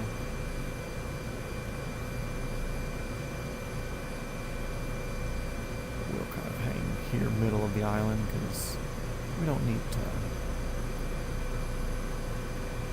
to give up the ghost to the water yet. Like I said, I'm going to enjoy my over the landing while I can.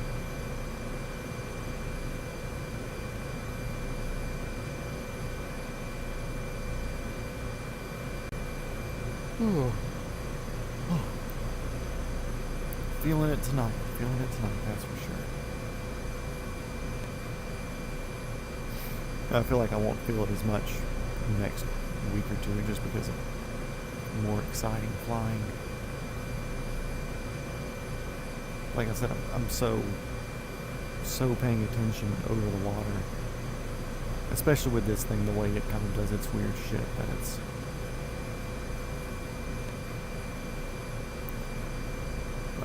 really almost have to IFR fly over the water just because it's don't have a horizon, you don't have anything to really run off of.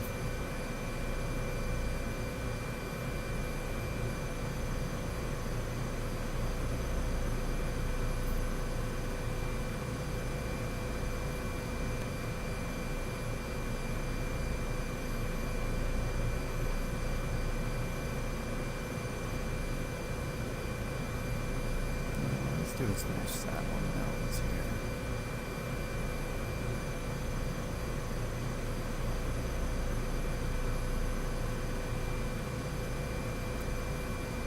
.162 ground speed, not the best, but I'll take it. The only other things that can like really get up here with this would be Chinook, yeah, 222 Bravo, and the 160. They can step their ponies up enough to get a little bit of speed. They got the right design. But I think this one's actually the fastest. I don't know, the 160 may do 180.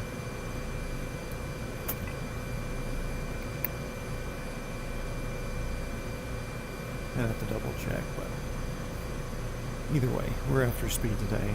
Big, long leg, and I'm just happy to almost be over with it. And even if something fucks up now, we locked in this last little airport as location, so I can spawn back into that if I want to.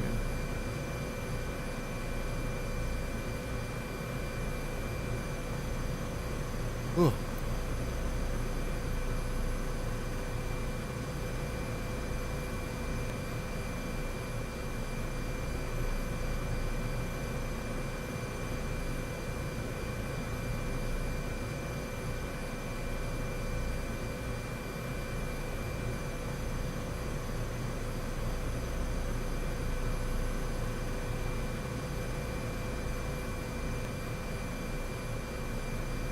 Not a bad little island for land and geography and stuff. There are some roads and stuff cutting through here. I still feel like it'd be a weird thing with like the whole Russian vibe. But I wonder how different these people would be from Western Russia. Just like you can't go to California and speak to like your average San Francisco tech person and then go in like deep West Virginia and expect the same people. So I'm sure it's significantly different here. Where it's like, it doesn't even matter who's in charge there. They're just doing their own thing anyways.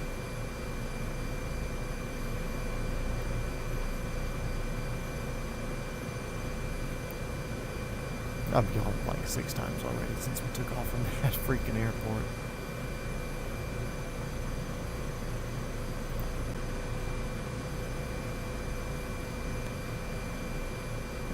Currently cruising 166 at like 1,800 feet, but we're throwing a little bit of altitude in here. Yeah, we're around 160 or so.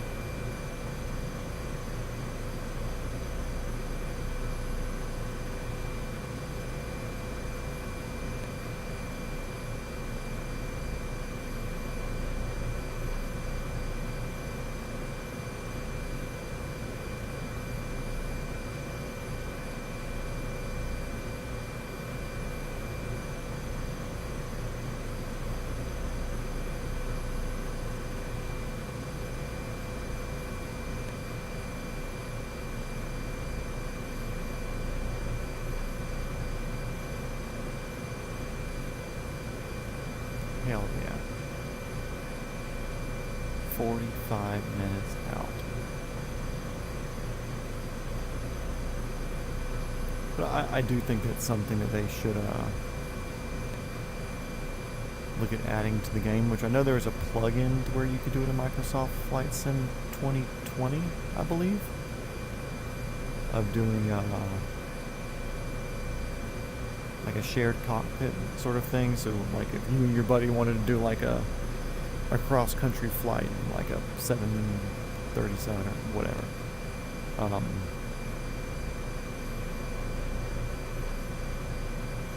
you could both share the cockpit and run through checklists together and both be able to do switches and buttons and whatever, and one person's actions affect the other person's setup. I want to say that was a thing that you could download and do, and I think that'd be super cool to have in something like this. I think the biggest thing would be figuring out how to hand controls from one to the other. So there might be like a hot swap button or something like that that somebody's programmed or figured out for that mod.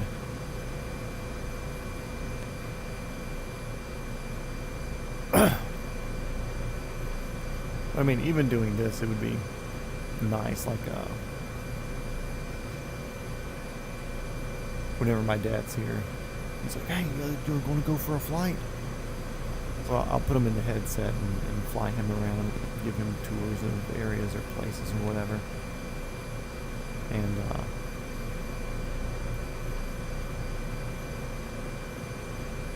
it'd be neat to where we both had, if it was possible for both of us to have VR, to be able to look around and look at stuff. I'm sure that would require much more GPU to render it out for both of us. Of course, there would be times where it's shared, whatever, but there is parallax for everything because you're in a place in space and not just looking at a flat screen.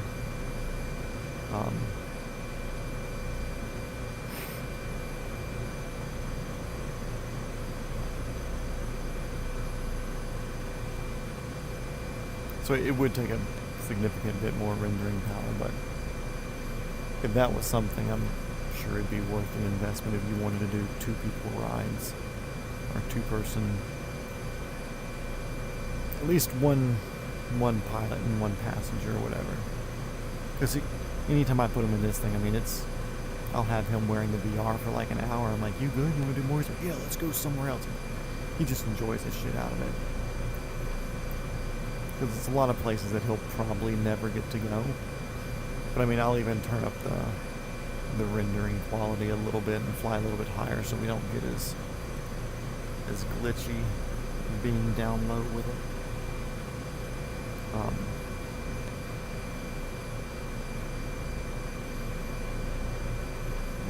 Right, save us a minute or 2.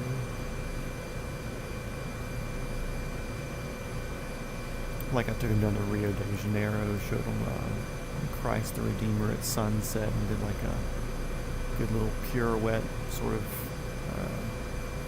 nose facing it the entire time, circle around it, and kind of flew around Rio. He enjoyed that. I think I did Sydney with him one time at sunrise or sunset. Dubai pyramids, fucking just a click away.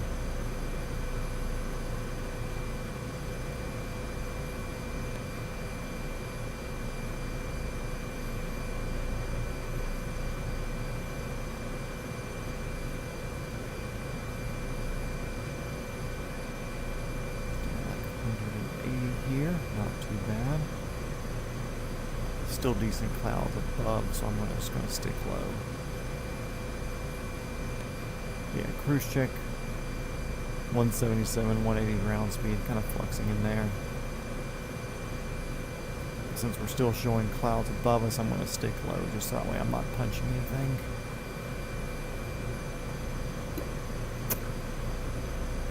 The less pilot workload I have at this point of the stream, the happier I am.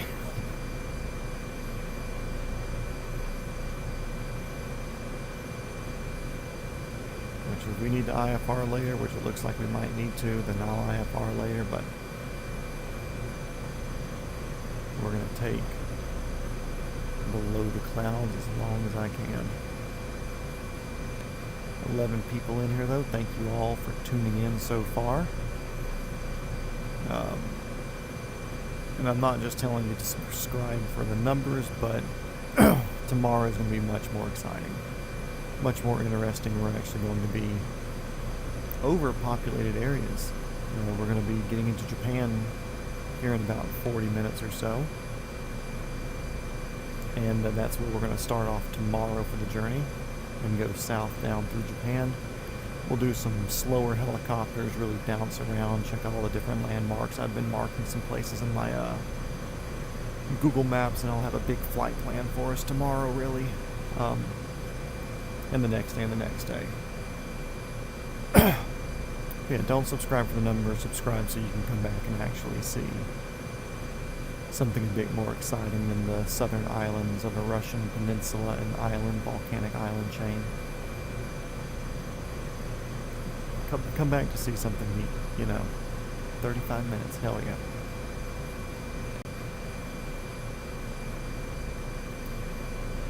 but if you're curious about anything, I do have the, or if you want to fly with me, we do have my gamer tag and the server that it's put me in the description.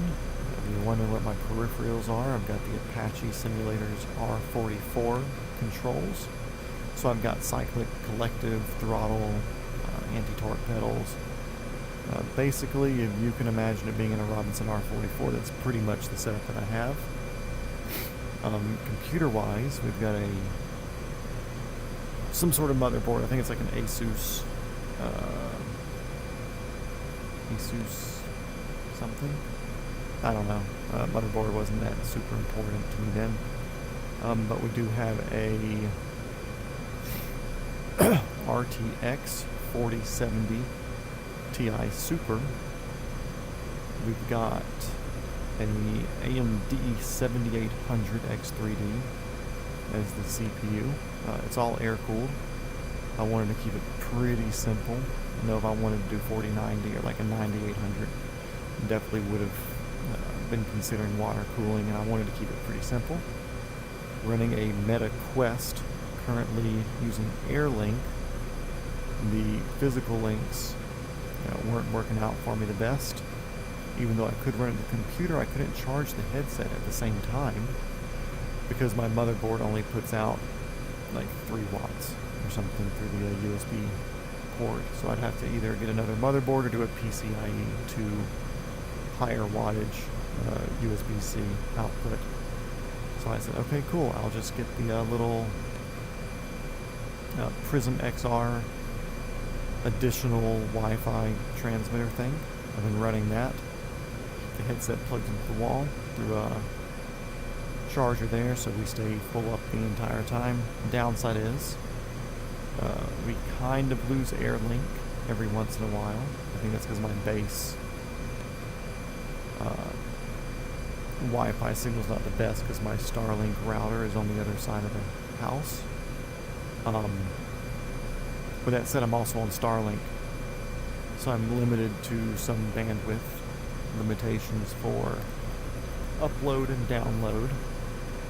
But, you know, it's not doing too bad to be sending this shit to space and back to be able to stream all this, so it's not too bad.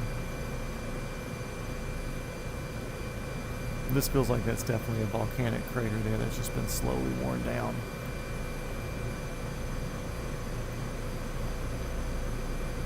We've got a little island jump here, looks to be about 15 miles or so. Which maybe I want to put my visor down. Yeah, that'll help a little bit. And I can even go and sit slightly taller. Put us more in line for that so we can keep the island in sight now. That's kind of our next, not exactly a waypoint, but we're driving through that, so it's nice to have an eye on it. Goodbye to this island right here from Russia, which not flying over it anymore.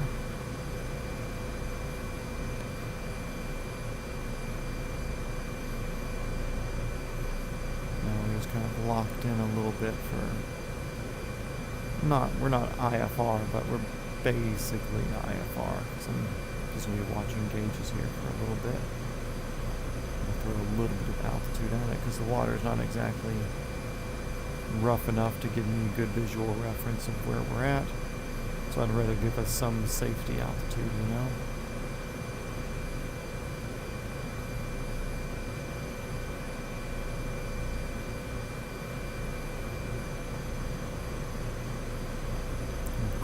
About 900 feet, cruising 150, and lean into that some. I said some, not a lot. Goodness, helicopter.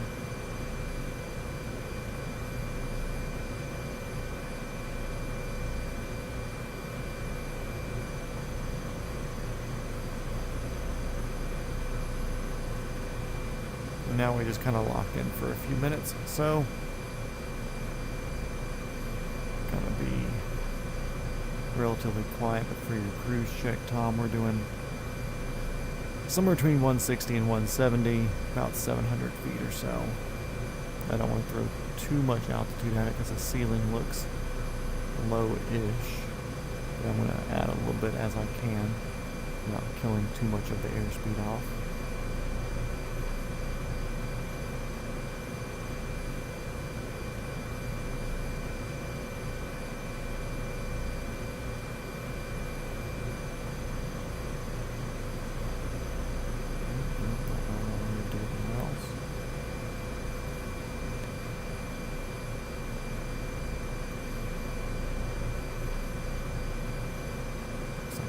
Rainy on us up here either way.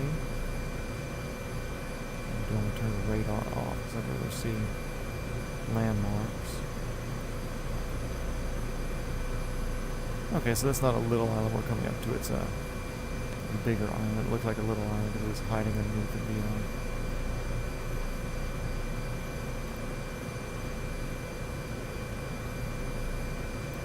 It's hiding underneath all the radar stuff. You can't change the radar opacity, which would be great. I wish I could turn that down to like 20% so I could still see what the weather was looking like, but I could, same time, other stuff. Somebody else is commenting in here. Who is this? Sean Wynn. Hi, what's up? I'm going to have a thunderstorm on Thursday. I don't even know what today is. Today's Tuesday. I think I'm supposed to storm here at my house tomorrow, maybe. We'll see. If it looks like it's going to be a tomorrow night thing, I may or may not stream. Mouse there. Okay, cool. Back into it. Glad you're here, Sean, by the way. Thanks for watching and commenting. But yeah, we're definitely having a storm here now. Looks like it's a bit raining in front of us towards where we're heading.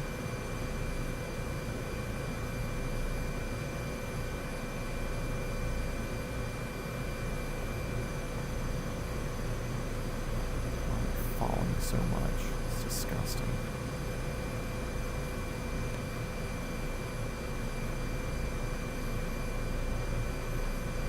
Autopilot things are off. That's where I want them to be. Strange. Definitely strange. Why are we going sideways? Holy shit.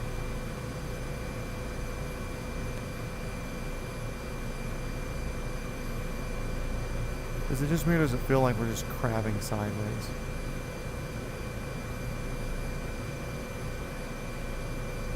Maybe it's just the way that it's rendering the water or whatever, but if you look there, it looks kind of like we're going forward and to the right.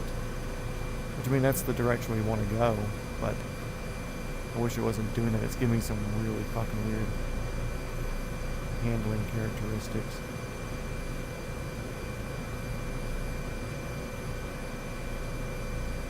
That is not the wind correction that I put in. That's a big fucking mountain there. Holy shit.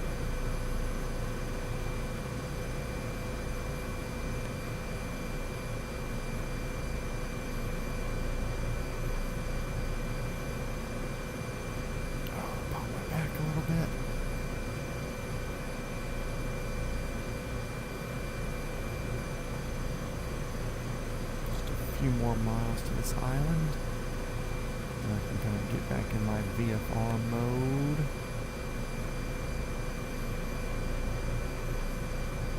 When I say VFR mode, I mean I'm VFR now, but flying over water just sucks.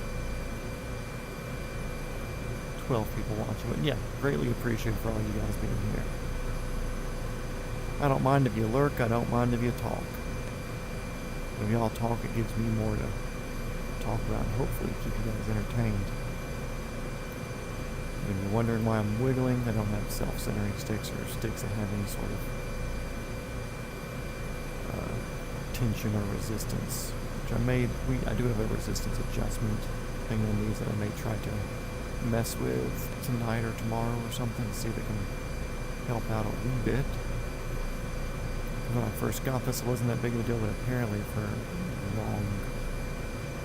long and level flights, it's a bit annoying.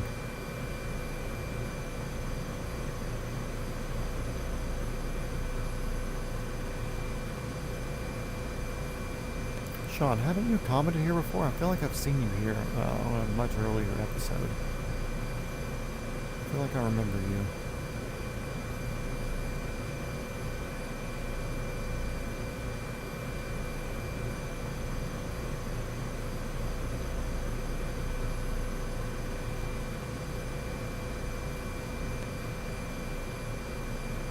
Like 30 minutes or less, Mr. Georgia Plain Spotting. Has been here before, yeah. Yeah, we're about 30 minutes or so. We're just at the north of this island here. Current cruise speed's 170 knots. I had slowed down there a bit just because fucking this silly helicopter doing silly helicopter things. Being a goofy goober. But now that we're over land, I have a good frame of reference of everything, so we can scoops and scoops.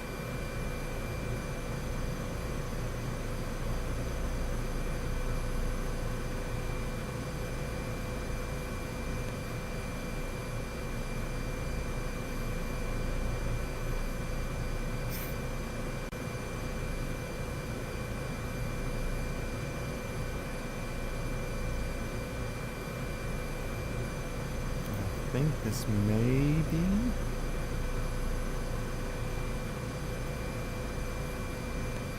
Yeah, this is our last island. You basically follow this island all the way down, then we have like a 5-mile crossing and we're in Japan. Hell yeah, boys. 20 days in. Today's 19? I don't know.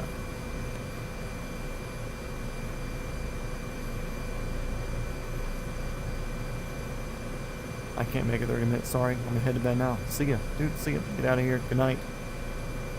Thank you, as always, for having me up as your second screen. I hear a bug. I have a bug in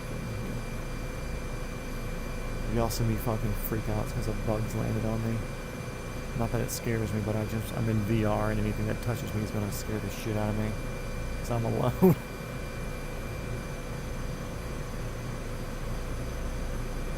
Yeah, this is the last island. It's a longer island. If you look at my my screen here, it's this island there. This is the last island, short jump, and then there's destination. Like I said, we're sub 30 minutes now. But if you do get out of here, and I don't see your message, see ya. The rain up here, so we'll kill some altitude and keep her low. And there's a big fucking mountain right here next to us, to our right. You really can't see it like this, but if I put our visor down, I think you can see it. You can kind of see the base of it there. Anyways.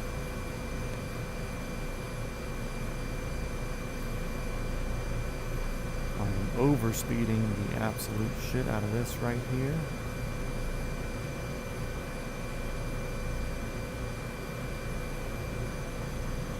Okay, cool. Honestly, not mad. Get me there, please. Got a slight quartering tailwind from the back right. Only good for a few knots though. We'll see how that changes as we get up here into the storm. Cruise check 160. Or we're going like 140 now, but assume 160. I'm throwing the ponies back at her. Altitude low because there's a storm and I don't want to go full IMC, so I'm just going to play the dangerous along the coast VFR game where we're on the coast, because I know that sea level is sea level and I know the coast is something I can see because of the trees. So yeah, just assume 160 and we're just now passing this base of this volcano here.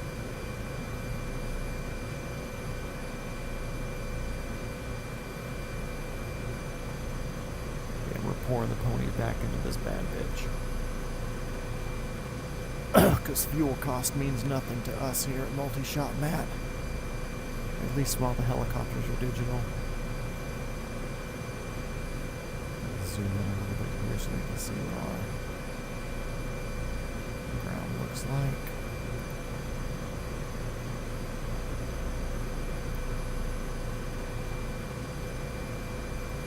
There's some pretty stout little mountains here. They look like they may be relatively active, like they've been cleared off. I'm gonna have to do some more research on that personally, because I'm, like I said, I always kind of liked volcanoes as a kid, but I didn't look too much into them once I got old enough to know how to research stuff myself.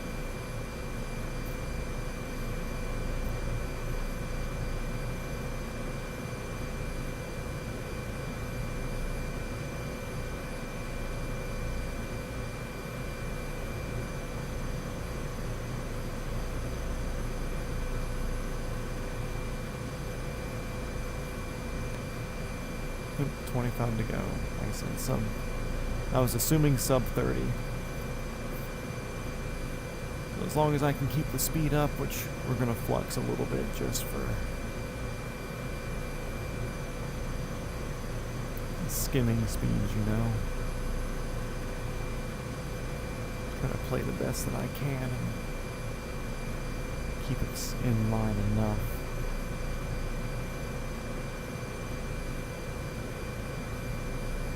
But I also don't want to fuck the pooch here.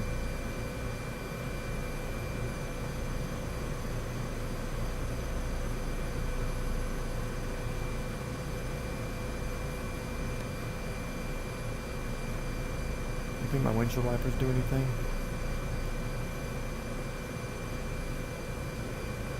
Oh, fuck me. Of course, it wasn't even the correct windshield wiper. That's annoying.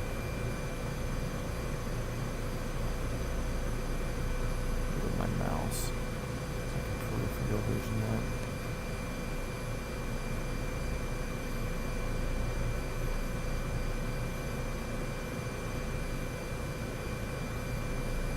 that. Okay. Speed back in it. Why give me windshield wipers if they literally don't do anything? That's annoying.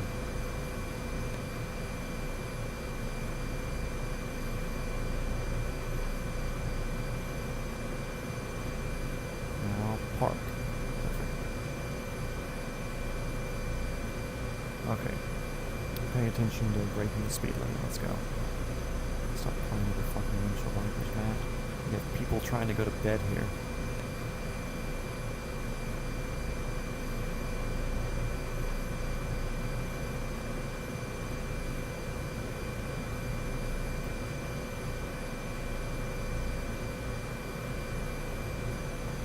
Dive in, get that little bit of a downhill speed kick to get us back up into the 150, 160 range.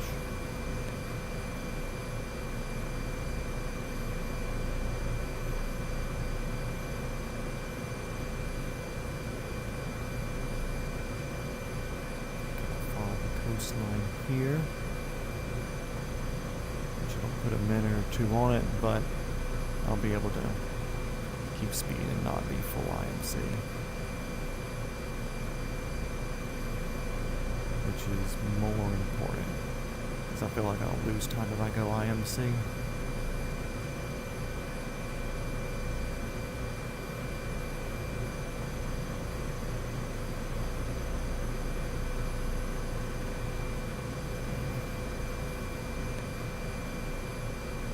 With that said, guys, I'm going to be relatively locked in here with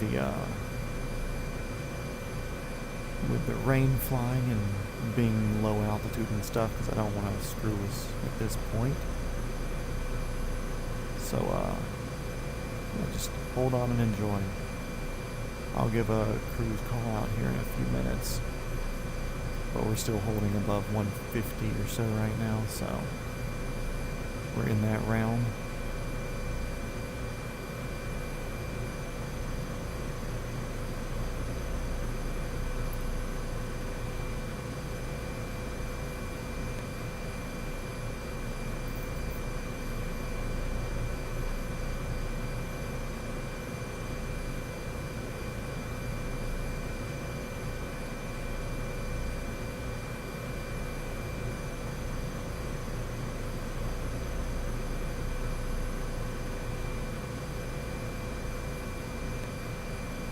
Sucks because we have a tailwind, it's just not much of a tailwind.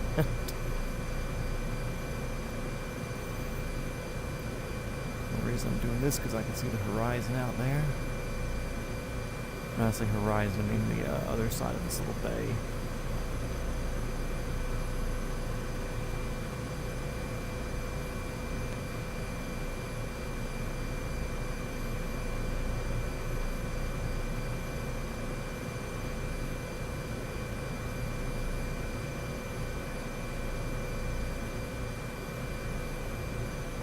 I can see the horizon out to the left, that's cool.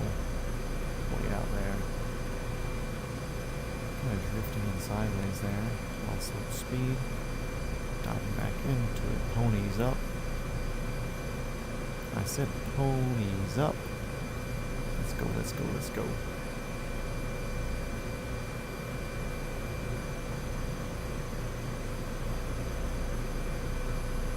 Imagine camping down on this fucking island. It starts raining on you, then all of a sudden a 225 blast over the beach at like 100 feet. Can't even see it because it's raining. Just blends in.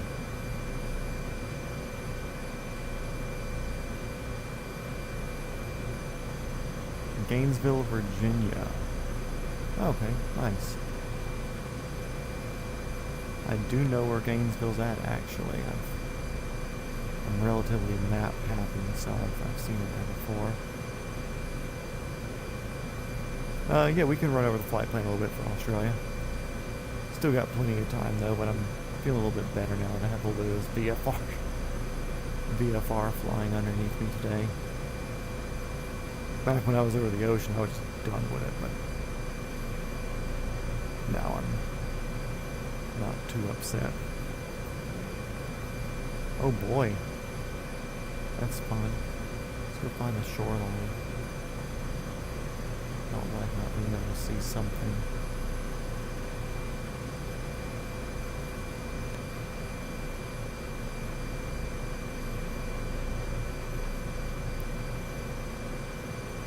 Dude, this would be terrifying as shit for a passenger. Holy hell.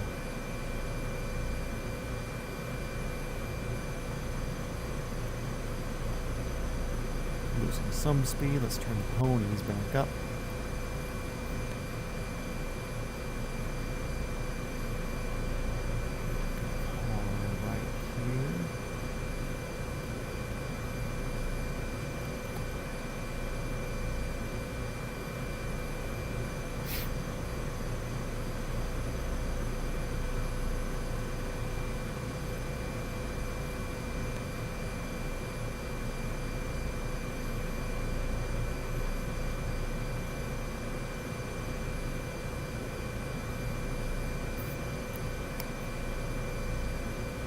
Sorry, we got shaky there. I scratched my nose.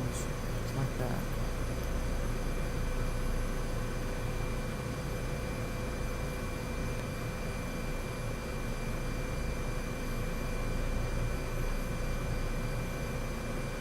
Power. It wasn't wanting to pull back up for me. Almost lost sight of the coast there. A little bit thicker on us.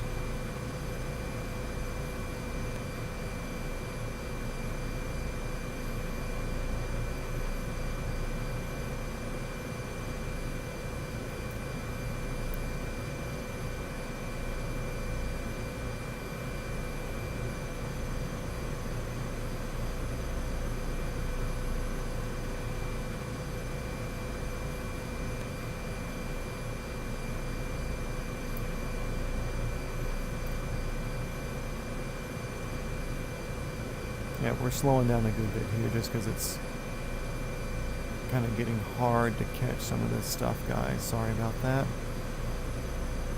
Like I said, if you want to go to bed, then go to bed, but I don't want to crash this far into this. With the world's goofiest goober of a helicopter. Cruise check, we're fucking doing it. That's what the cruise check is. We were doing like 120 there, but it got thick as shit there for a second, so I've slowed down to like 80. But yeah, we're just doing the best we can with the conditions we've been dealt. Like, yeah, sure, I could go IFR, but I really don't want to lock in that hard to go IFR in the clouds with how weird this helicopter handles sometimes. So...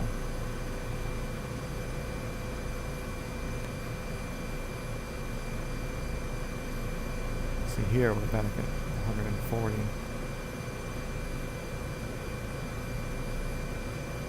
And I'm at full collective right now. Strange.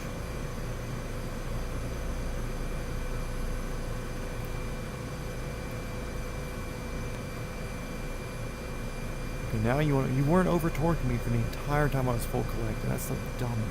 That's so dumb. I was full collector scooting there. Nothing. Dance around all you want to. You're fucking silly. That's why I only use you for long crosswater things, because you have range. It doesn't look too mountainous over, but we're going to start cutting over the ground here. Less coastal flying, more overland.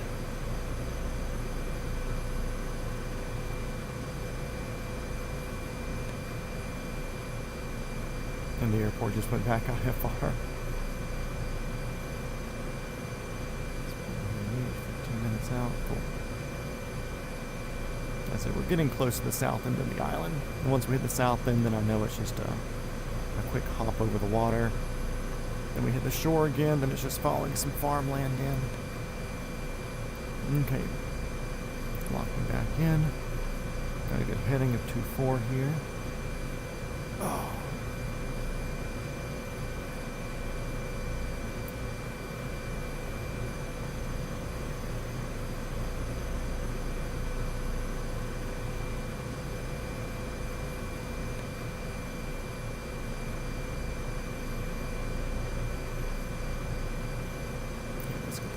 Up.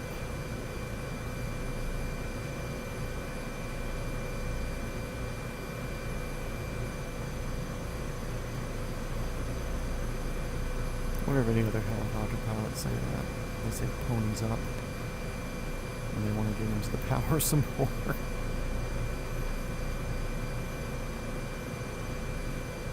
I mean, I know pull pitch is technically the term. As a car guy, if somebody's slower than me, I typically tell them to get their ponies up, which means add more power. Dude, the radar altimeter is so fucking angry at me right now.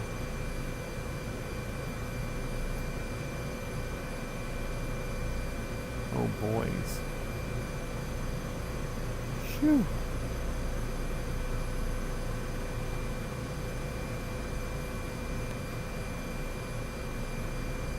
We're going to be slowing down a little bit here, just for me not running into anything's sake.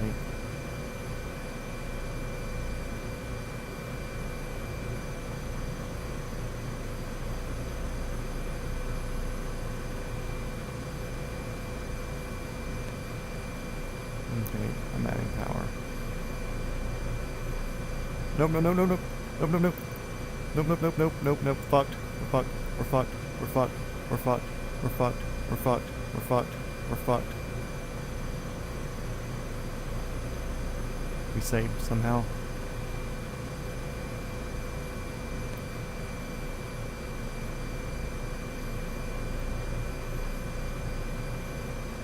Gain altitude. Gain altitude.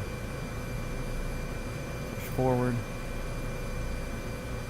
A little bit of airspeed.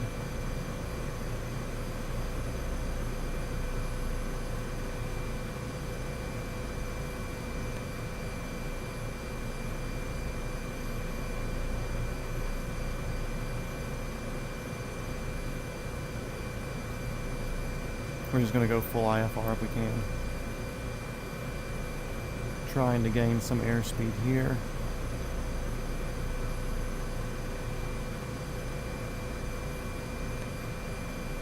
We have a little bit of altitude to us. I'm happy with that. Not much altitude, but we have it.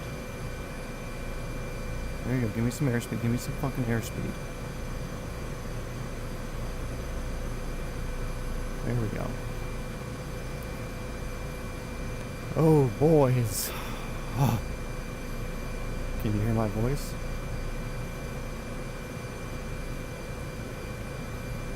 I'm just locked into gauges right now, so,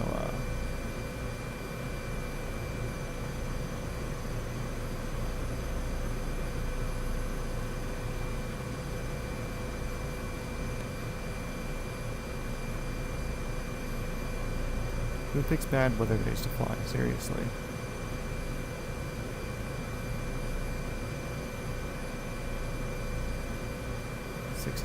feet, not bad.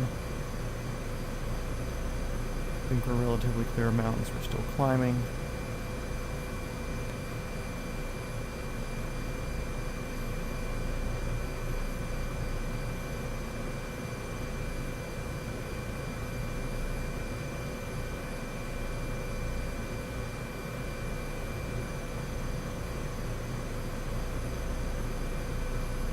Living in VY there for a bit.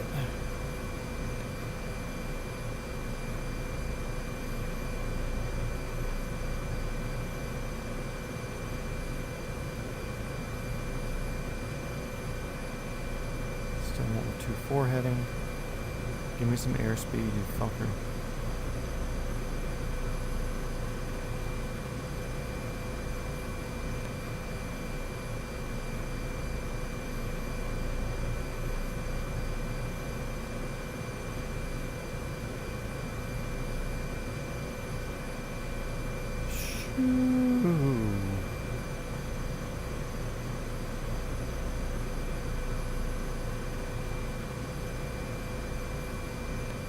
You got to a point, I mean, I was still 100 foot off the ground. I couldn't fucking see it. It got thick there.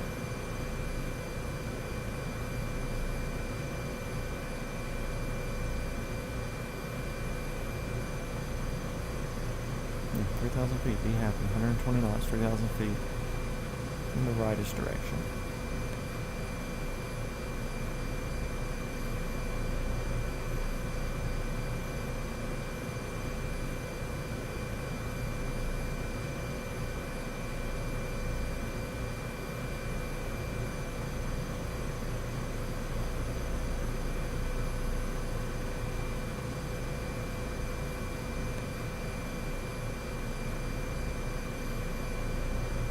Oh my is right.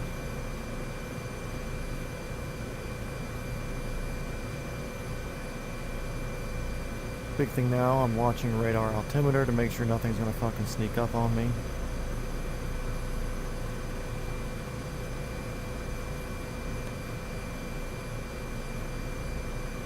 Keeping about a 2,000 foot radar altimeter. Once we start getting near the coast, I'll start killing altitude out of it.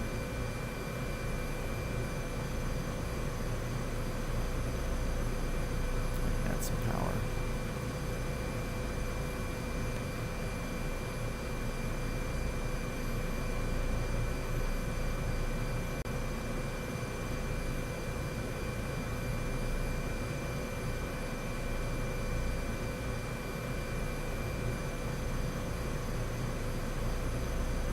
That's one thing here on this around the world journey.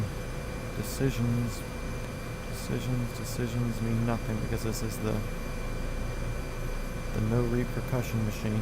If we would have stuffed it, then we just restart, 30 minutes before on that other island.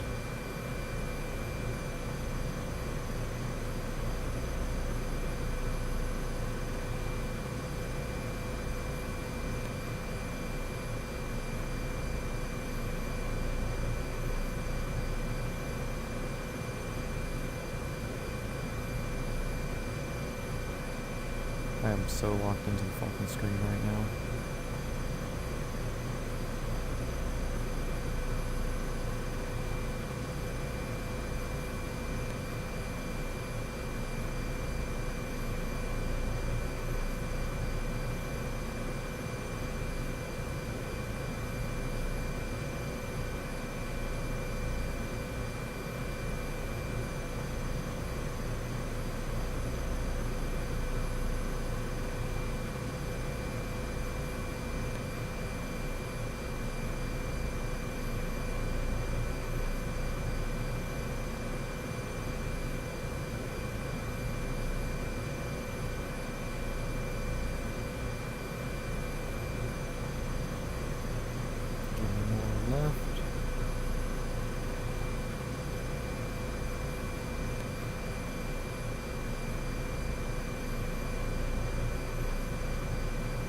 much up. It's cool. It's cool. Cancel it out. Straight through. We got a good heading.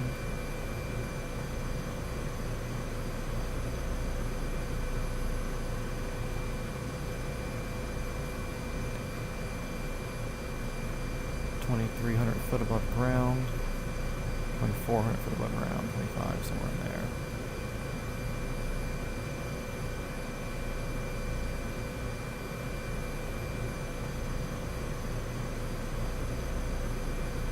Almost makes me wish we had just done IFR to begin with.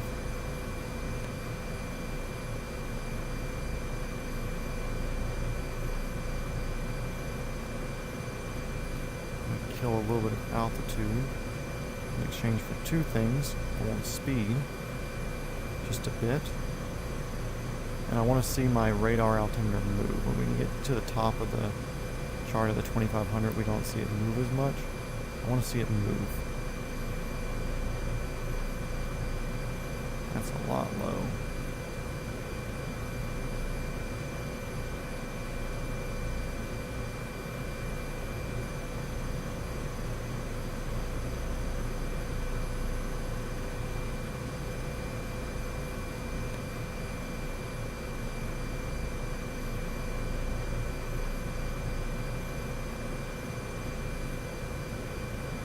Longest 25 minutes of my life, Tom.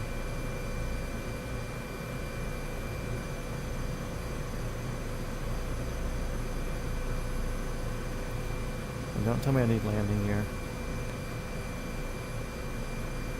I'm giving you a lot of fucking power right now. Give me some airspeed. Don't do this fucking stalling out shit. I'm literally aiming forward with max fucking power. Don't give me this no airspeed shit. Nope. Nope. Nope. Nope, this might be it, guys. Leaning forward into it. Playing the gauges, playing the gauges. There's airspeed. Going the wrong fucking way now. How did you kill off airspeed so much? We were running full fucking steam.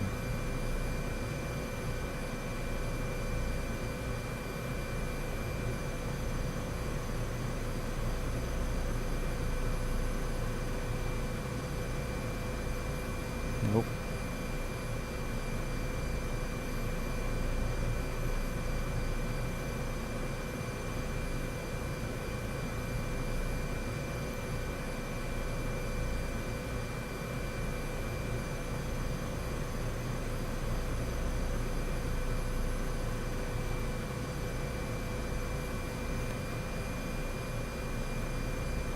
Give me the trees, give me the trees, give me the trees, give me the trees.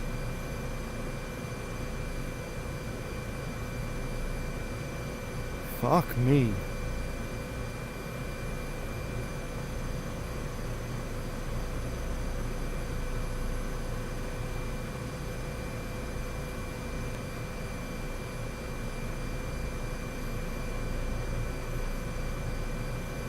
Why are we moving?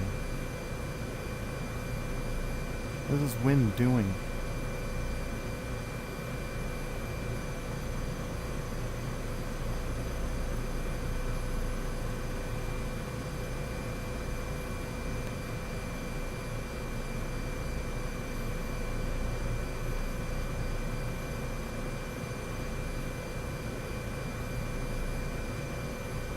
How did you kill off airspeed? I had not changed a fucking thing and it just died.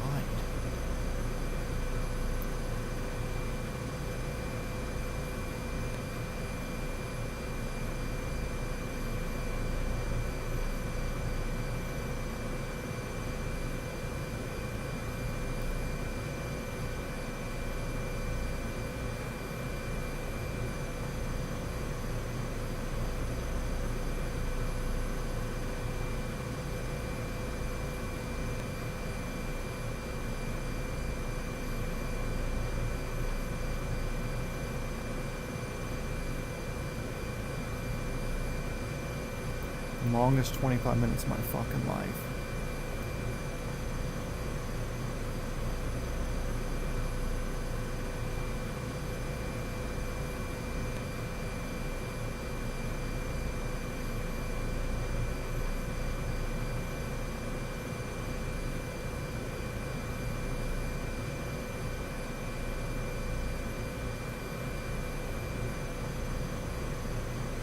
So anyways, we're going to follow the coast here on the non-rainy side, or the less rainy side.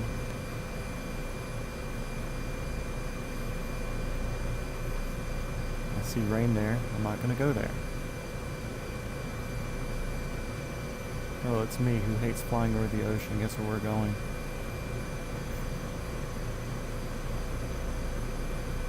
Going to the fucking ocean.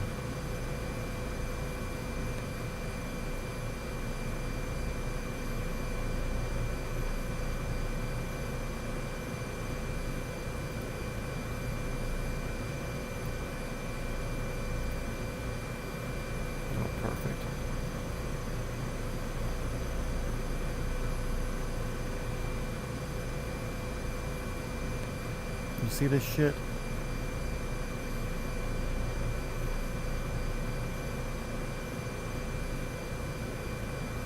I see Japan.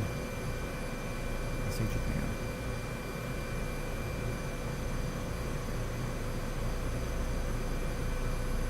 I see land, we go land.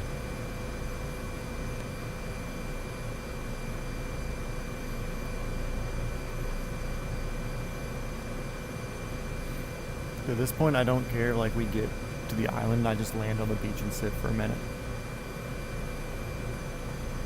Or we get to, I mean, I guess Japan is an island.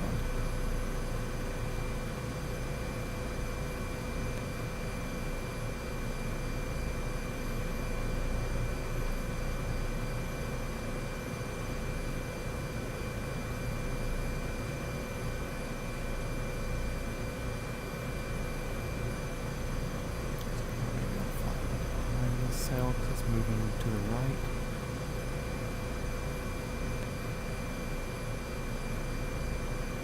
Aren't you glad you stuck around Georgia plane spotting? Arctic, look, a fucking sailboat, that's cool.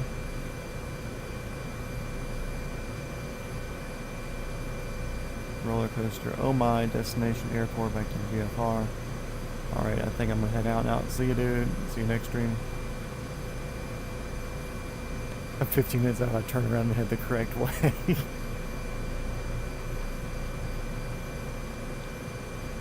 Dude, you are telling me.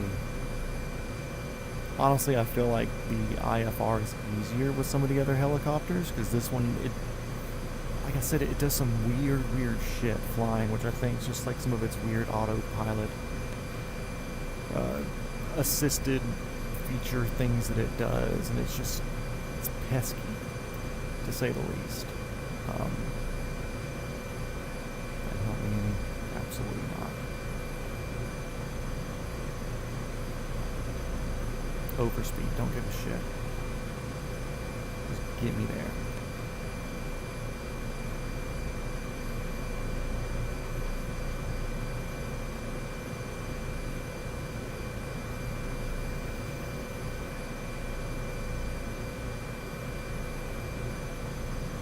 Thank you to everybody riding along for the roller coaster so far. It's been a day.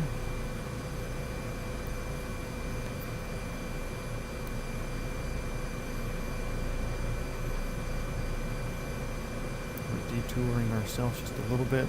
I don't think this is Japan actually that we're going to. I don't fucking care. It's just somewhere that seems to have slightly clearer skies.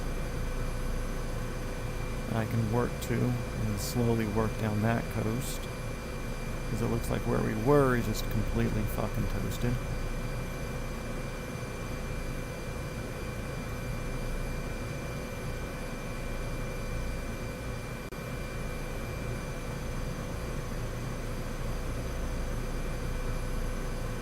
Right now I'm just kind of following skies of that.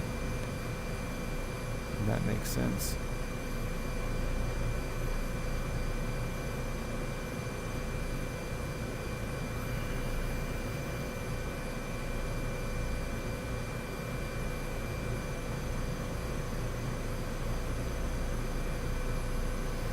Almost would have been better off in the fucking Bell 206 that has synthetic vision.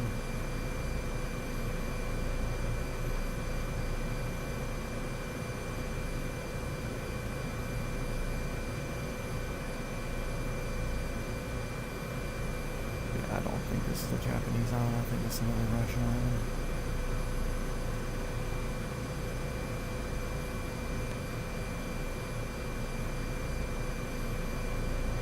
Oh no, this is Japan.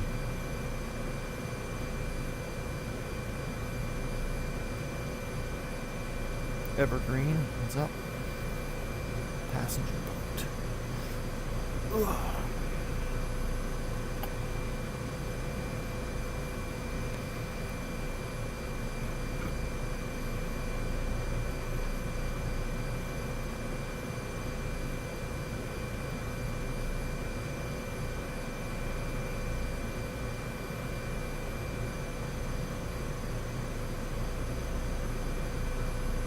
Since when is Japan with thunderstorms?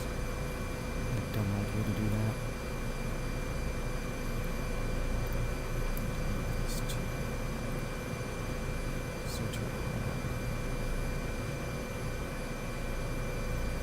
Why has it got to be heavy thunderstorms? Why can't it just be rain?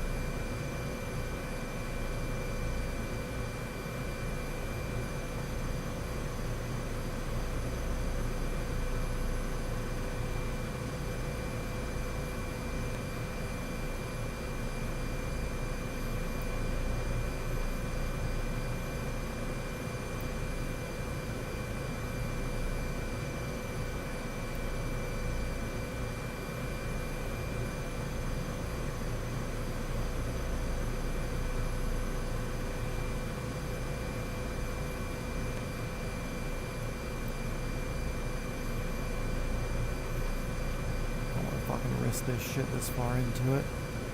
Let's sit down and recoup myself. 3 in the green. A little beach touchdown for these fellas here.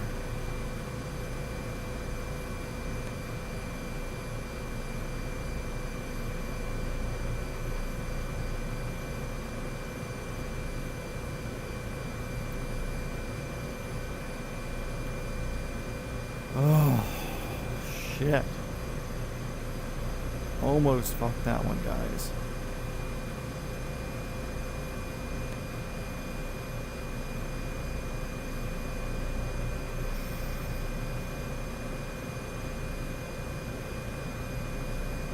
Okay, let's see what this looks like.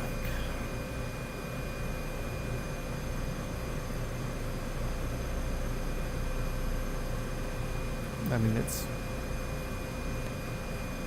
5 miles, 6 miles.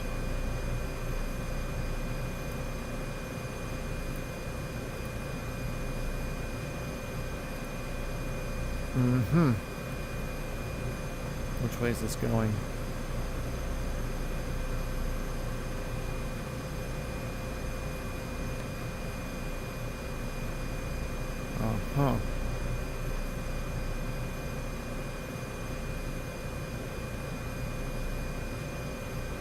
Okay, here's an idea, Tom. I'll run it by you.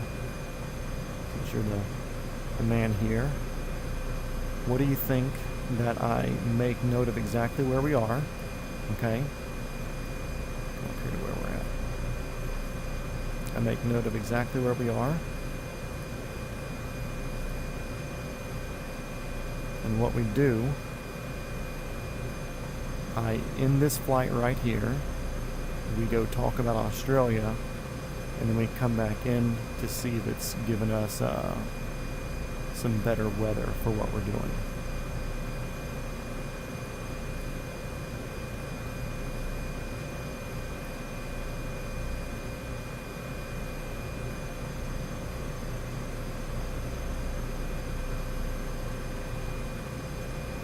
That's kind of my thought process.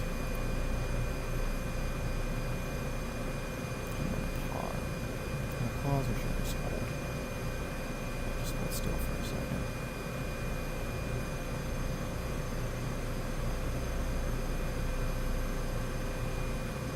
I mean, yeah, like I could punch through, but I'm going like 3 miles.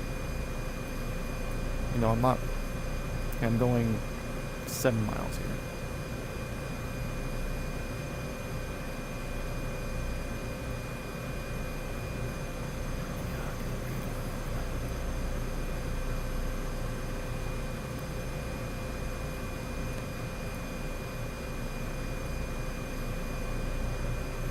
Yeah, I could circle around this way, but then I'm playing over mountains.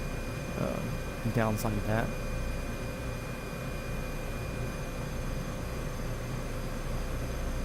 Yeah, there is this gap here to the north. I don't know if you're looking at actual radar or you're looking at whatever I'm dealing with here. Let me turn on actual radar and look.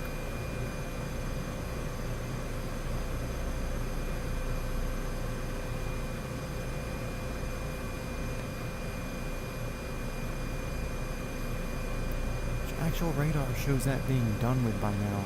I mean, am I live or am I slightly behind?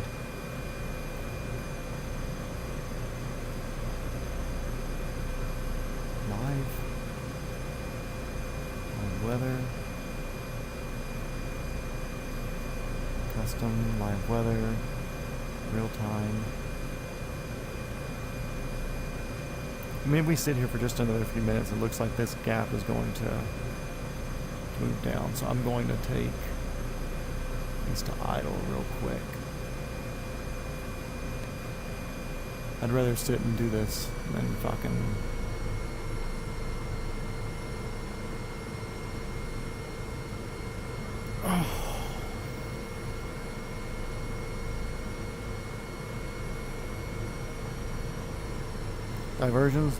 Diversions don't matter to me here. Because I wanted to hit Japan today. Japan was the goal regardless. I think the only diversion that I really had, if anything, was further to the south. There's really nothing else on the north side of this peninsula.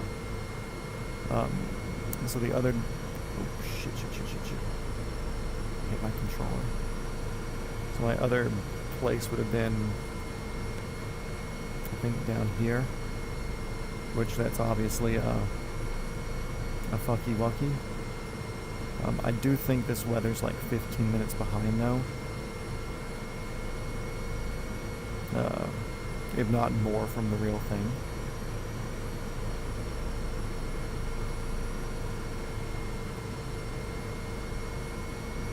So I do think here in a few minutes we should be able to go through. It's supposed to be 4,500.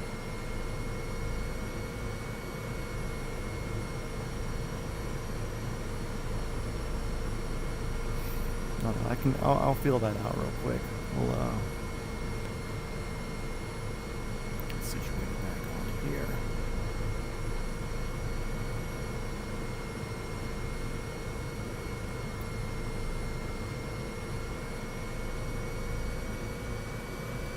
stop picking up.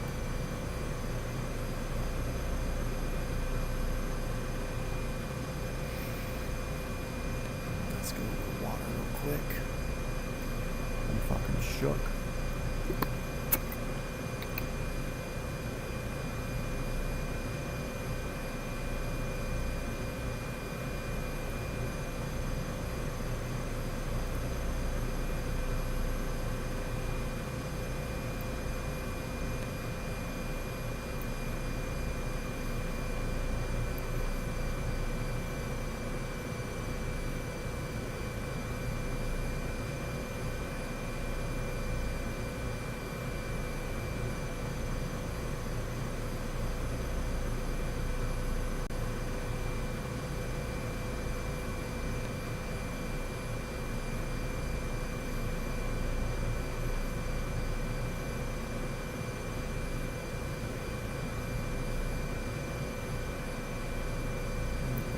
Twisty thing from it, thank you.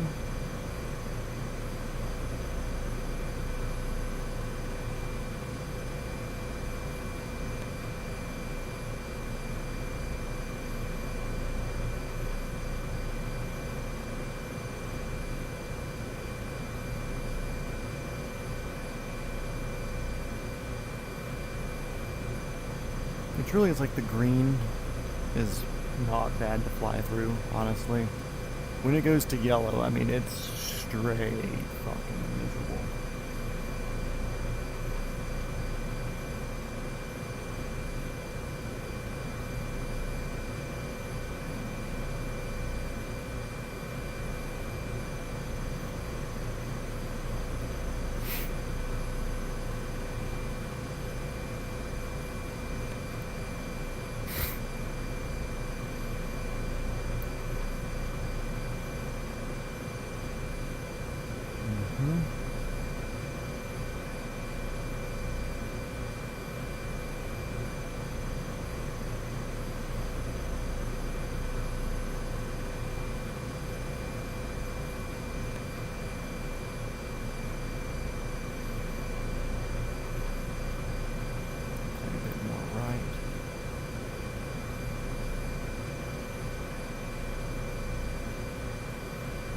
Fucking maze game.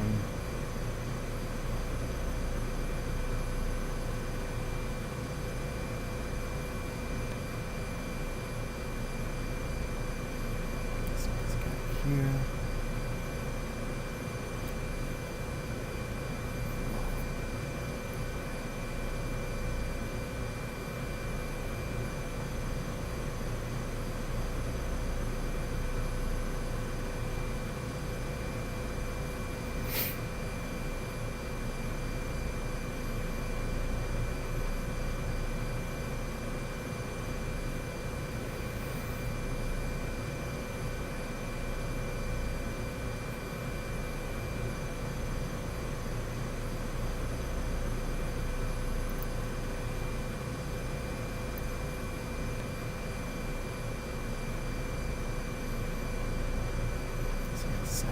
Here we're going to take.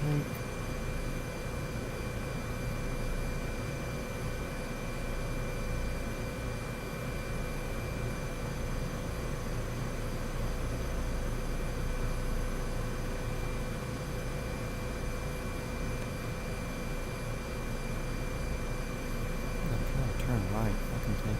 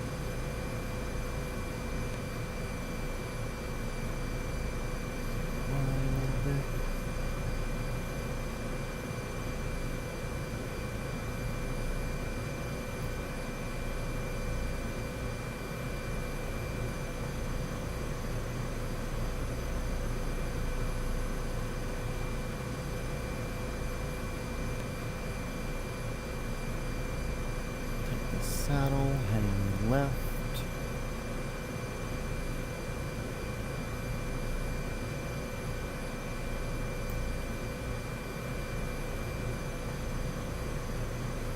Mountain on the right.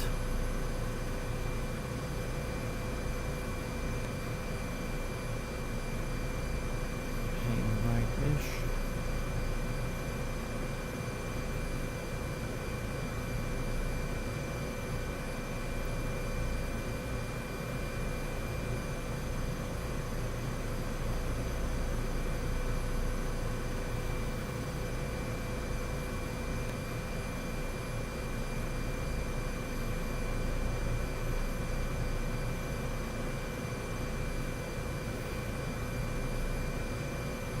Slow now because we're kind of following this yellow down as I follow this mountain to the right.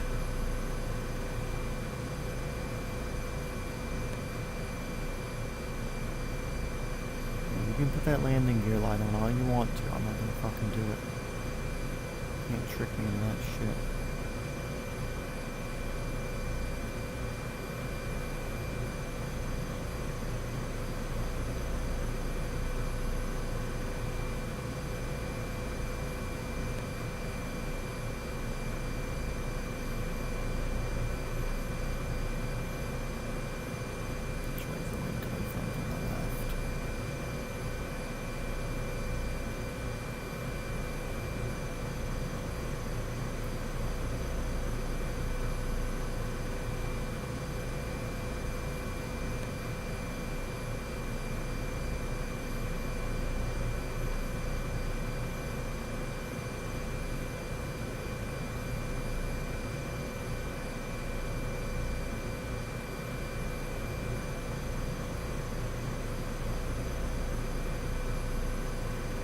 Who invented a ring? Should have rethought that.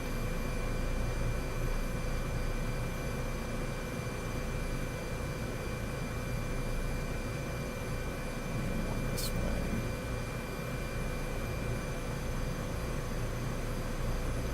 Not because I don't want to go this way, but just because we are pushing towards a mountain there. Okay, we're gonna level off. Down. Radar altimeter's good. Fuck this cloud. Visualing off the everything right now.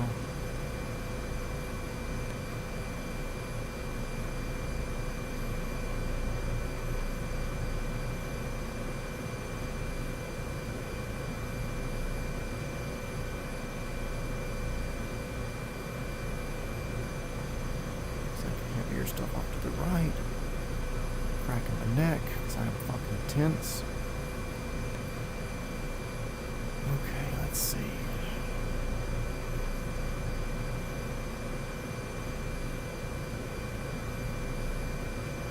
I can see my flight director down southwest again. I'll keep left of these mountains. We can hang right once we get down here. Ooh. Take a little bit of clear. I will take a little bit of clear.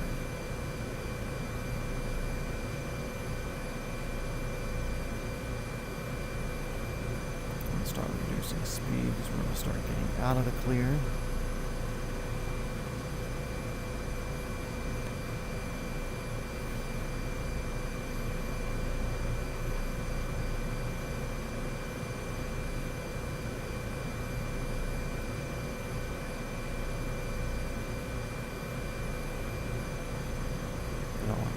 We're going into that.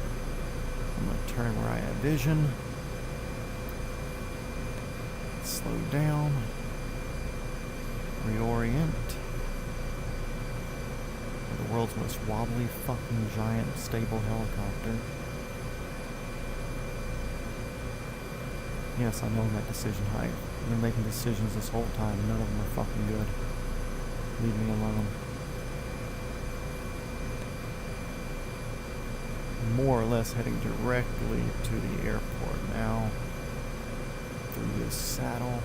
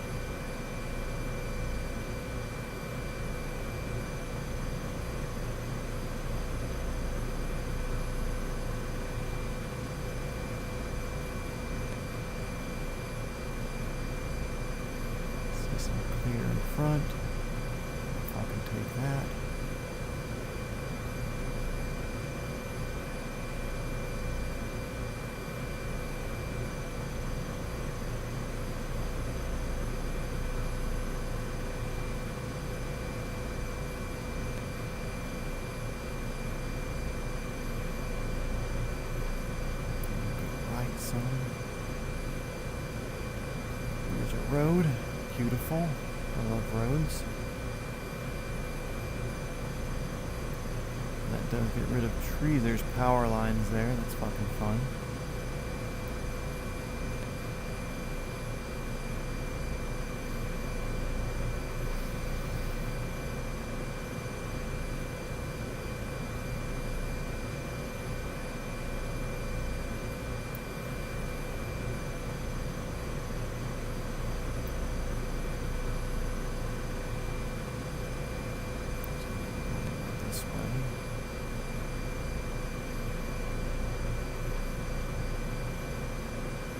Aware that there's power lines here now. Thanks, Japan. I guess that's the difference between Siberia and Japan. One requires electricity to live, the other requires well blubber.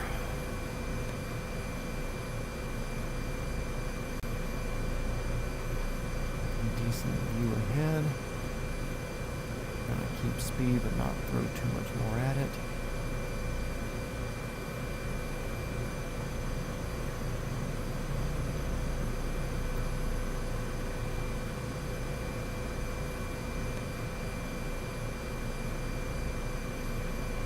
Minimums mean fucking nothing apparently to me. Let's see, power lines off to the right. Yeah, those things fucking space close together. Look at them. Every 30 feet. You know you can go further than that. A little bit of a waste of resources there, guys. Okay, airport. Konnichiwa. This is helicopter. Holy shit, we almost fucking crashed. We're inbound. Please have some fresh pants for me and the passengers. Me in particular, because I knew how close we got.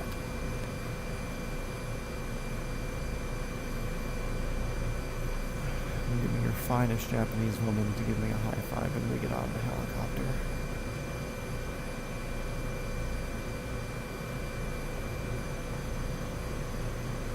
See, yesterday it messed up because of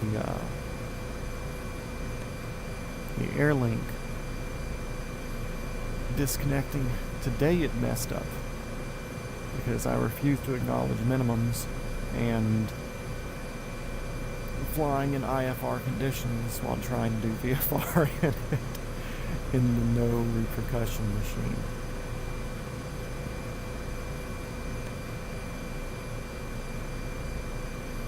And this is just a good lesson teacher too, because it's like there's no fucking way I would do this in real life without very proper training and without a very well-equipped helicopter to do this sort of thing, and we're well within whatever my personal minimums are.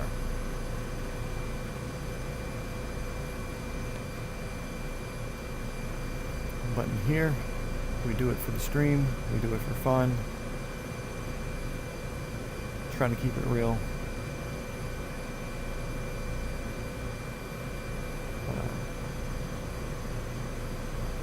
We're not going to let anything scare us. We sat down for a second in a non-airport area, but that was kind of a reorient and get ourselves set up for success by flying over unfamiliar mountains to work into it.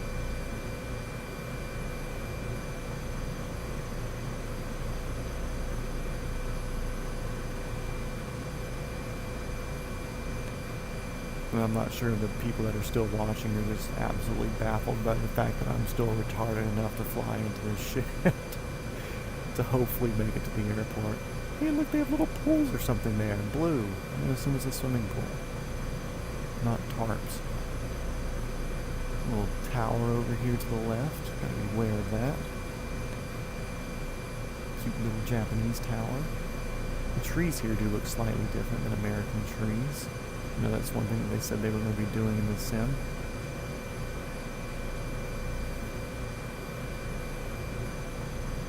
Yeah, it would have been a while to fucking clear up in that. 2 hours? I don't know. I'll zoom back out on the weather once we put rubber to tarmac down here. I'm curious how far behind the weather sim is on this, because I mean it runs off of live radars and METARs and stuff like that. But also I know that when you're looking at the live traffic's like a good 15 to 20 minutes behind what it would have been in real life. So I'm curious if the weather's that far behind. Don't start getting fucking glitchy on me here. So I don't know if the weather's that far behind or if the weather's even further behind. Because if you look at, I mean, I'm sure you were looking at radar. It shows well off the coast for me, at least when I use my radar, or the app, my radar.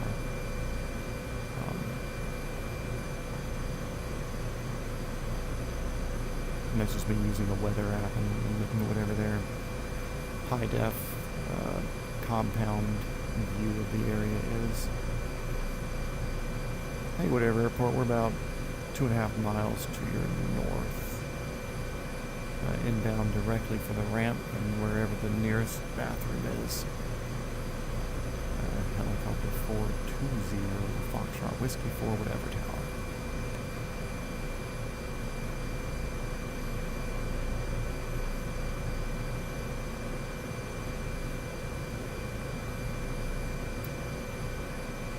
And we're just milking it now. We have fuel, I am not fucking pushing it. We are within striking distance. We are within me landing in the field and then walking my character to the fucking airport distance.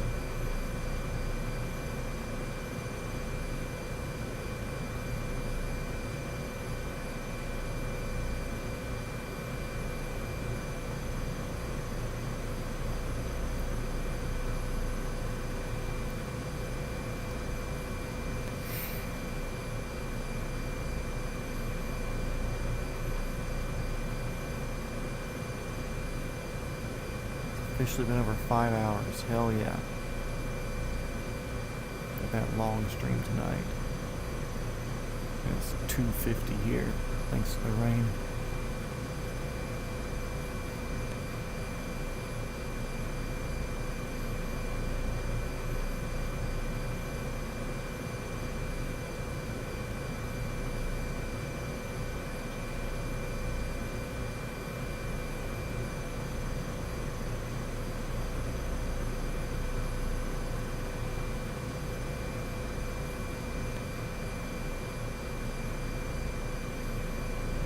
Basically on top of it now.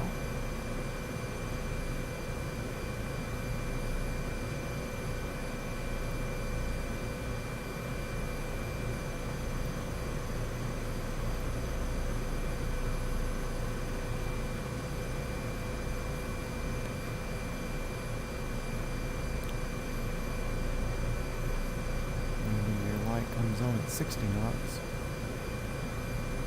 You're not there yet though. Close.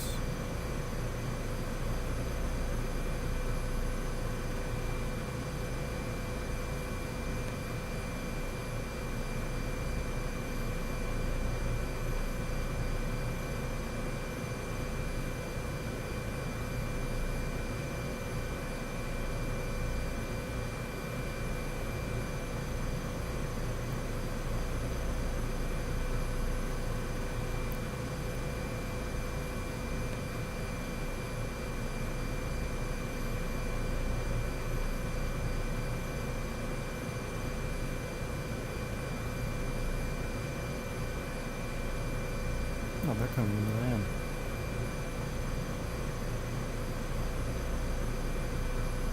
It's an approach.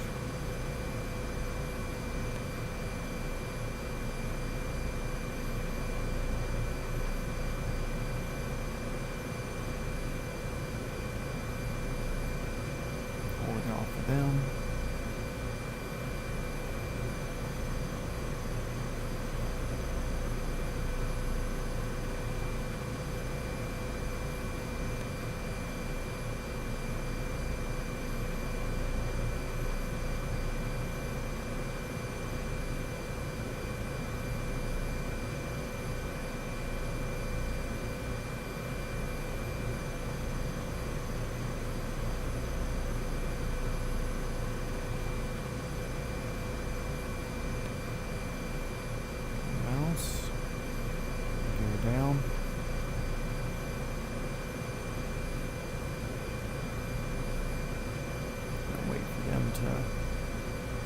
speed in front of me on the ramp here. I'll cross after them.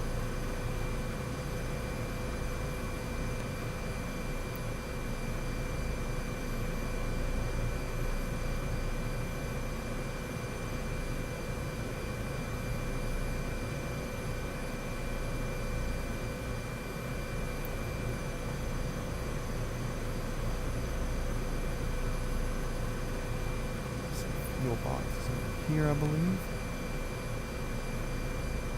Gear is down.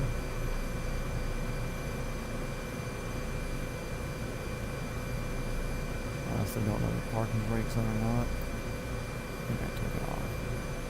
We'll set down still just in case.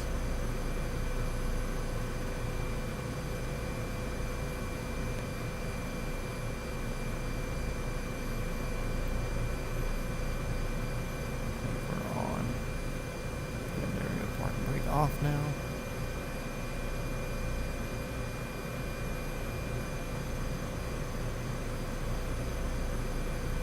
Fuel box, that we know.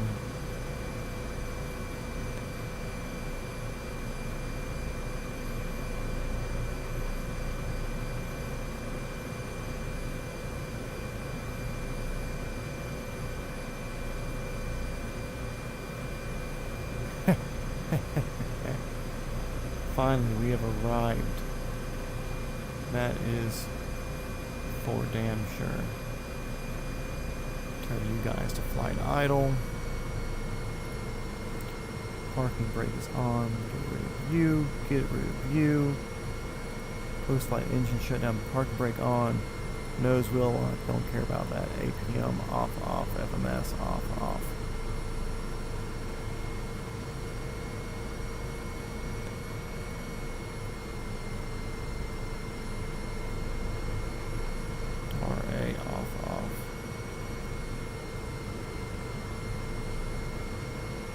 Fuel pumps on. Cool. Engine 1 switch off. Engine 2 switch off.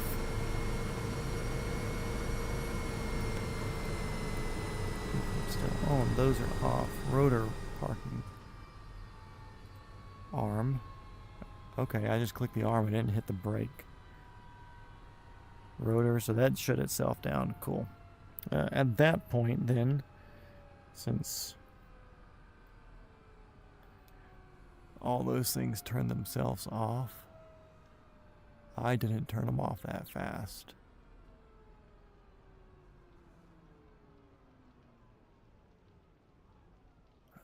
Oh.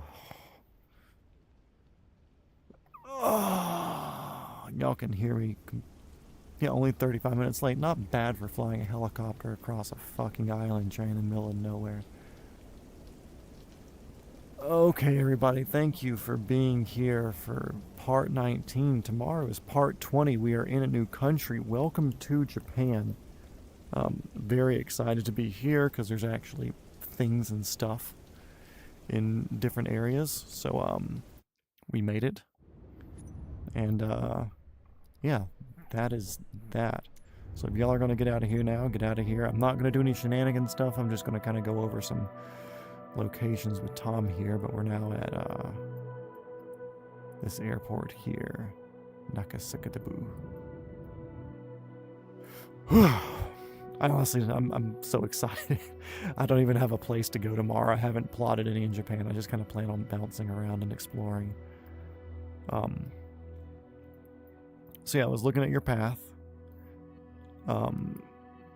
I think the big things that you mentioned was you wanted to see a couple of places. One was some islands up here, or like two sets of islands. One was like very obvious which island it was, but the other was near. Was it near Hervey Bay? It might have been this island. I think it was this island was the other one near Hervey Bay. Or it was either near Hervey Bay or one of the other ones that was just north of it. But there was an island off to one side. Let me go back to my Google Maps. Yeah, this island here. Was there anything specific on this island that you wanted to look at, or was it just kind of the whole island itself? Because the other one looked pretty obvious, like the things on that island to look at. You know,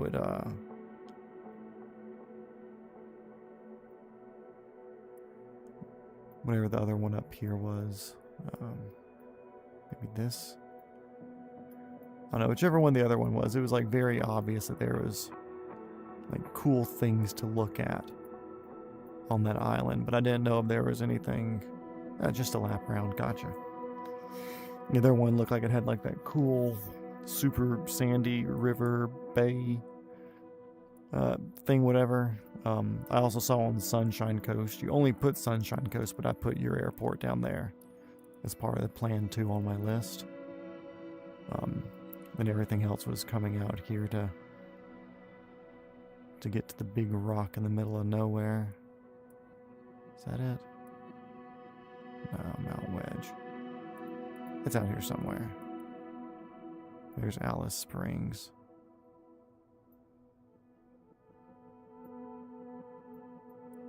Where are all these? There it is. Le Big Rock. 100-foot lap around. Got it. Yeah, that, and it kind of comes and swings us back up here towards Darwin, which is there-ish, I think. And then from there, we can just straight over there. Or what are these? Are these oil rigs? Yeah. So what we do from Darwin, we might Darwin then over to here or something. And do an oil rig hop. Just that way we have a less monotonous water and the same amount of water, but things to do. Yeah, whatever that other one was. This island over here, maybe? It looks neat. It had some cool looking water stuff. 10 people watching us just yap about the place we're gonna fly around.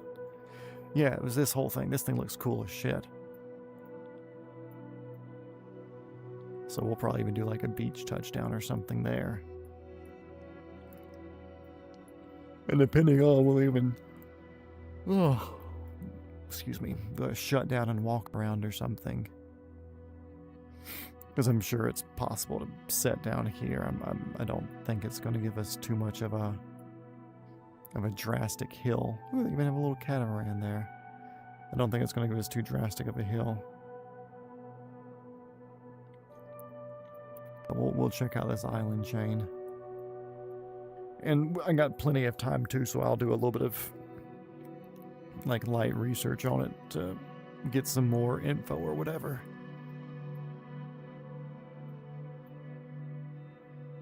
But yeah, I think one of them was kind of more inland set, but it doesn't matter. You know, it's a pretty simple thing where we might even do like 2 of those jumps a day. Just depending on how good everything feels, you know? Because I sure as shit do not want to keep doing 5 hours trips like today was. This was a fucking haul to get down here, and especially with the weather at the end. But I'm looking forward to bippity boop bop bopping around here, and especially Big Island. Some racetracks and stuff I want to see, and it's gonna be neat. It's gonna be cool. Is that Manila? There's a lot of Ninoy. A lot of helipads there.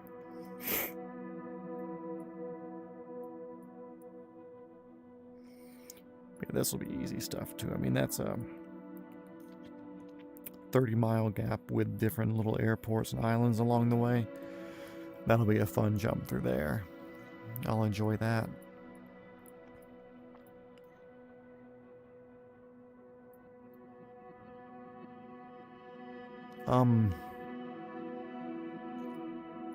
Is it just me?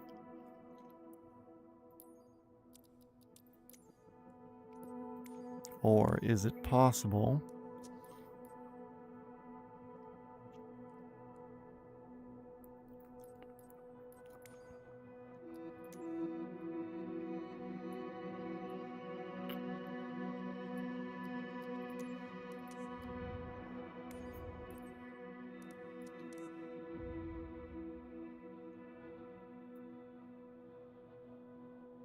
damn.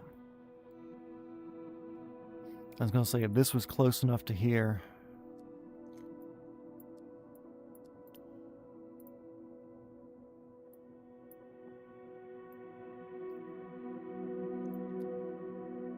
it almost gives it the distance to get a helicopter to Hawaii.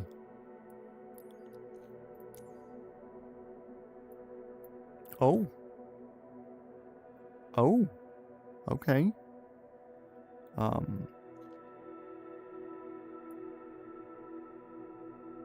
So that we get up to here then.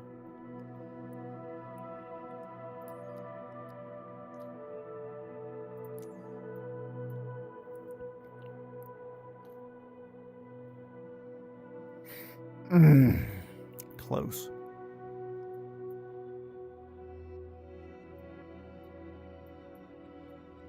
I think that's the closest one there. I'm about to say it's almost possible to get one.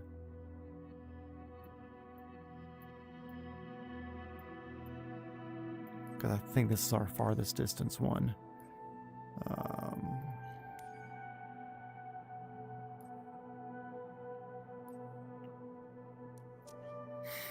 I'm curious what the 160 shows us for distance. Because it does a big fuel load as well.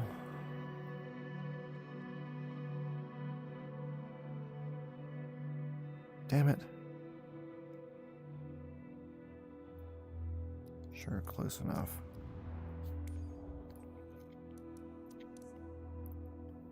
Oh yeah, nowhere near as big.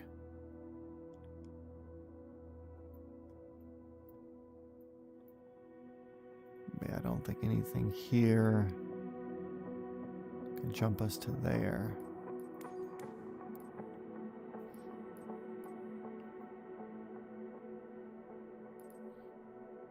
Because we could always play like the ferry tank in the 225.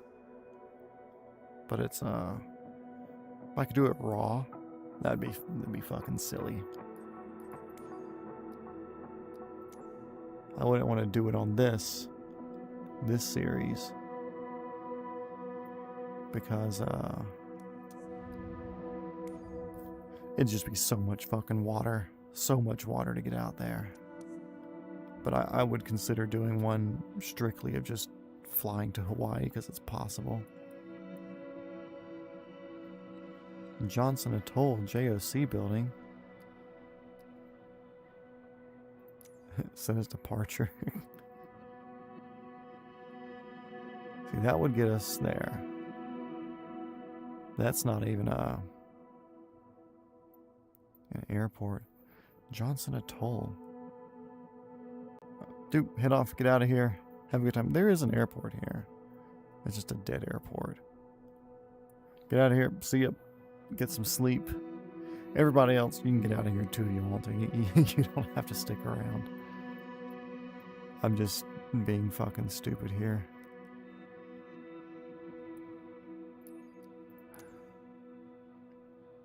With a tailwind, you know, it could be possible.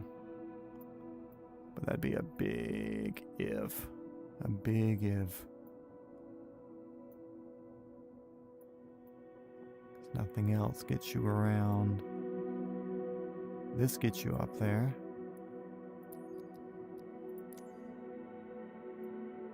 And that gets you there, and that gets you into the main islands. But nothing gets you up here. Damn. Okay. Anyways, that's enough for tonight, guys. It's fucking late. It has been an event, and I am ready for this event to be me sitting on my couch for a few minutes with a dog, eating a snack, and going to bed. So, thank you everybody for being here. Please like and subscribe if you had any sort of fun. And, please come back for the next few days. It should be good. We're going to be going through Japan, and it should be a lot more exciting than flying through the islands in the middle of nowhere. But see all you guys next time. See ya.